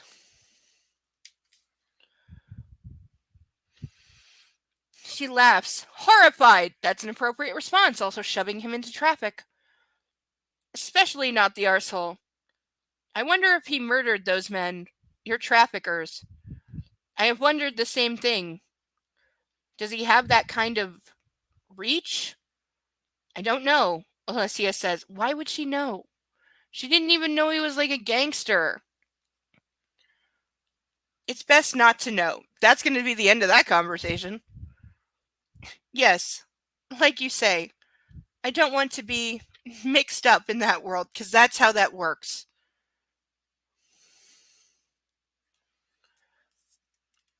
No, but we should do something to help women like Hanna. I'm going to discuss it with Marianne. In fact, you should join our board of trustees for the charitable trust. And we can find a charity that helps women like your friend. The amount of lip service in this is going to kill me. I would like that. She squeezes my hand and we walk in companionable. Is that even a real word or does she make that up? Because I think she made that up. We walk in companionable silence along the embankment. Again, embankment is capped. I don't think it should be. Alessia is not one of those women that needs to fill all the spaces with chatter. This is why he likes her. She doesn't talk a whole lot. Insert all of the jokes. And I love her all the more for it. At least he admits it. At least he admits it. At least he admits it. What's in the box? She asks him. I hear the clip and sound playing in my head. I don't even like that movie, but I know the meme really well.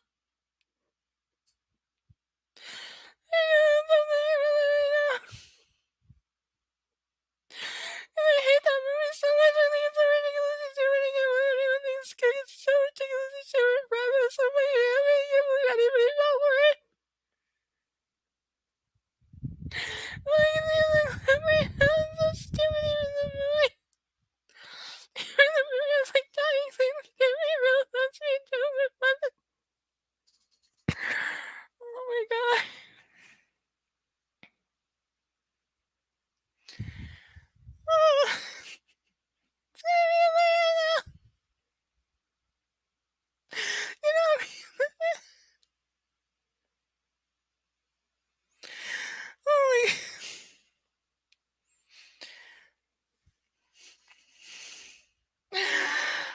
In the words of Penny Hofstetter, I drink my potion.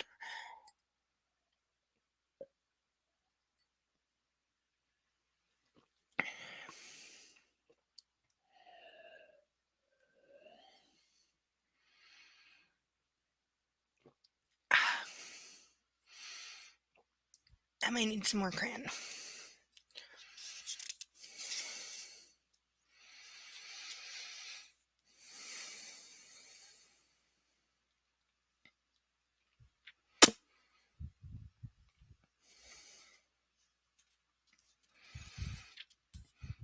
Some of Kit's things. I'll have a look tomorrow. Right now, I'm having to reevaluate my opinion of him. Why? Because he's only your half-brother? No, that's not the reason. He'll always be my brother. It's because of how he treated Caro. And me, actually. He wasn't a kind man. He had a dark side that he kept well hidden, but not so much from Caroline. Where is this coming from? He's never once, ever, claimed he had anything but a good relationship with his brother, ever. This is all literally at 2 minutes to midnight. Like, this is so, like, ham-fisted in at the last minute, and there was no hint of it before. None whatsoever. Absolutely zero. Like, I guarantee you, E.L. James did not have in mind when she wrote the first book that Kit was an abusive bastard. That was not in the cards at all. Thank you, thank you, thank you, yes. Yes, yes, yes, and yes. That's exactly how he was portrayed. That's what everybody said about him. Excuse me, 100%. That is what everyone said about this guy. That he was the perfect brother. He was the perfect business manager, husband. It was so sad that he was taken so young and died in a tragic accident. And that's why Maxim was like super insecure, saying, I'm never going to live up to the standard that he set, being amazing at everything and a paragon of virtue and blah, blah, fucking blah. And now, literally, with like 10 pages left in the entire book, this is how much is left. And like the last 10 pages, by the way, this is not all book. The last like 10 pages are a list of music scores and acknowledgments that I'm not going to read. So there's a very few pages actual book left. By the way, can anybody understand me when I went into high pitched squeal mode? Because I was the what's in the box is a very famous meme from a movie that I hate and think did not deserve its due, and I don't understand why everyone fell for it because I think it's disgusting and lame.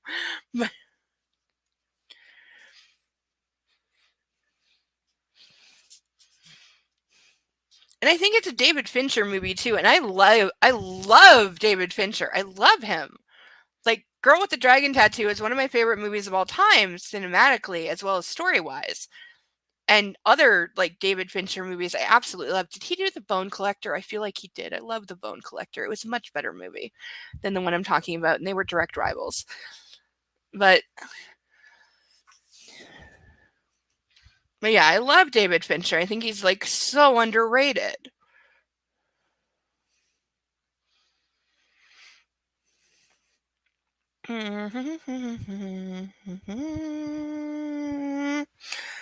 Oh, yeah.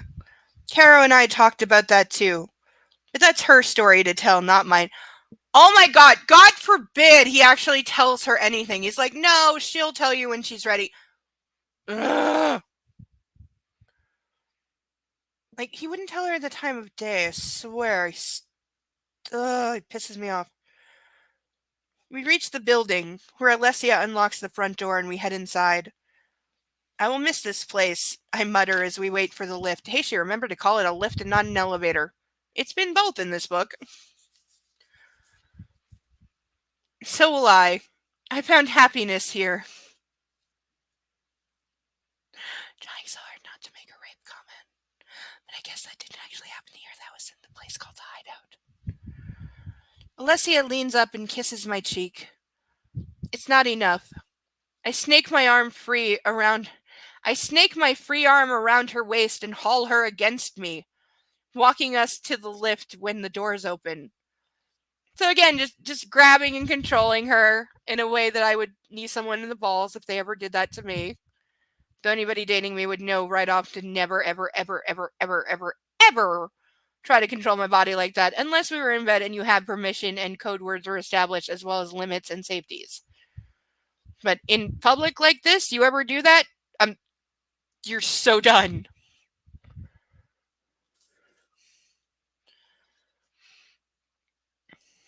So did I. I found you. My lips meet hers and I lean her into the wall and we kiss all the way to the 6th floor. There's gonna be more elevator sex. I swear, E.L. James has like an elevator sex kink. Because, like, so many sex scenes in 50 Shades happen in the elevator that it's like a disgusting meme and like a stupid trope now. I swear she's got like a personal kink for elevator public sex or something.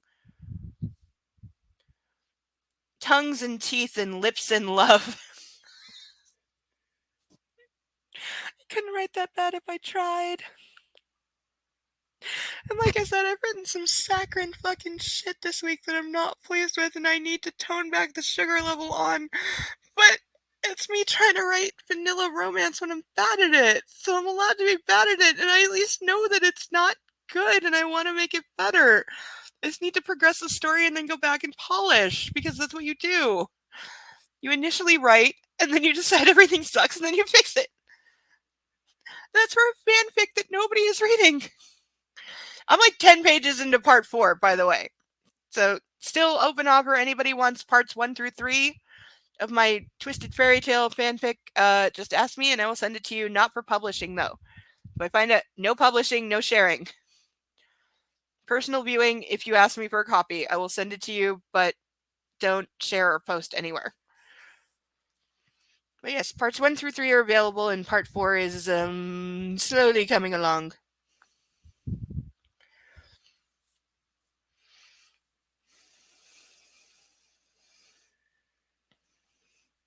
It's all there in our kiss. We're breathless when the doors open. Take me to bed, my lord. I can't. Stop calling him that. It's disgusting between a couple. Again, if it's a joke or a game or like a BDSM themed thing, fine, but none of this is that. None of this is that.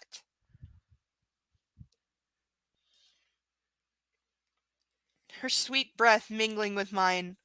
You read my mind, my lady. You only have one thought, so it's really easy to do. Once I've switched off the alarm and placed the wooden box on the console table, my wife takes my hand and leads me into the bedroom, her dark eyes on mine. She removes my jacket and places it on the sofa.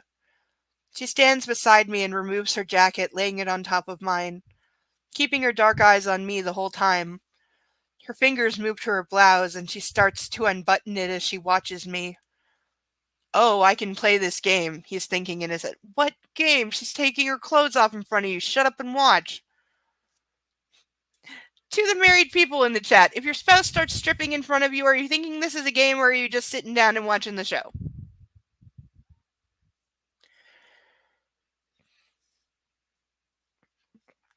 I raise my hand, remove one cufflink and then the other, place them on the bedside table, and shake my cuffs loose. I actually have no idea how cufflinks work. I'm a girl. We don't use these. We have buttons. Also, I don't wear button down shirts because I'm very top heavy and they don't make. Even women's supposedly button down shirts are not designed to fit the boobs. You always get the gap and then you look ridiculous. And I've seen women safety pin it, but you can tell and I hate it. So I don't wear button down shirts or anything past a t shirt sleeve, really. I don't like sleeves. I don't like anything that's restrictive that I can't move in. I had to wear a jacket once and I damn near pulled like a Hulk and ripped the thing apart because I was so like PTSD triggered that I couldn't properly move my arms if I needed to. That was in a perfectly safe situation. It's just, that doesn't matter.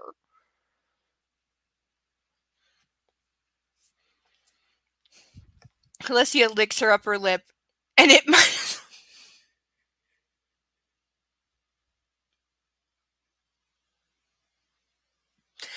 caught me off guard with how bad this is. Alessia licks her upper lip, and it might as well be my dick.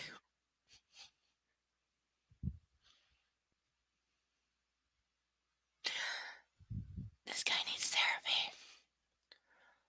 And tasering. Fuck. She peels off her skirt and lets it fall free onto the sofa. Shirt. Not skirt, shirt.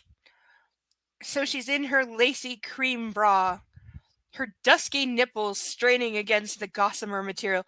I don't think dusky is an appropriate way I would like my nipples described. I had a boyfriend once call me pepperoni nipples or coffee nipples because of color, and I hated them both, and he learned it in short order and didn't say it again.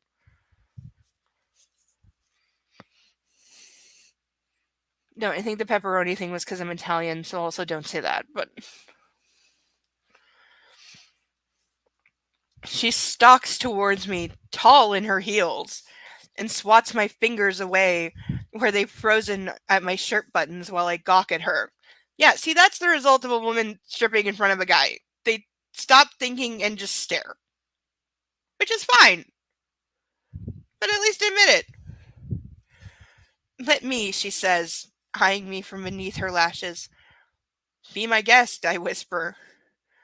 Who is this siren? Sorry, dude, but this is not. I'm sorry, this is not siren level sexy. You are just. You have no standards whatsoever.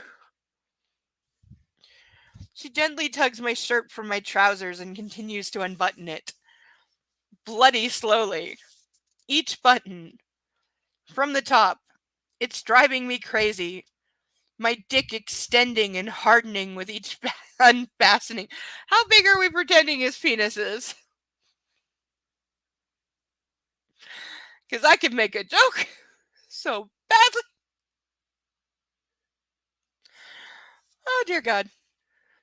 When she reaches the bottom with a flourish, she pulls my shirt apart, leans forward, and plants a soft, wet kiss on my chest.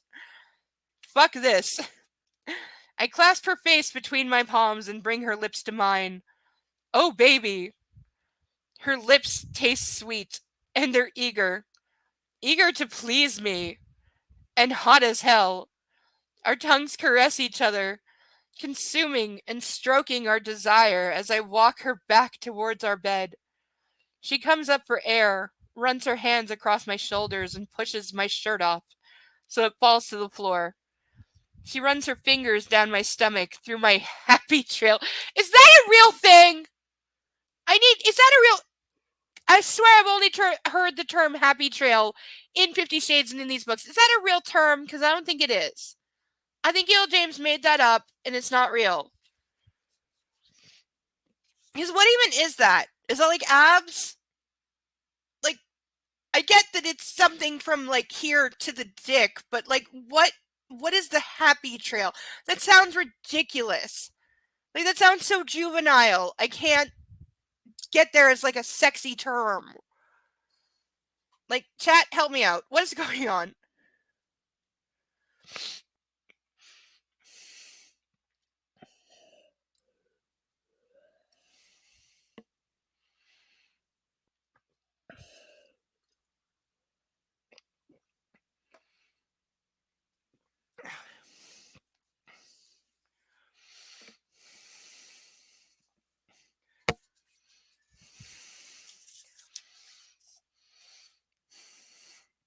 I feel like everyone in the chat is like looking for cake because nobody's talking.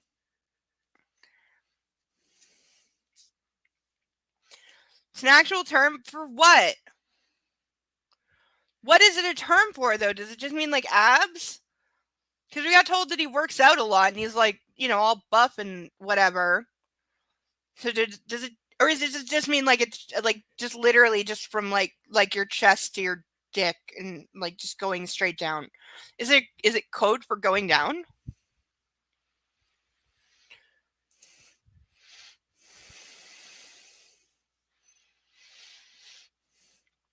I'm recalling when I didn't believe you that Red Wings was something other than a hockey team from Detroit, and then you showed me, and I was very, what?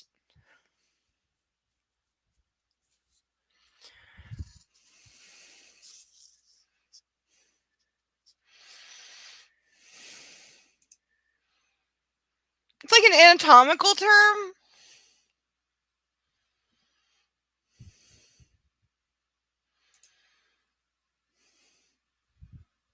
I was drinking a Cosmo. This is my Cosmo glass. That's empty and I should refill it. Also, everybody be nice to Night Wolf.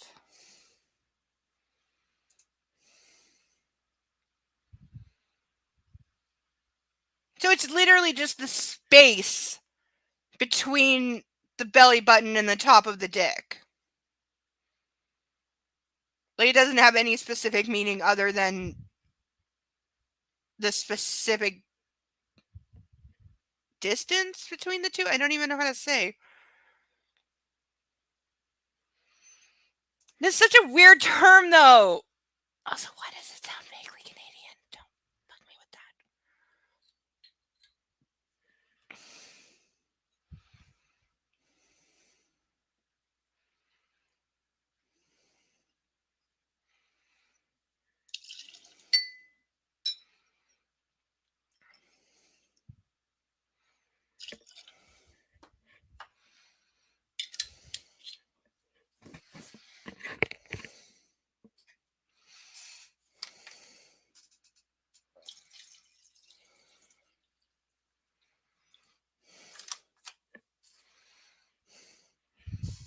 Much better.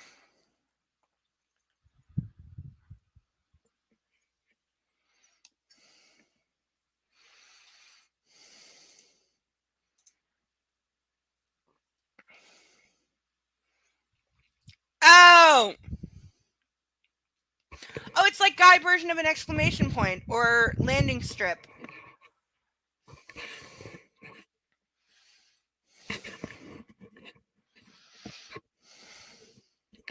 Because, yeah, I know women that'll get like a full, like just short of a full Brazilian. Why is Brazilian, by the way, why is that the term for, zero hair, full, nothing wax?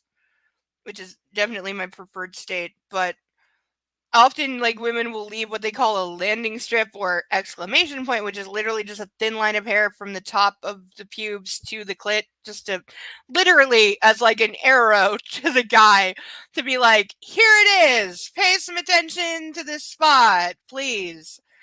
Pretend you know it exists.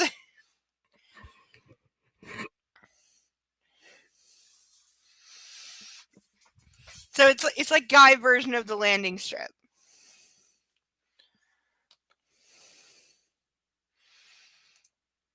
Well, true, happy trail is not pubes if it's on your stomach. But how many guys have hair on their stomach?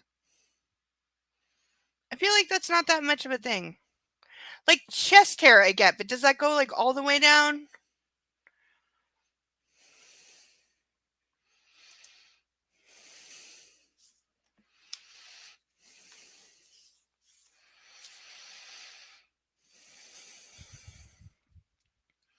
I clasp her face between my palms and bring her lips to mine.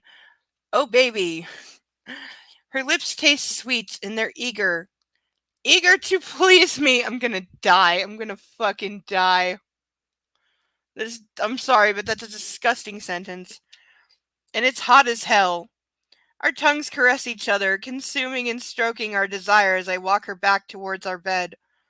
She comes up for air, runs her hands across my shoulders, and pushes my shirt up so it falls to the floor.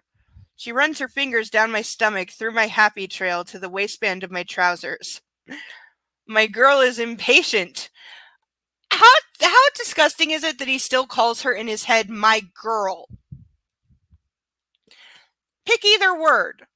Either the my in the possessive sense or girl instead of woman. She ain't no girl. I like. It literally just says I like. And as she undoes the button on my waistband, I'm breathless. My dick hot and heavy. Pining for her. Is he ever not hard? I definitely don't think so.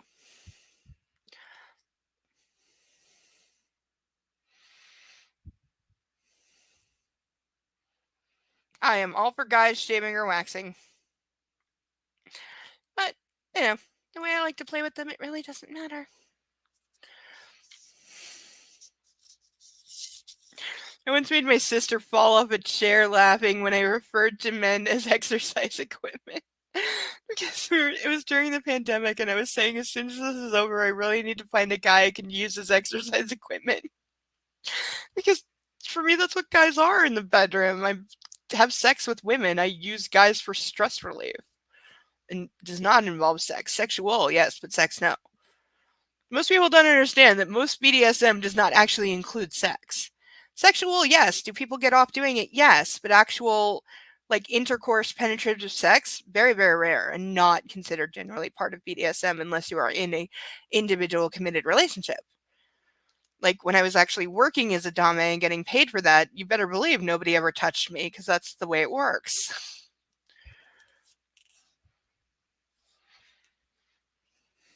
You know, the guys I was doing it to certainly got off, but they didn't touch me. That's how it works. That's why you're the one in charge. Alessia wants to taste him. I'm going to throw up. If they're about to do another blowjob scene, I'm definitely going to barf. All of him. This had to be 3 separate words. She lowers the zipper on his pants. I'm going to die. I'm going to die. We couldn't get out of this book. There's like 5 pages left, and we couldn't get out of this book with another. Ugh! Somebody remind me now. Does 50 Shades include blowjob scenes? Because I don't remember reading them, okay? I only read the second one. I didn't get through the third, and I read them like when the movies came out. So if that was like 10, 15, whatever years ago, I don't remember them at all. So 50 Shades has like a lot of blowjob scenes. Somebody please warn me now and be told when those come up. I reserve the right to skip so I don't puke on public like live stream.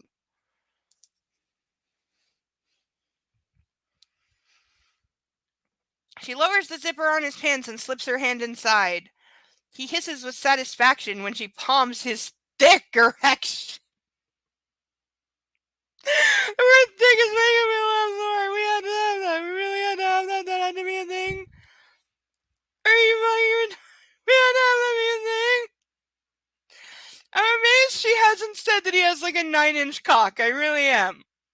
I'm absolutely shocked that he has not literally measured it at some point.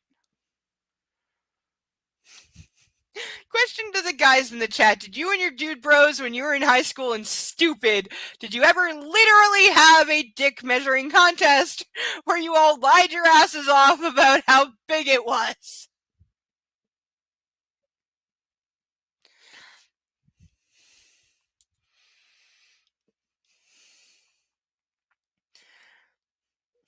She steps back.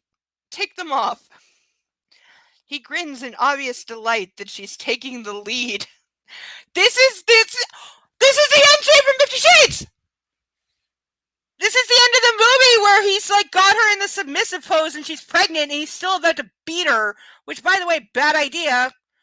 And he says, "Oh, you're topping from the bottom," which I swear is made up for the movie. I'm familiar with the term, but it doesn't mean it the way the movie does. Because again, I'm a dame. I do sub on occasionally, but I also do, as the term implies, not the movie's used for the actual term, top from the bottom. Because even when I'm in the subby role, I'm still in the dame role, and I have limits, and I lay out very clearly before we switch what is expected, what's allowed, and its performance after that. I am not a true sub because I do not allow for anything, and I do not allow the other person to be in control. I am still in control, and the rules are laid out beforehand, and after that, it is a theater performance. It is not impromptu, and they are not allowed to add or change anything because everything has been established pre-hand. That is topping from the bottom. And that's what this is about to imply, because again, she literally just copied all the 50 Shades scenes and dropped them into this without changing a thing. No, you never had a dick measuring contest with any of your dude bros? Ever? Okay, we're like 3 pages away from cake and I need cake. Hey, lead. As you wish, wife. I also... Stop I hate when people call each other like wife or husband. It can be cutesy for about 2 seconds, but after that, fuck off. He growls and slides off his shoes and socks, then removes his trousers and underwear in one swift move. Why in this scene should she remember that it's trousers, and yet 2 chapters ago she said pants pocket?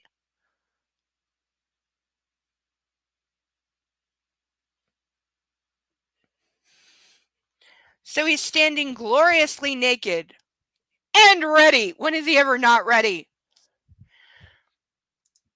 I am calling you liar. I am calling you both liars. I am calling you both fucking liars. I'm so calling you both liars.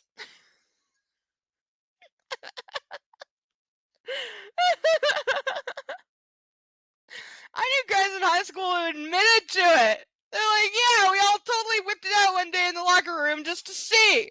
And yes, you had to get hard. That was the rule, because apparently, like, not hard length doesn't count because there's something. Is this a real thing? I don't know if this is it. Somebody told me that for guys, there's like 2 types of guys when it comes to penis. And this is how they phrased it. I don't know if this is real, but there's growers and showers, and the way it was explained is like growers are guys that, like, when they're not hard, it might look like they have a small penis, but once they get hard, it gets like a lot bigger and they're like substantial. And showers are guys who, like, just whatever their like natural not hard length is, it's pretty much the same as when they're hard. But some guys get a lot bigger when they're hard. Is that bullshit? Does it get bigger when it's hard or not? Or is that or is it like some yes, some no? It's both ways.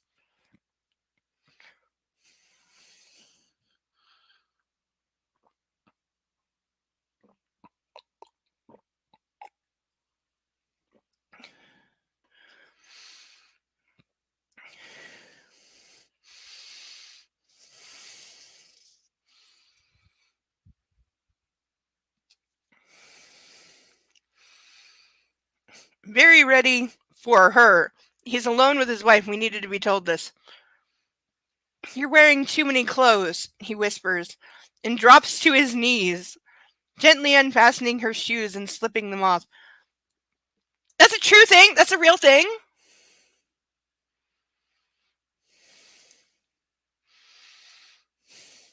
Even suggesting that, you would have called all sorts of offensive terms for gay man over here? And if you were ever caught suggesting other boys get their penises out, you can see. So you can see it. What? What are you talking about? What did he say? That a bunch of idiot guys in a locker room whipped it out and got it and made themselves get hard so they could see who had the biggest dick.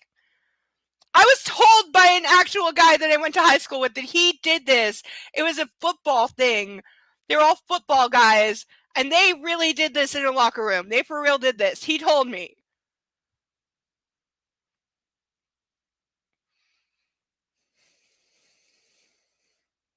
They were all like minors at the time. They were like 14, 15 idiots.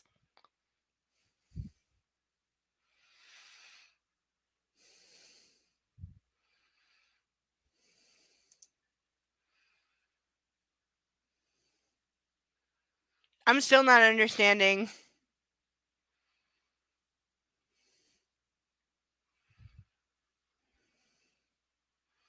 Like, did I say something I didn't think I did?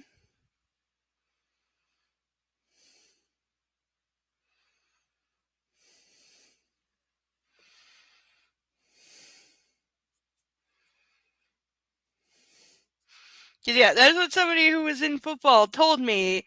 That him and a bunch of the guys, when they were like 14, 15, in the locker room, had a measuring contest, literally. Just the players. There was not like faculty or teachers or adults present. It was an idiot guy thing.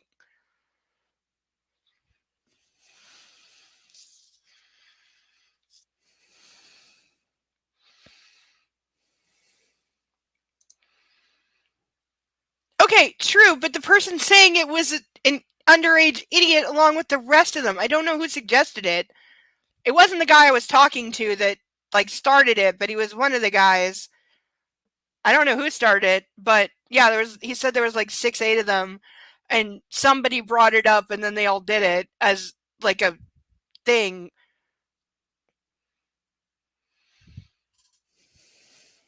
But yeah, he told me that because we were talking about sex and various other things. We were in detention being made to serve in the cafeteria, and we were like chopping vegetables, so we started talking about sex because teenagers.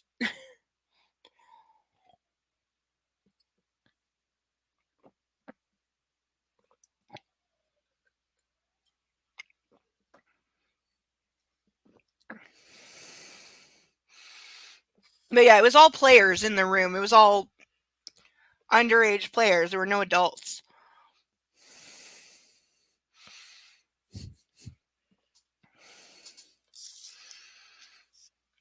But yeah, he told me they did that as like some football bonding stupid thing or something.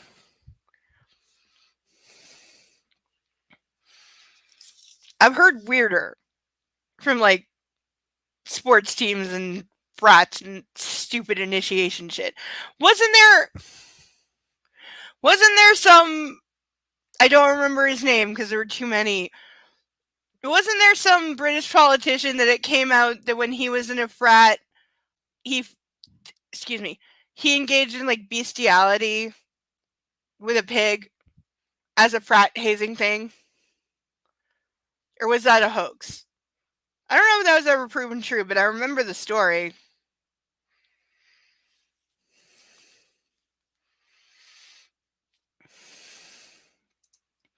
But does that count if the person that brought it up was also under 16? Because everyone in the room was under 16. They all were.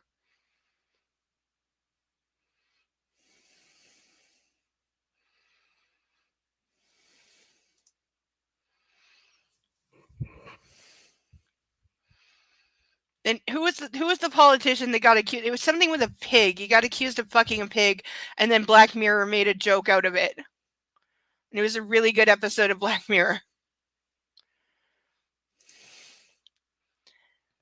Was that actually? Did he ever actually admit to it? David Cameron. Yeah, I remember now. That was his name. It's true. And he was an adult. Yeah, because it was a college fraternity stupid thing. But did he ever admit to it, or did he kind of like say, "I can't talk about fraternity stuff" or something?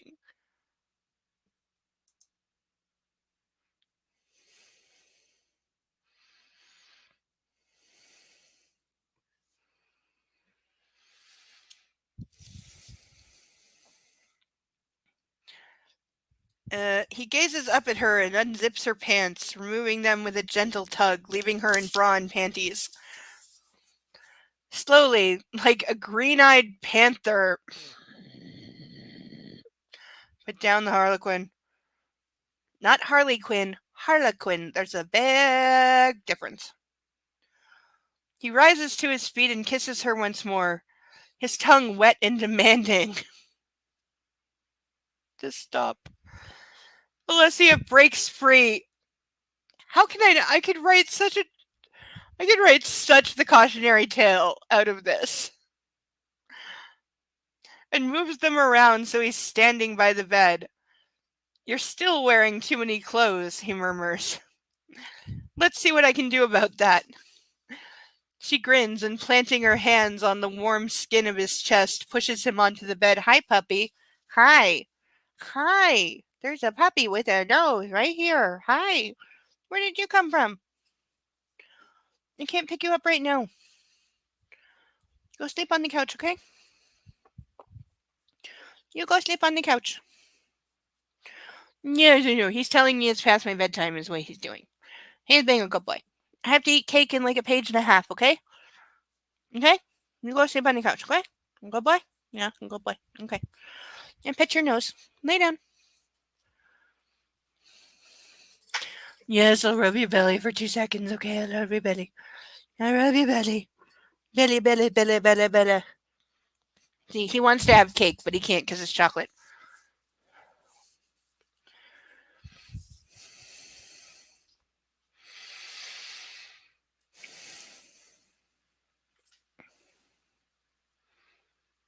Interesting.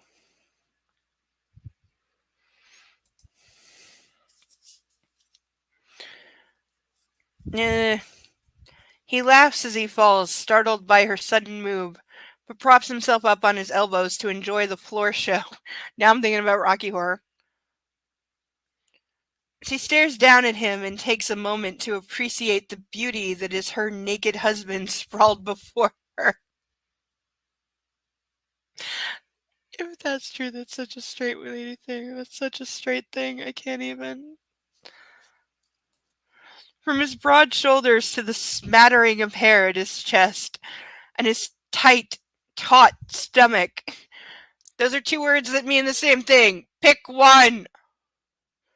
To the hair lining his belly that she wants to lick. Ew. Sorry, but ew. He looks delectable, his skin still sporting a faded tan. And he's all hers, and every other woman. His erection swells under her overt admiration of surprise it's still good. Slowly she shimmies out of her lace panties. Then, without taking her gaze off his glittering green eyes, she carefully removes her bra, one strap at a time. Tease, he mouths, his eyes growing darker with desire. Alessia relishes the effect she has on him, almost like she's feeling threatened by Caroline and seducing her own husband out of insecurity. She drops her bra to the floor and runs her hands over her breasts, still pinning him with her gaze. His mouth drops open, slack with needy lust, and she cannot resist the sensual smile of triumph. He's panting when she crawls onto the bed, over and above his body. She grabs his wrists, holds them to the bed. She's doing what he taught her. Beside his head and peers down at him so they're almost nose to nose. You are mine. I want you. I'm so tempted to give away something that I was keeping for next week. Back at you, baby. It's not the sentence of a grown adult. Maxim breathes as he bends to taste her lips and she releases him. His hands skim down her back to her waist and then her backside, where he grabs and kneads her flesh with strong hands while they consume each other.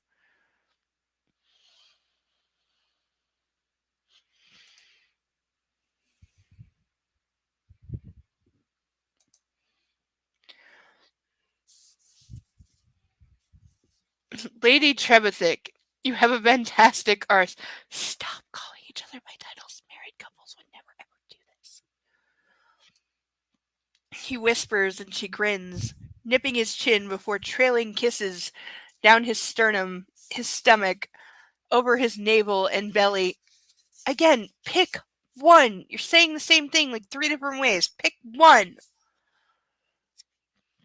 His breathing shallows and he tenses with anticipation when she sheathes her hand around his rigid erection. Again, pick a word. You didn't need both. With her eyes on his, she runs her tongue around him before drawing him into her mouth. And I'm going to die. I'm going to die. I'm going to die. I'm going to die. We couldn't get out of this book without another blowjob. It started with a blowjob, so it has to end on one. I'm going to die. Again, if 50 Shades has blowjobs, I'm skipping those pages so I don't puke in public because that will happen. I'm going to read this really fast, and if it gets gross, I'm skipping lines. He closes his eyes and falls back on the bed, his breath hissing between his teeth in sheer pleasure. Gently, he places a hand on her head, and she takes him. Stop it with the hand on the head, okay? The second you put a hand on somebody's head, consent becomes questionable because you're controlling them now in a way they might not be able to pull away from if they want to. Stop doing that. Just be glad that she's doing it and keep your hands to yourself. Up, down, again, because we need to be told how a blowjob works. Her lips sheathe her teeth while she eases himself further into her mouth with a groan. That is such a clumsy ass sentence. She's relentless, taking him Higher. Enough, he breathes. I want to come inside you. Again, wrong come. Wrong. That is. I want to come inside you. Learn how to spell the right freaking use of the word come, okay? Not me screwing up, her screwing up. Wrong spelling of the word come throughout this entire both books. Both books, wrong spelling.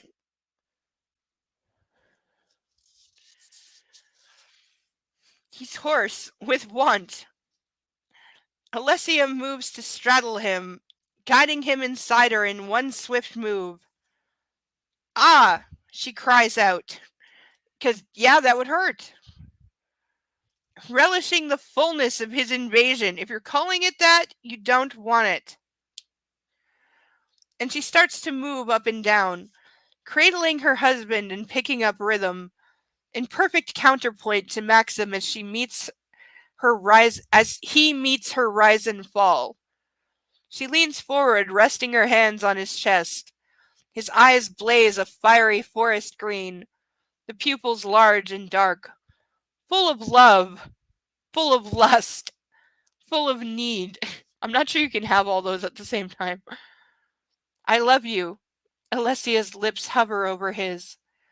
He jerks his hips up, craving more. I want you. Wow, would that have me, getting the hell off? If I'm writing somebody and I say I love you, and they respond with, I want you? Yeah, you can finish this on your own. I'm getting in the shower. Fucking seriously. And he moves suddenly, surprising her and twisting them both, still linked so that he's on top of her. His weight pressing her into the mattress as he drives into her. That's what it is. That's what it is. That she was trying to be in control and be on top and he couldn't handle it. He could not fucking handle it. So now he had to flip them over so that he's on top. That's true. You're probably right. You're probably right. Because how this book is this book is 450 pages. And what the fuck has actually happened? Anything? The first book had more actual things happen. This one had pieces of things that go nowhere and then just disappear.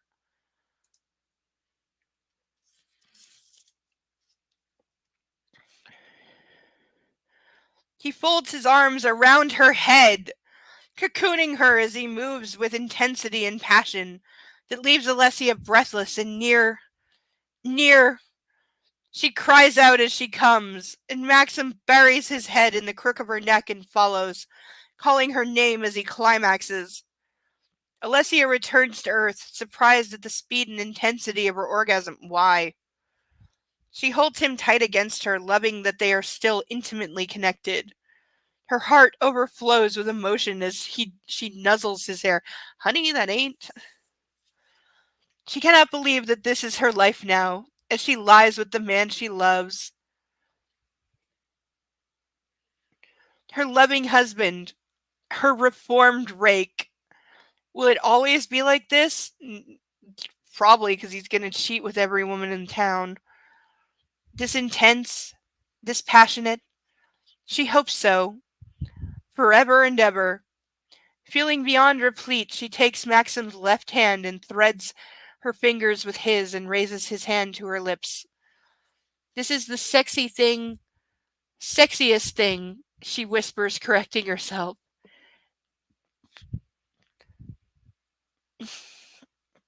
What?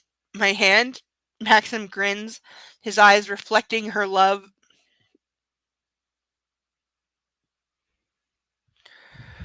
Always, he murmurs against the corner of her mouth. He tightens his arms around her and they lie together, entwined, skin against skin. I just want to hold you. Until the end of time. Will that be long enough? Alessia whispers and kisses his chest. Never. Somehow we have still got like 3 more like way more than 3. Like, okay, how is there still like 5 goddamn pages left before we get to the epilogue? What the hell? Seriously, there's like 10 pages left till we get to the end. What the fuck? I need cake.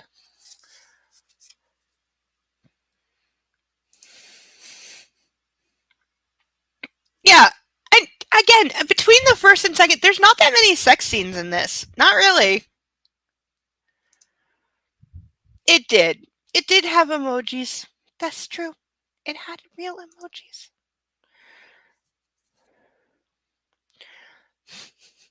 Yeah, we are supposed to forget that ever happened because he said she kissed him. He did not kiss her. She kissed him. So he's completely innocent in that. He had nothing to do with it. He was just standing there and she kissed him. So he's not at fault at all. And after he yelled at her, yeah. I know, right? I know. Okay, speeding. When Alessia wakes, she's alone. It's Saturday morning and she's had a busy week. Lying back on the sofa on the soft silk, she revels in the quiet but listens to see where Maxim might be. But the apartment is silent. She calls out his name and there's no reply.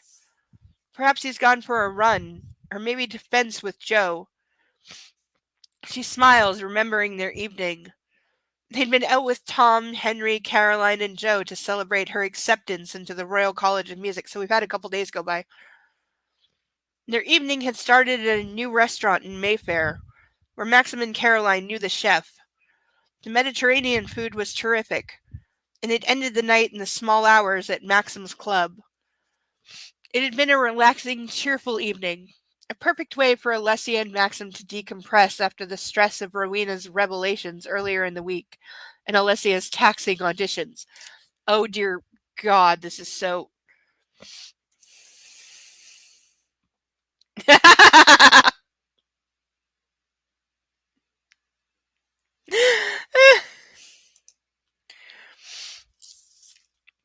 Today she'll start packing up the apartment as they hope to move within a week.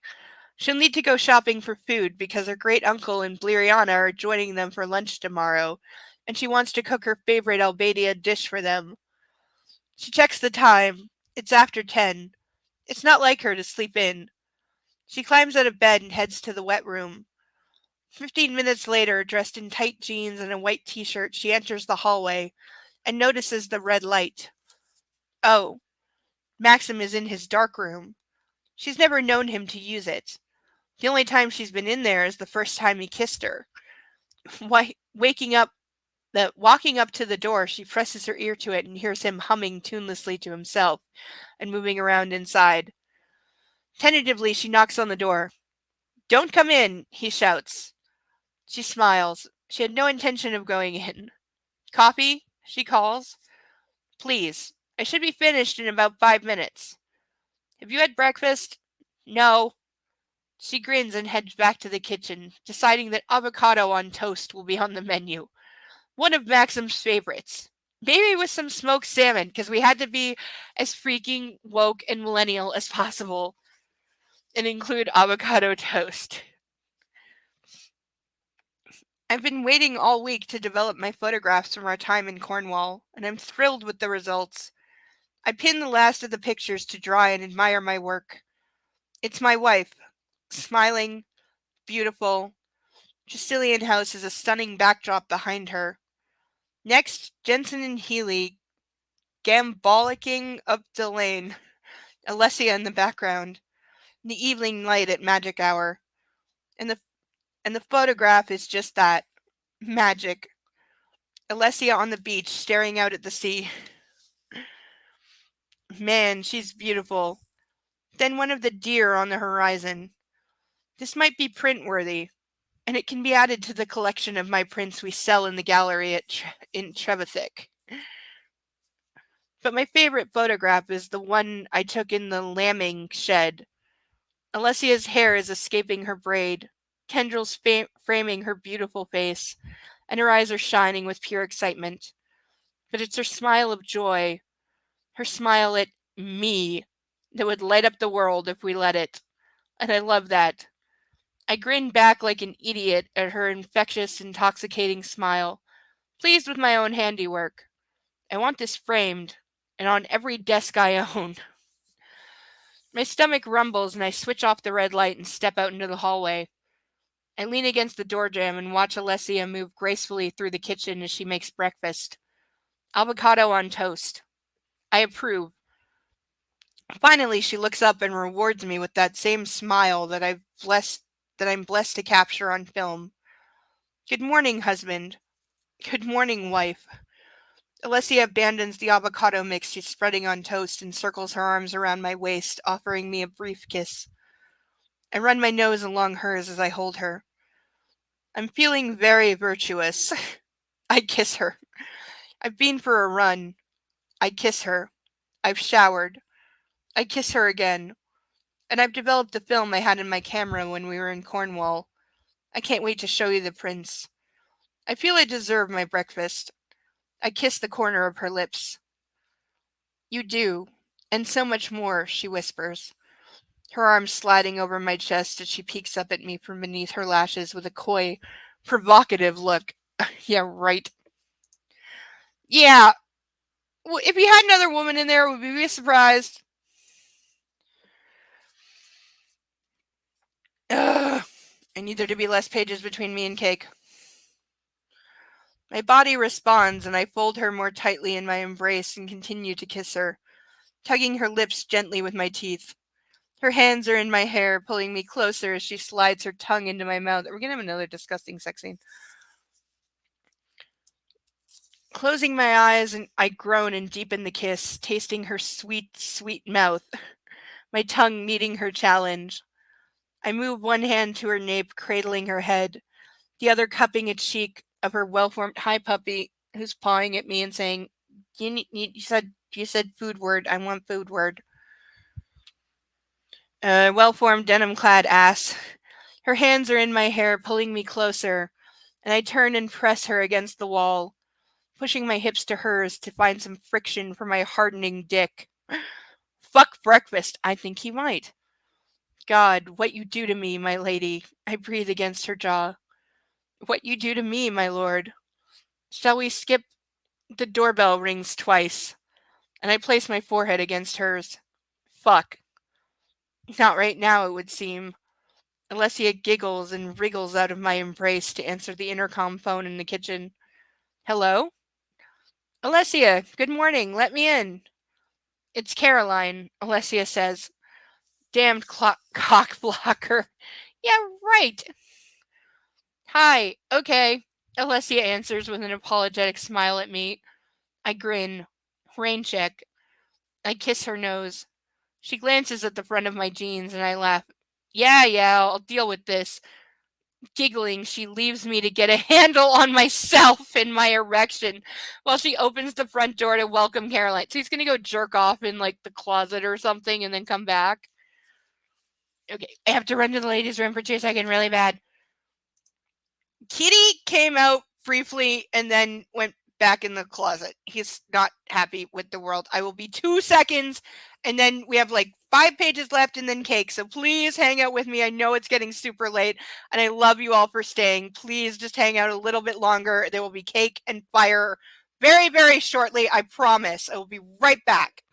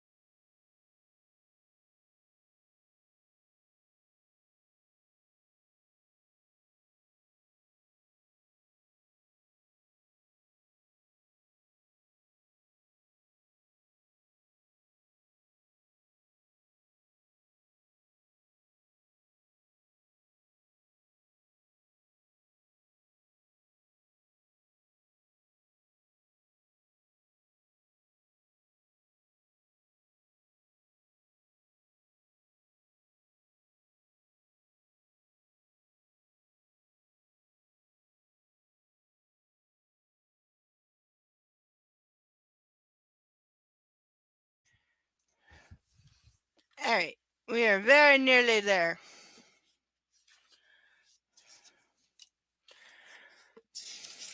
Good morning, Alessia, Caroline says, giving her a quick hug and kiss on each cheek in greeting.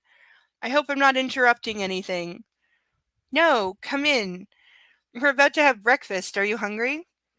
Caroline is wearing jeans, brown leather boots, and her tweed jacket over a cream cashmere sweater. She looks as elegant as ever, but Alessia is no longer intimidated by her, even though she's barefoot and in her softest, most worn jeans, meaning she's had them for like 2 weeks because she didn't own any clothes before he bought her clothes. Sounds great. Caroline smiles a genuine smile. Alessia reflects that Caroline has been much friendlier and more relaxed since dinner earlier that week. Wow, she heard back from a college in like 2 days. That's got to be a record. She wonders if what she and Maxim talked about after dinner is the reason. We're having avocado on toast. Yum. Hello, Maxim, Caroline says as they join Maxim in the kitchen. Caro, he kisses her upturned cheek. Coffee? Please. Sit, Alessia says, directing her to the kitchen table she's already laid for two. You two are so domestic. Are you getting any staff? Maxim glances at Alessia, and before she can say anything, when we move, yes, he says. Okay, so he's decided that once they move, yes, there will be staff, even though she has always been against this idea. Oh, yeah, there's no reason for this at all. This is not justified or earned in any way whatsoever, and no college gets back to you that fast, ever, no matter how rich you are.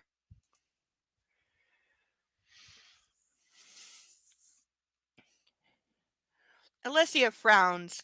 She's not sure they will need staff in London, but she doesn't contradict him. See? See? She doesn't want a staff, but he does. And so she's not going to say anything, and he's going to end up banging the maid. She retrieves a place setting and arranges it on the table, followed by coffee cups and saucers. When do you move? Caroline asks.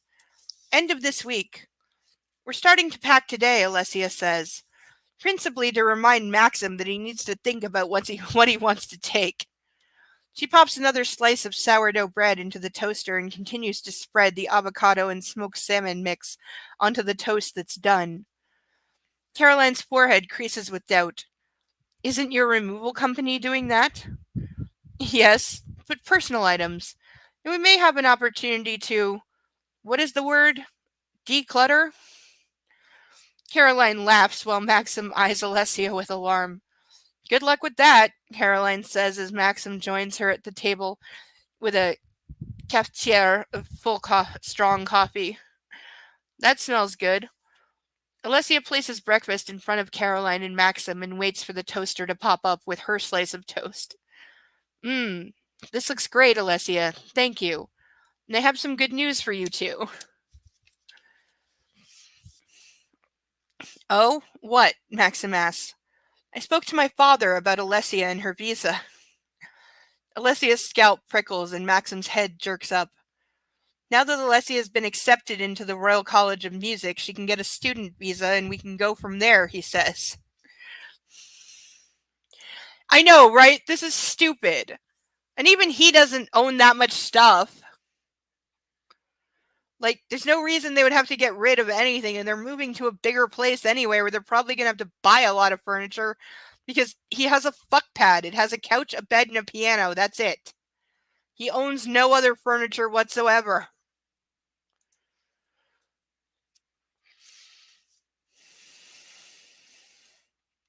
But Daddy will expedite indefinite leave. He just needs the forms.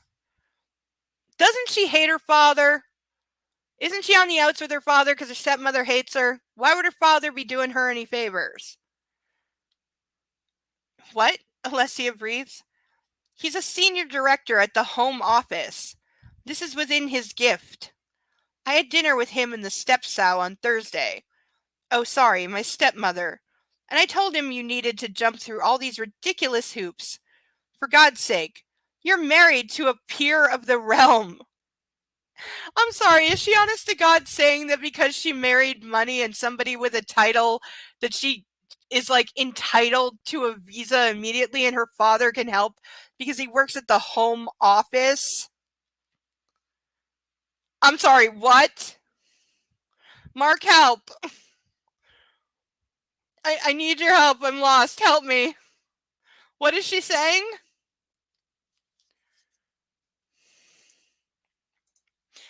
Okay, it sounds like it. It sounds like a lot of plot convenience because we're like 5 pages from the end of the book. But what is she saying? Her father, he works for the home office. That's like the president's office equivalency or something, and therefore her father's willing to what? Like brush the paperwork on a visa or indefinite leave? Whatever. What is that? Indefinite leave. That's what it says. Is that even a thing? Is that real?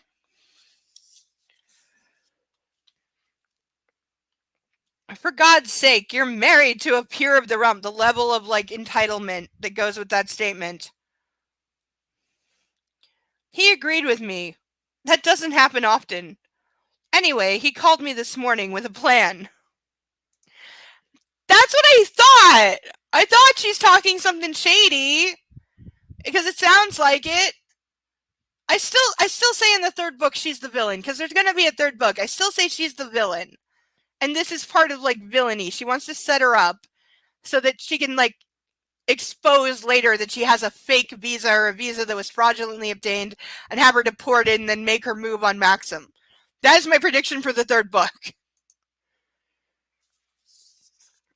Caro, that's words fail me. On the one hand, it would be great to stop worrying about Alessia's legal status in the UK. On the other hand, this feels like cheating. Because it is. Darling, title has its privileges. I want to smack her. For the first time, I'm not on Caroline's side and I want to smack her. Title has its privileges, really, bitch? Caroline correctly interprets my frown. Wealth, too, of course, she adds. As if the one wasn't enough, we're going to double down. We're going to double down now that it's title and money equals legal privilege when it comes to something like getting a visa or permanent status. Yeah, I would think not. All the more so.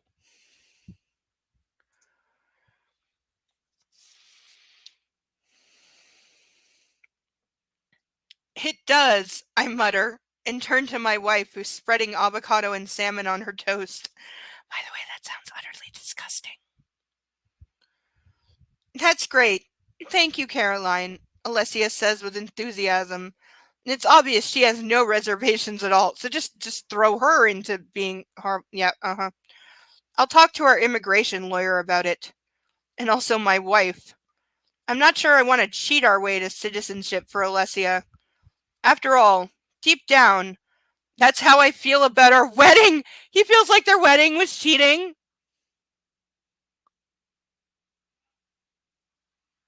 Okay, he's gonna pull a King Henry VIII so fucking hard. We didn't follow the rules, which led to awkward press questions.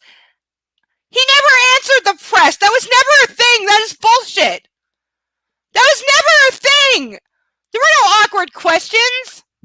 He never had to answer up about their marriage being questionable, ever. He never got asked that. Nobody asked him that. They just said, who's your wife? Nobody said, is your marriage legal? Nobody said that. That is so bullshit. That is not true. The author is lying to herself about her own fucking content. This is gross. And I don't want to end up in the press because we circumvented the visa system. I'd like to do this properly, but perhaps keep Caro's father in reserve. Oh, so I'll have a backup plan to cheat. Yeah, right? Because if it goes wrong, it's going to go disastrously wrong and there's no recovering.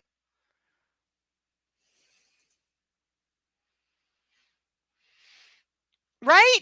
Yeah, because if you get caught, you are screwed and there's no going back. There's some things you don't fuck with, and this is one of them. This is really tasty, Alessia, Caroline says. No wonder you don't go out as much as you used to. Shade much, bitch? Not that I'm not for. Alessia joins them at the table. Lime juice and ricotta, my secret ingredients. The beauty of launching my wife at Dmitry Igonov's party is that we're plagued with invitations for our social engagements. I mean, I used to get my fair share of invites, but now we're inundated. Everyone wants to meet my wife. I put the correspondence aside. I'll go through it with Alessia when she returns from her shopping expedition. I'm amazed he let her go out alone. Tobias Strickland, young Bleriana, and now Caroline are joining us tomorrow for Sunday lunch, and she's out somewhere on the hunt for ingredients. To say she's excited about this is an understatement.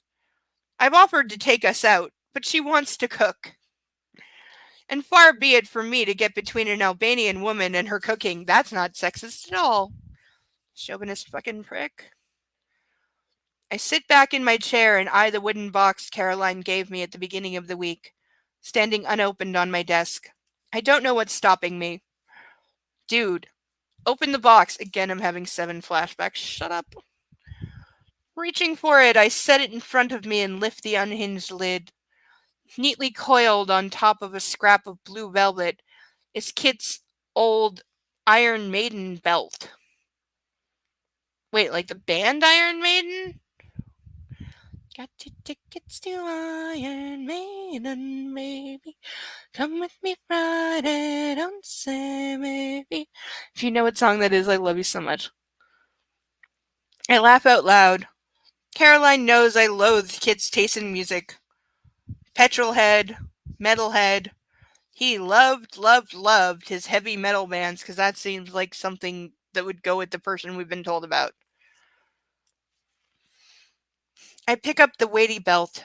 The leather has seen better days.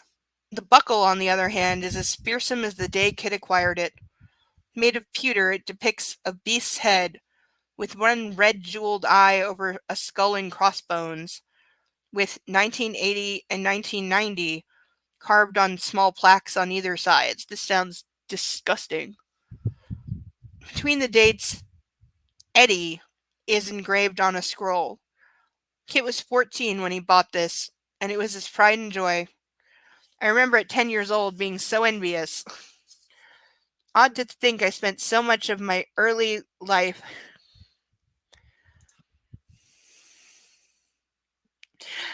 Yes, it was a naughty song. I'm just a teenage dirtbag like you, baby. The song is called Teenage Dirtbag. I forget who it's by. But it was one of the big 90s alternative bands that I was into. But yeah, it's called Teenage Dirtbag. I don't remember who it's by. But it mentions Iron Maiden specifically. It's still a really cute song. It's not Prozac. My brain is saying it's Prozac, but it's not. Because I like some of their stuff. They had the classic one, and then they had Oma Balajare, which I liked. And then they had one that went super viral that I don't remember right now, but I'd know it if I heard it. I don't remember who Teenage Dirtbag is by. But I liked it a lot. Oh, that and Tal Bachman, She's So High. That was my other big preteen song. And then once I was a teenager, Meredith Brooks, I'm a Bitch. I bet I can still sing every single word to that. Odd to think I spent so much of my early life envying my big brother, like every other little brother ever. Wheatus! Thank you, you're correct. Wheatus, yes. Yeah, Teenage Dirtbag by Wheatus. That was it, yep. Probably the only song of theirs I know, but I loved it. I put it to one side, reach into the wooden box and pull out another box, this one clad in green leather. It looks vaguely familiar. The crown on the front side should be a clue, but I can't place it. Opening it up, I find my father's Rolex. It's a gut punch. Daddy. I ease it out of the box. It's chunky. A manly man's watch made from stainless steel. A manly man's watch. Ugh. My dad's watch. Rolex Oyster Cosmograph is written on the face above 3 dials. Oh, so it's a diving watch. The word Daytona appears in red above the 3rd dial. Fuck. I tear up examining it. I remember as a child, I used to fiddle with the crown and the 2 pushers while he wore it. I was fascinated by it and loved that he let me mess with it. He seemed to enjoy it. Time is precious, my boy, he used to say. And he was right. I flip it over, and there's an inscription on the back. Thank you for everything. Always your Ro. Whoa. I had no idea this was a present from my mother. He wore it every single day. I imagine as a testament to her. I shake my head, knowing what I know now. She was lucky. He loved her very much. Yeah, it couldn't be that he was lucky to have her too, because again, he's casting his mother like she's some cheating whore who tricked his father into marriage and came to their marriage bed pregnant with another man's child without him knowing it. He knew it. She was upfront. She was honest. He chose to marry her anyway. She's not the villain here. At all.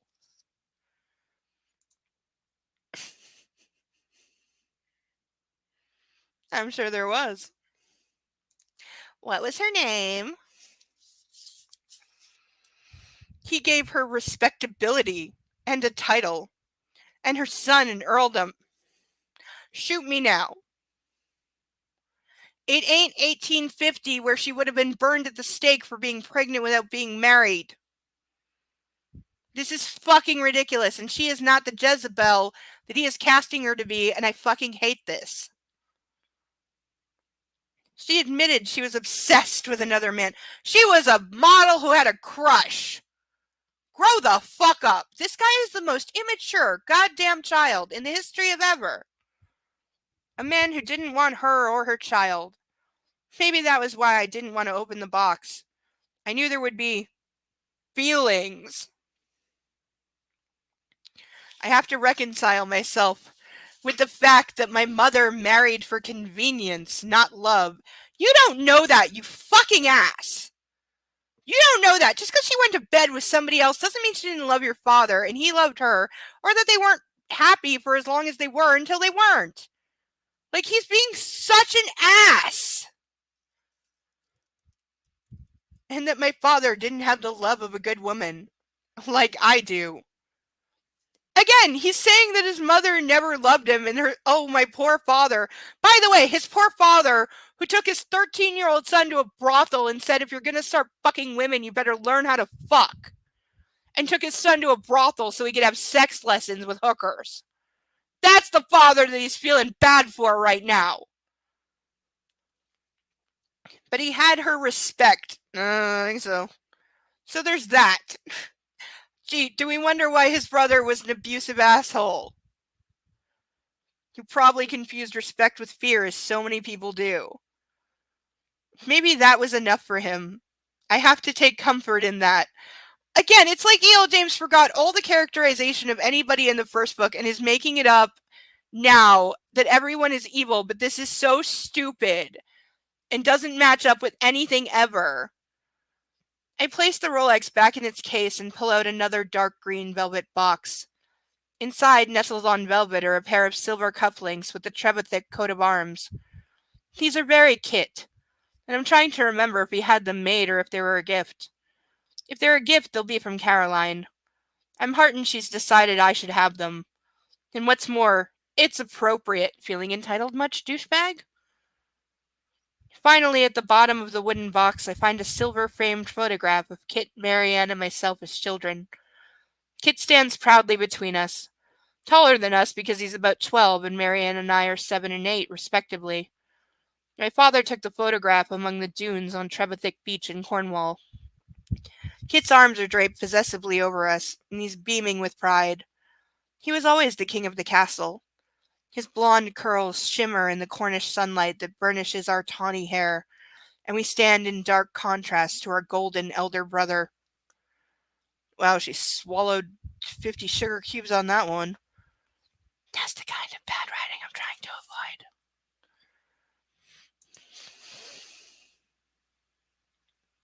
An officer, you say? An officer of what? That could mean a lot of things. Yeah, this is so... It's so dumb.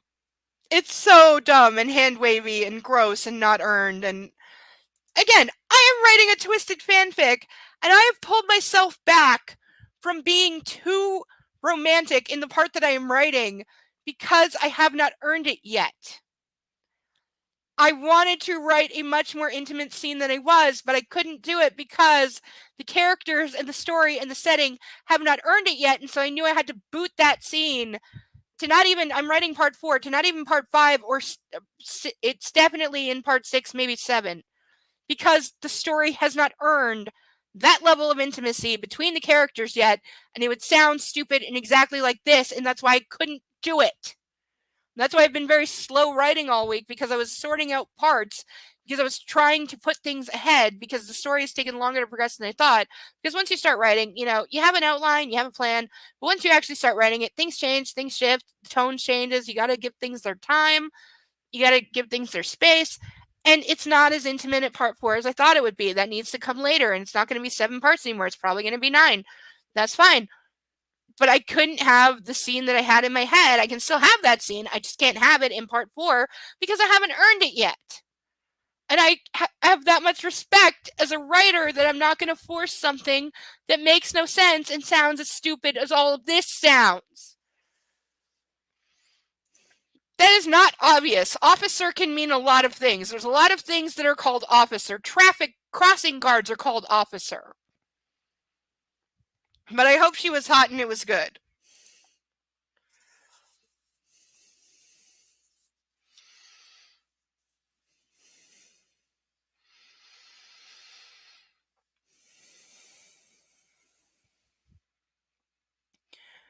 I remember our father encouraging us to smile, and he must have said something funny because Marianne and I are both laughing, even though we've probably just been playing a game that Kit devised.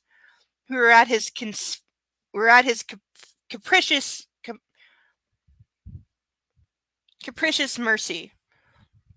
The light is wonderful. Hold still, progeny. Okay, anyone who calls their children progeny. Oh, really? Because we definitely had to call crossing guards officer. And you minded them. As a school child, if you were walking home and there was a crossing guard, they had the power of God. You got to the corner and you stopped and you waited. If you even tried to step on the road before they told you to go, you better believe your parents were going to hear it and they'd be walking you to school for the next week because you didn't know how to listen to the crossing guard, and you will respect them or you will not walk yourself to school. Is that a movie reference? Isn't there a movie called Band Camp that's like a raunchy sex rom-com stupid American Pie-esque flick? Wait, wasn't there an American Pie called Band Camp or spin-off of it? I've never seen them, so I don't know. I just know the guy sticks his dick in a pie, and they're stupid idiot movies. They're too obnoxious.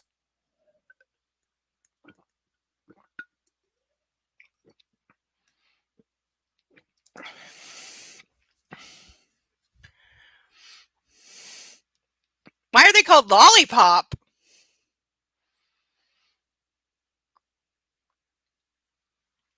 I need to know the origin of this if that's true and you're not just screwing with me because you can.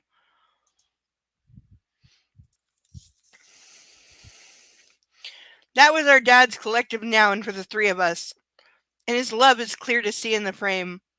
I don't remember seeing this photograph anywhere in Kit's house, but it must have meant something to him if he had it framed. And that gives me a warm but melancholy feeling of homesickliness.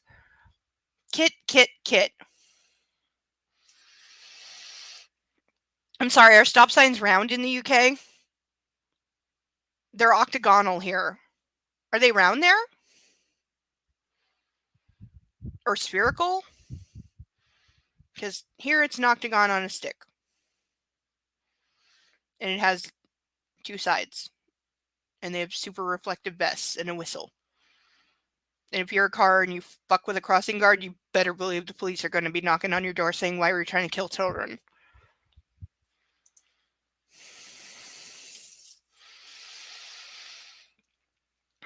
I'm so sorry. I traced my finger over his image. You bastard. You let your anger get the better, so he's back to hating his brother. A lump forms in my throat. I'm surprised he didn't say in his pants. Even though you were sometimes an arsehole, I loved you and I miss you. I hear the rattle of a key in the front door and I abandon the box to help my wife. God forbid he does anything even approaching emotional resolution. Alessia shuts the door behind her using her foot as she's laden with shopping bags, only to put them down as Maxim comes barreling towards her. Hey, she says as he wraps his arms around her and holds her tight. What's wrong? She asks, folding him in her arms. Literally again attacking her. He can't let her get 2 steps inside the fucking door. Nothing. I missed you. That's all, liar. That's me saying, because if anybody did that to me, I'm immediately going liar. He holds her for several seconds, his nose buried in her hair. I'm back. In one piece. So she thinks he's having a panic attack that she was out of his sight for 2 seconds. I know. I'm glad you're back. I release her and remember that I have a duty to perform. Again, the jokes I could make. I need to show you something. Okay, can I put the shopping away first? I laugh. Of course, let me help you, like he knows where anything goes. So this is the safe, which you know, but this is the number. I hand her a piece of paper. Memorize that and eat it afterwards. I raise my brows. She laughs. Tasty. This is his way of showing I am not my dickhead brother because I gave my wife the combination to the safe and Caroline didn't know it. Which, by the way, Caroline, grow some fucking balls. If there's a safe in my house with my husband and I realize there's a safe and I don't know the combination, he's fucking telling me it, or I'm getting a chain and a locksmith and ripping the safe out of the goddamn wall because you're not keeping those kind of secrets from me. Like, I once dated a guy and we seriously talked about marriage. We were young and stupid, okay? But we talked about marriage and he wanted to join the army, which meant he would need to own a gun and keep it at home. And he knew that I was very anti-gun, especially as we were talking about having children. And I was like, I'm not having a gun in the house with kids, period. I'm like, you're not bringing the gun into the house, period. I don't care. So we literally, when we were like, in our late teens, had a plan where we came up with a compromise that we would either have, if we had a house with a garage that was attached to the house, we would have a steel door with a separate double-sided key, a key lock that goes on both sides with separate keys, and he would have a gun safe in the garage, and he could keep his guns and army whatever in there, but never bring it into the house, ever, ever, ever, ever. Or, ideally, for my sake, peace of mind, we would have a detached garage, and he could keep the guns in the gun safe out there. But never, ever, ever, ever, ever in the house while we had children. Ever. No exceptions, no excuses, no bullshit. Because I get that for your job, you need to own a gun, but you're not bringing it into our house with children, ever. No exceptions, or I will throw your ass out and get a divorce. And that is where I drew the line, and he was willing to deal with it. We made a plan. Okay, we came up with a compromise that worked for both of us. He could have his thing and have a gun for his job, but not in our house. And in that case, I did say I didn't want to know the combination to the gun safe. And you better not ever say it inside the house or leave it anywhere the children can find, or again, I will take them and leave because that's incredibly unsafe. Obviously, we didn't end up getting together because his mother absolutely hated me and literally threatened to throw him out of the house if he didn't dump me. So he did. But yeah, we had plans and we talked about all that kind of thing. We made a plan to make it okay. Because that's what real couples do. We're in my walk-in closet, and since I found out that Kit didn't give Caro access to any of the safes, I thought I needed to make sure my wife isn't ever put in that position. I twist the dial to the numbers. 11, 14, 2, 63. Then I turn the handle to open it. Since when do safes have 4 numbers? Isn't it 3? I mean, I know you can have different ones and also, why isn't it, okay, this is probably an old safe and that's why it has a turn combination lock, because modern ones have keypad with like fingerprint or retinal scanner or both or all of the above. But they have 3 numbers, not 4. Alessia peers inside, fascinated. See? Yes. Not personal, no. He wouldn't own it personally, but he'd be required to carry it while he's on call or on duty. He would have a weapon that was issued to him. He wouldn't own it personally, like if he retired, he would have to give it back, but he would basically have custody of it while he was working for the army in case he got called up in a minute and needed to respond armed and like couldn't go to the base and like pick up his gear. He has to have his gear at home because he's expected to answer and arrive equipped to a situation.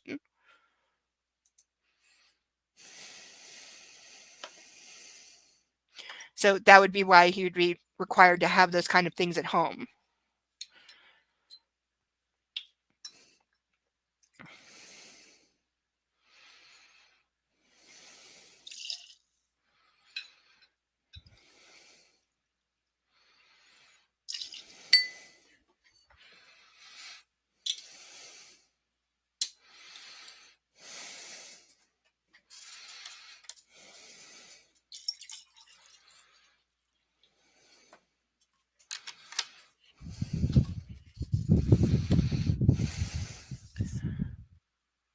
Yes. What's in there?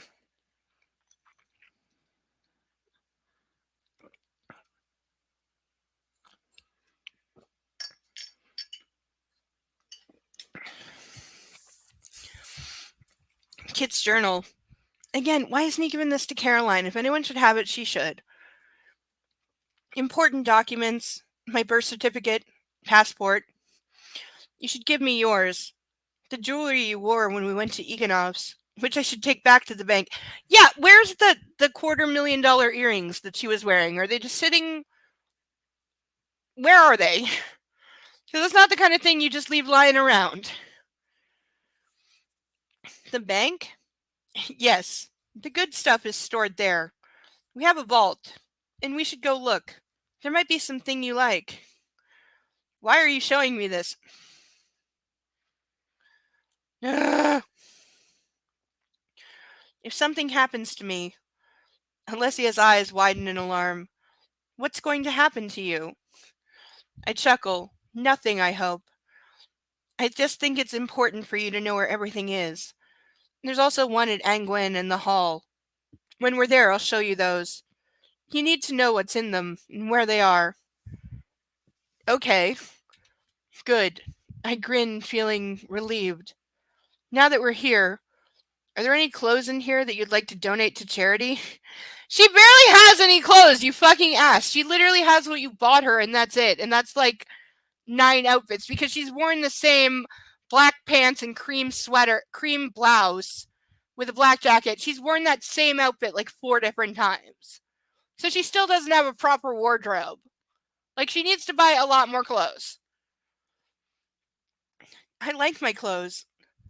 Maxim, nobody needs this many clothes. Oh, she's talking about his, because yeah, she did say he has his closet is like overstuffed with things he never wears. True. I'll fetch a black plastic bag. I sigh, examining my overstuffed wardrobe.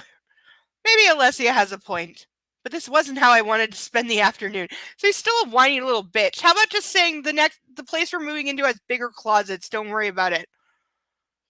There, I filled 1 bag. I step out of my wardrobe, feeling inordinately pleased with myself. He totally expects sex right now. Alessia looks up.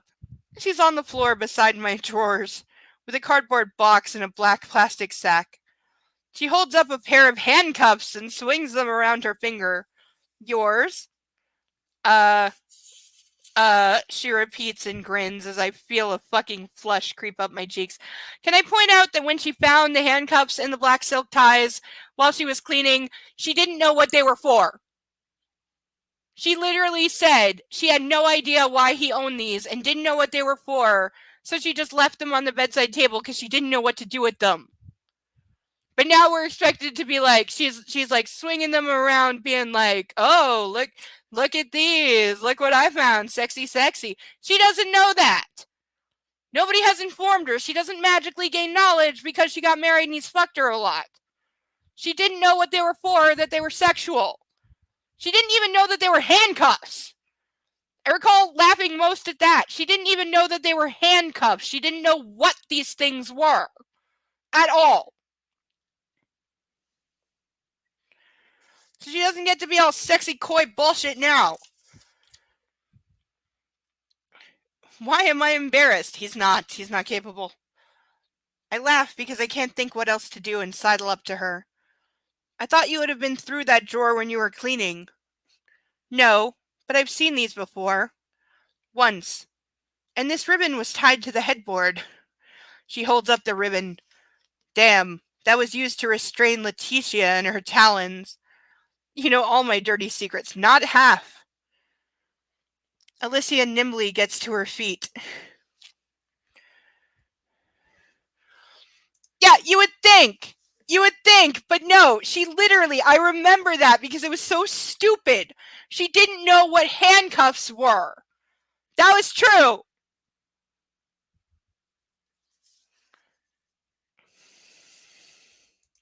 We're like 5 lines away from cake and I'm hungry. Maybe not all of them. I step closer and stroke her cheek. But we could make our own. Dirty secrets? Her eyes light up and she skates her fingers down my chest to the waistband of my jeans. How about the rain check? She glances up at me through her lashes with her most come hither look. Fuck yes. Okay, we're on the epilogue, which is, wow, I'm actually surprised it's 3 pages long, but we're lighting up some cake first. I want cake, god damn it. So, like I said, I did. Okay, let go. Sticky things. Shut up. Okay, we're opening the cake and lighting the candles, and they will burn while we read the epilogue, and then I will burn things. I have a container and water on standby.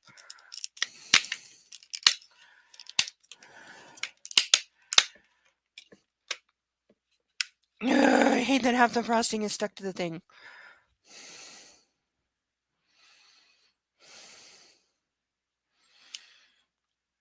Okay, I'm trying to put it back and it's not working. Nobody saw that. Shut up. Okay. Here we have cake.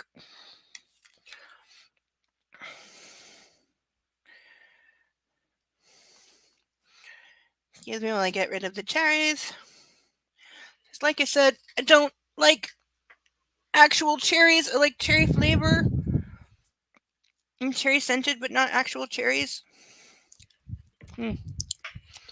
I do like whip though.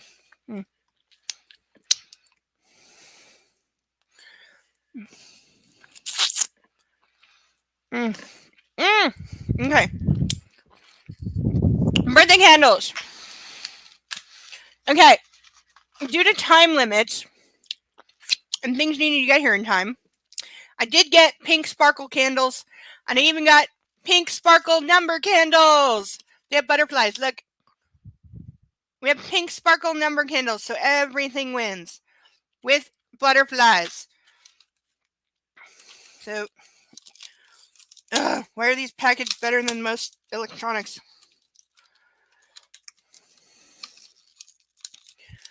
It's taped inside the box.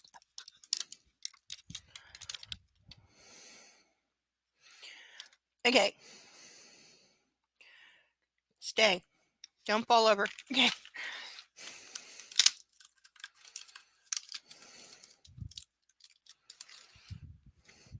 Oh, there's a plastic. Why is there a plastic thing? There's a straw and a plastic thing. If anybody knows why. Okay. Oh. There's like a plastic disc and a plastic straw thing in with the. I don't know what those are for. So if I'm not using them correctly, sorry. That's backwards.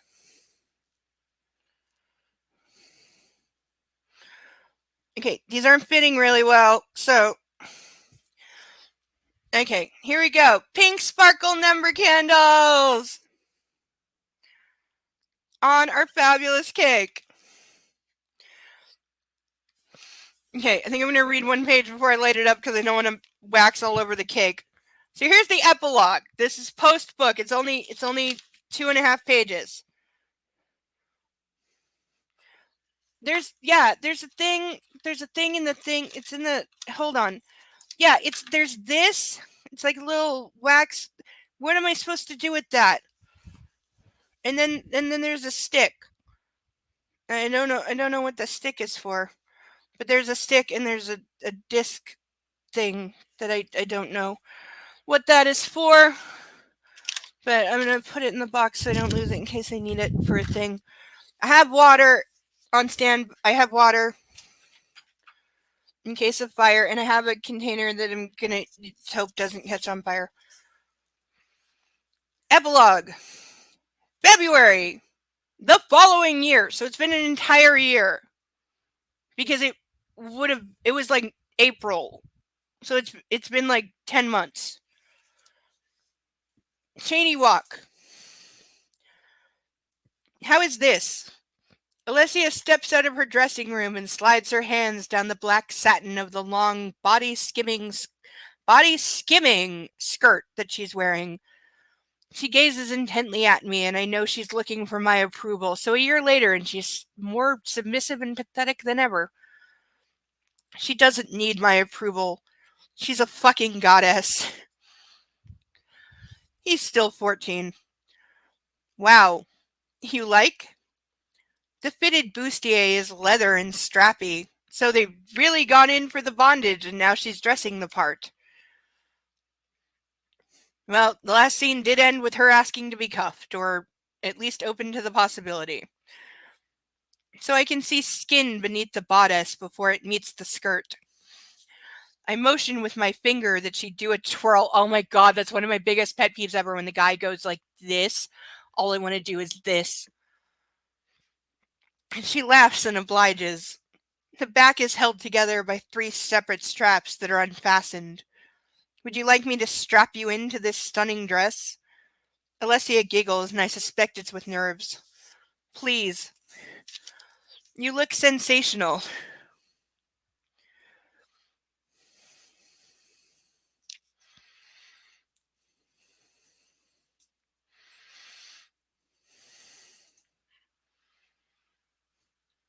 Oh.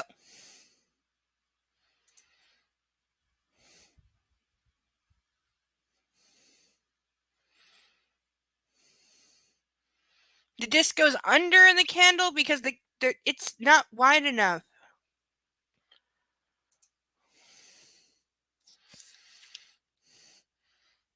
I kiss the soft, fragrant skin of her naked shoulder. Has your father seen this dress? No. Is it too much? No, it's perfect. You look like you could conquer the world in this. That's what I thought. It's Alea? Alaia, whatever designer that is. It suits you. Caroline thought so. She's a djinn to stop with, which is an ancient term for genie.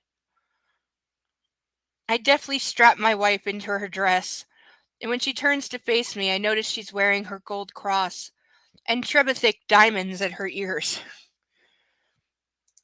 No, there's not. No, honey.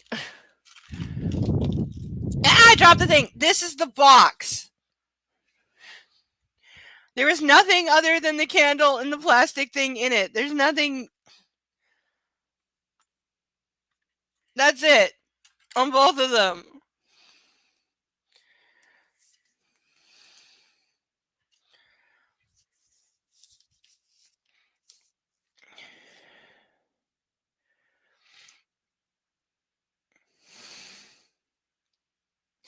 Which is strapping your wife into her clothes? I'm sure it is. Or her father having to approve of her outfit even though she's married. Are there holes? I don't... Yes, actually there is, but there's also like a actual like base like this. Like, look, this is the... See, there's a base, so I just stuck them in.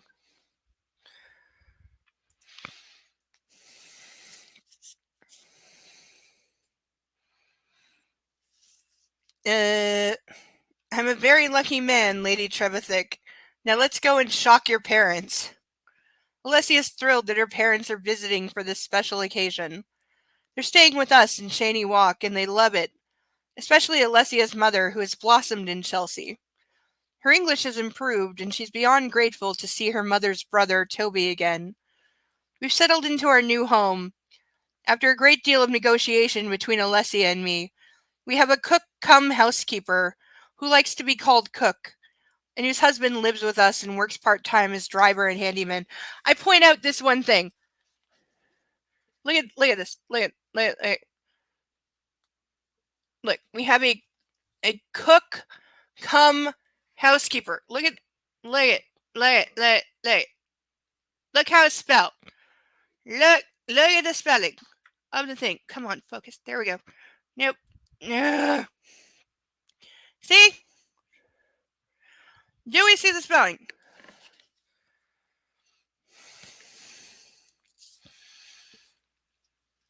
Then there's Bleriana, who's staying with us for another 2 months. Oh, so I guess she did come back. He's definitely fucking her. Alessia is delighted to have her with us. Me? I'm not so sure. He's still a dick. This is the prologue to wrap everything up. He's still a dick. But while she's studying English, she's earning her keep by helping cook around the house. Like Alessia used to do. And we know where that went, so he's definitely fucking Bleriana. I have no doubt. I just haven't told Oliver because I know he'd want her on the payroll. And Bleriana prefers cash. For many things, I'm sure.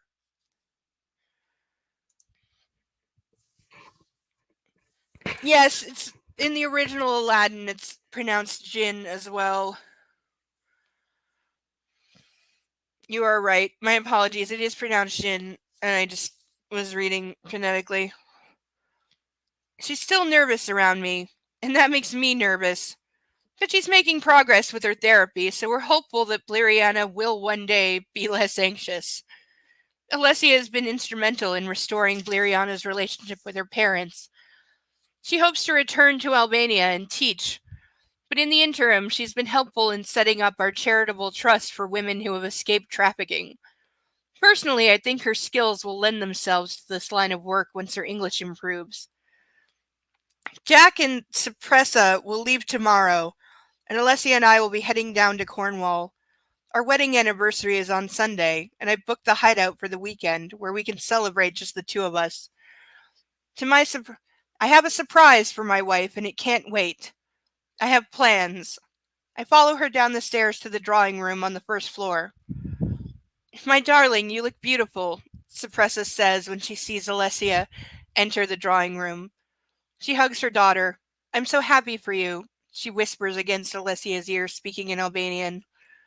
Thank you, Mama. You look lovely too. Alessia kisses her cheek. Alessia's father frowns and looks at Maxim. You think this is acceptable? So her father's like pissed that she's wearing a bondage slut outfit. I'm sorry, but he doesn't have the right to say. You sold your daughter, you gave her away, and told him to be more discreet in his affairs. If her husband wants her to wear this, shut the fuck up. He waves in Alessia's direction, and it's obvious he disapproves of her dress. She looks stunning, Maxim says, even though he's not understood a word her father has said. So what is he responding to?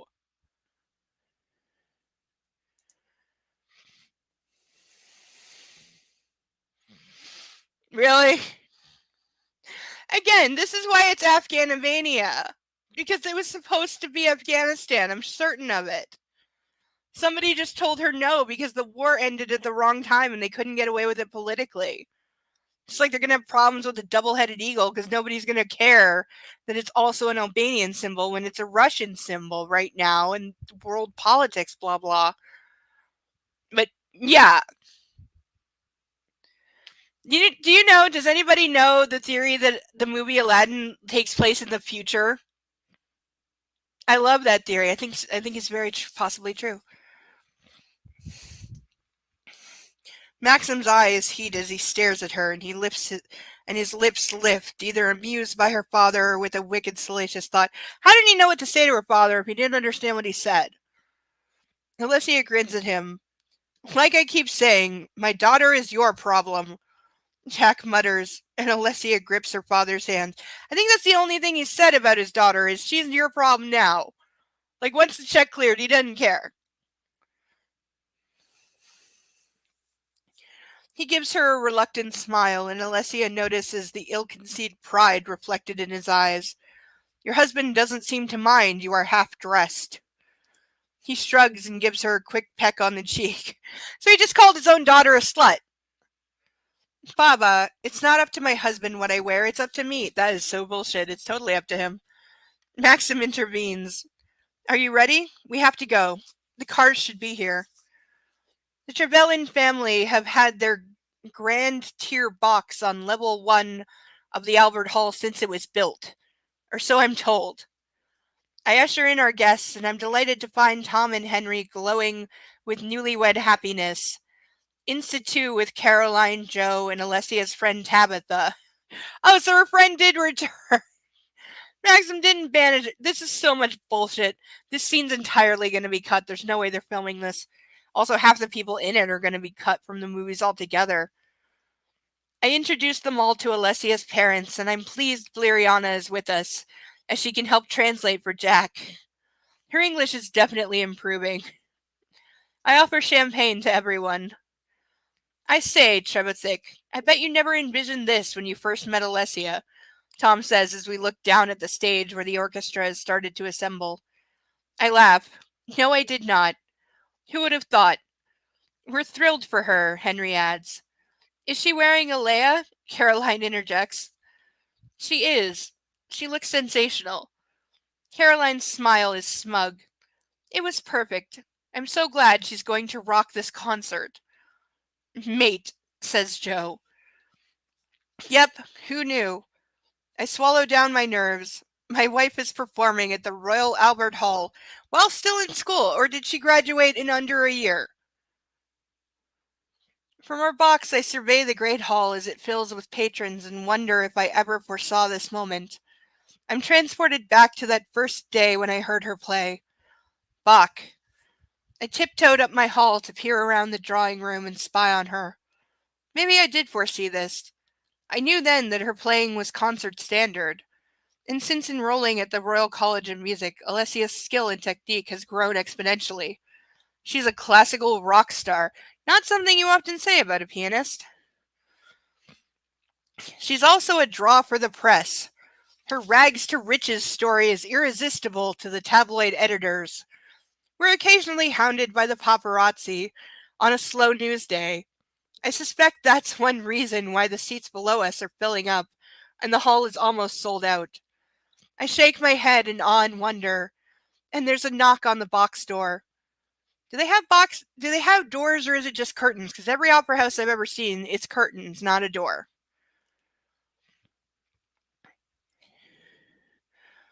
Joe opens it and welcomes my mother, who enters with Marianne and Tobias. Who the hell is that? Hello, darling, she says and offers me her cheek. Mother. I give her and Marianne a quick peck, then shake Toby's hand, delighted to see him again.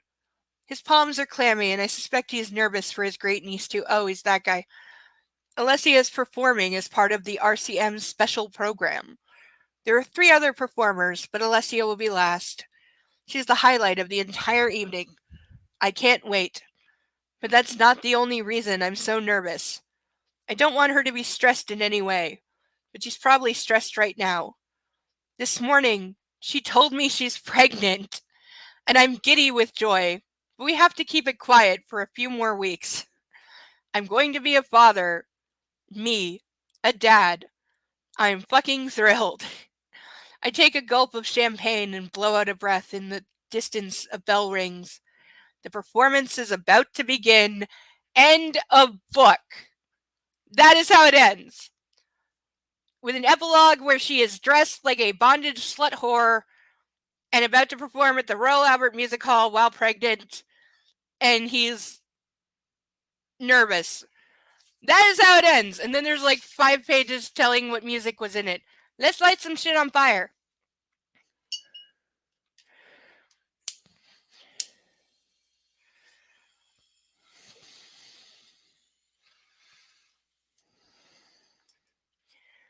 All right.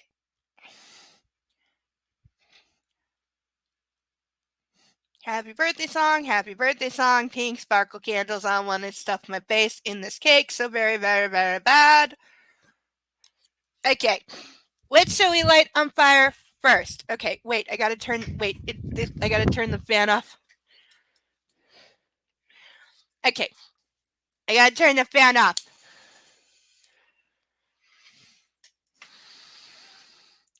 This is the epilogue. It said it was next February, so it was like 10 months later.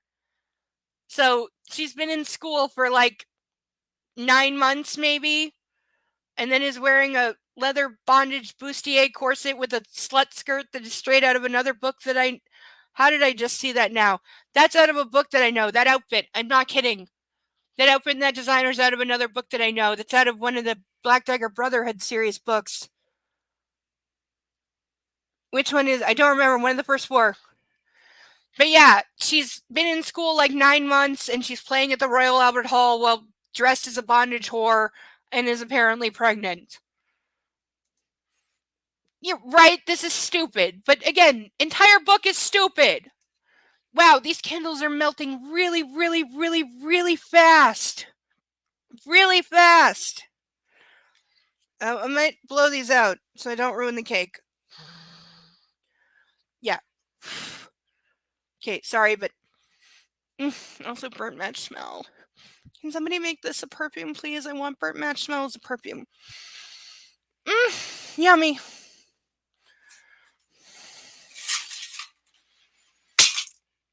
Okay. Water in the thing in case of extreme fire. A little bit more water in case of extreme fire.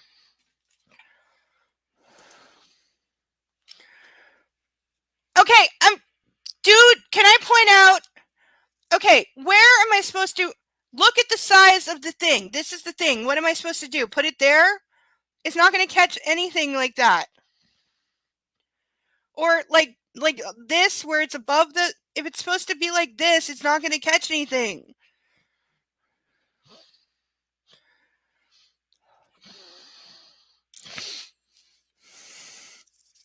Okay. Where's the first page that I meant in half? Okay. Alright. It's not going to catch anything like that. It doesn't drip like that. The candles are wider than that.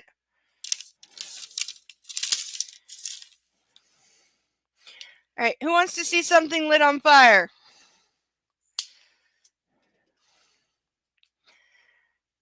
This is oh so satisfying. I've been waiting weeks to do this.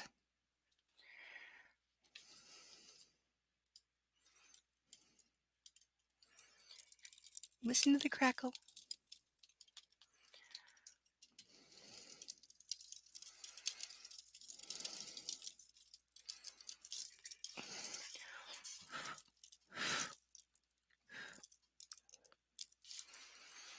Okay, I need to put more water in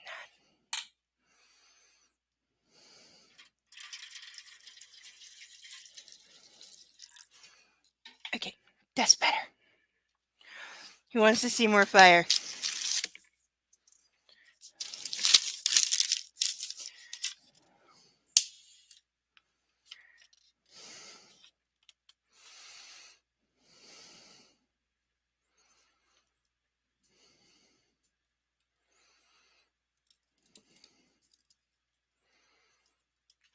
Oh, the crackling sound is so life.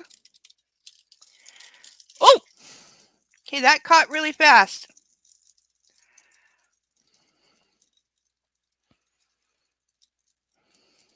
Again, pan of water, being safe.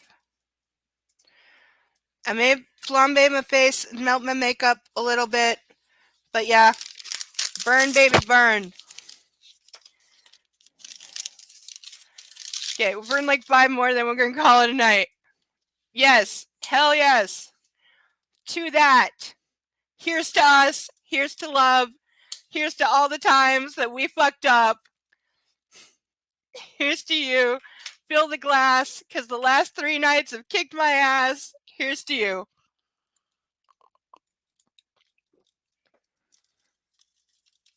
Well, what is this made out of? Because it burns really fucking hot. And hard.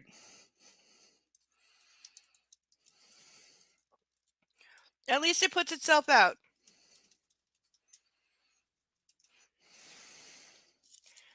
Seriously, this is how this burns. What is this book made out of?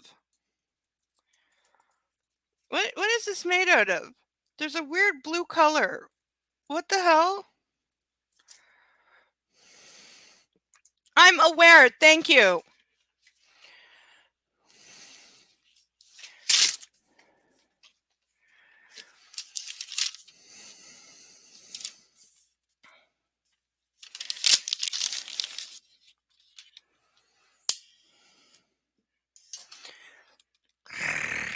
Fire, fire, fire, fire, fire. Oh, wasn't actually trying to blow that out. I was actually trying to eat the flames.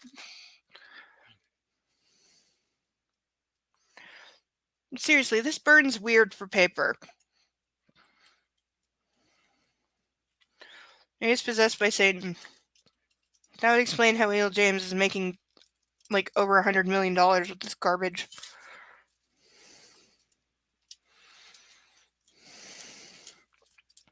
Because she definitely made at least that much off the 50 Shades.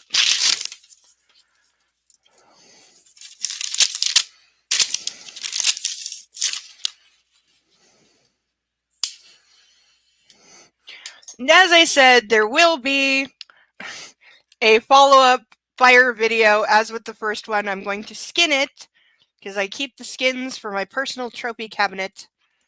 And then there will be a follow-up of my burning the rest of the book once I figure out how to not smoke out my bathroom like I did last time. That's not funny! And yes, I know, directionally, if I do that, yes, I know, but that will also light my hand on fire, and I'm trying not to do that.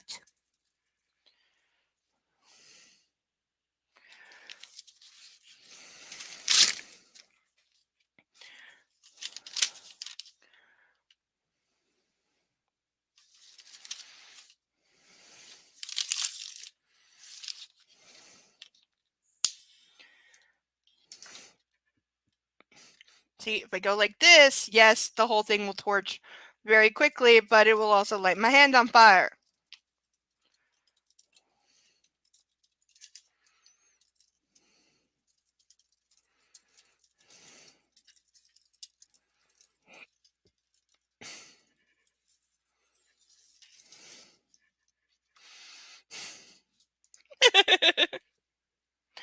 I like the smell of fire. I always have. I hate campfires because I can't breathe because of the smoke, and nobody understood that. But I love the smell of campfire and burning wood, and I guess paper by extension is burning wood, so it has kind of the same smell.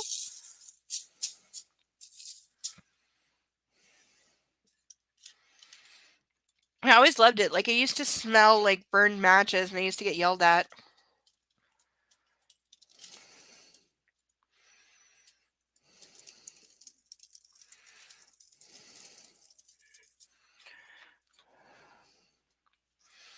All right, like 3 more, and then we're going to call it a night.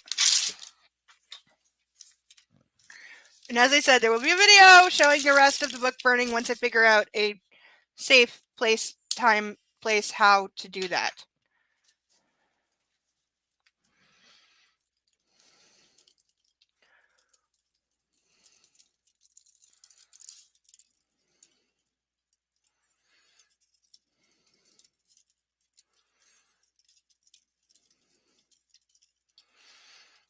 God, it looks like I'm in the craft summoning something. That'd be so awesome.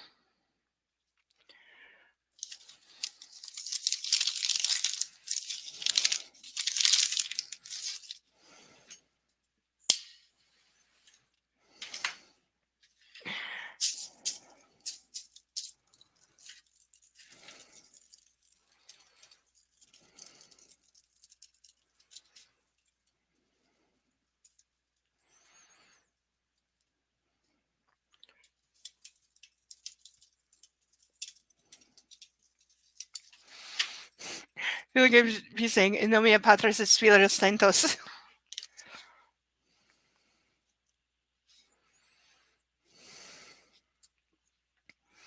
Ooh, I'm almost running out of bent pages. If I ever summoned a Jinn, I do know what 2 of my 3 wishes would be.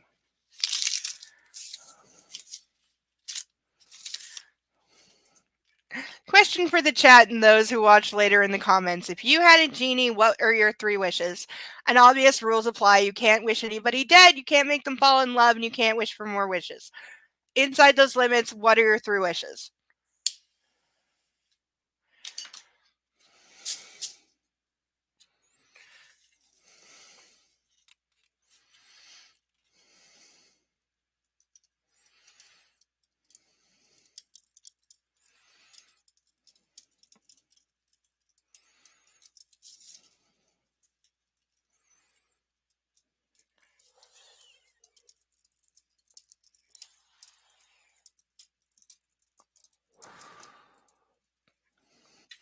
All right, last one.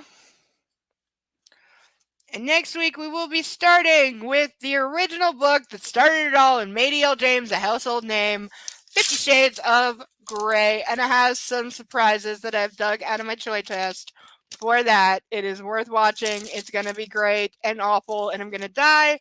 But you will all be there with a front row seat to watch my complete mental demise while I break down screaming about the fact that she doesn't know BDSM rules.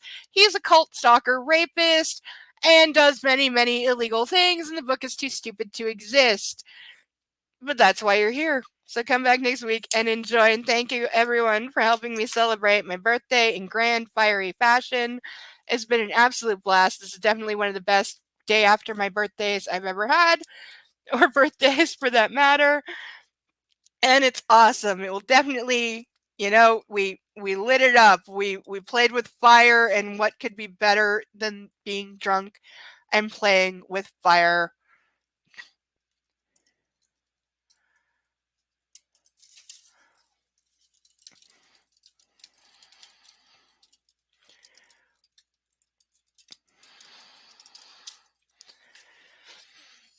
Ah, ooh, some of it escaped. That's okay. Only the crispy parts.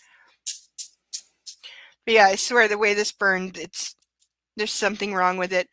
But thank you all for being here. Thank you so much for coming out to help me celebrate. Please come back next week. We will start the infamous 50 Shades of Grey, the very first book from the beginning.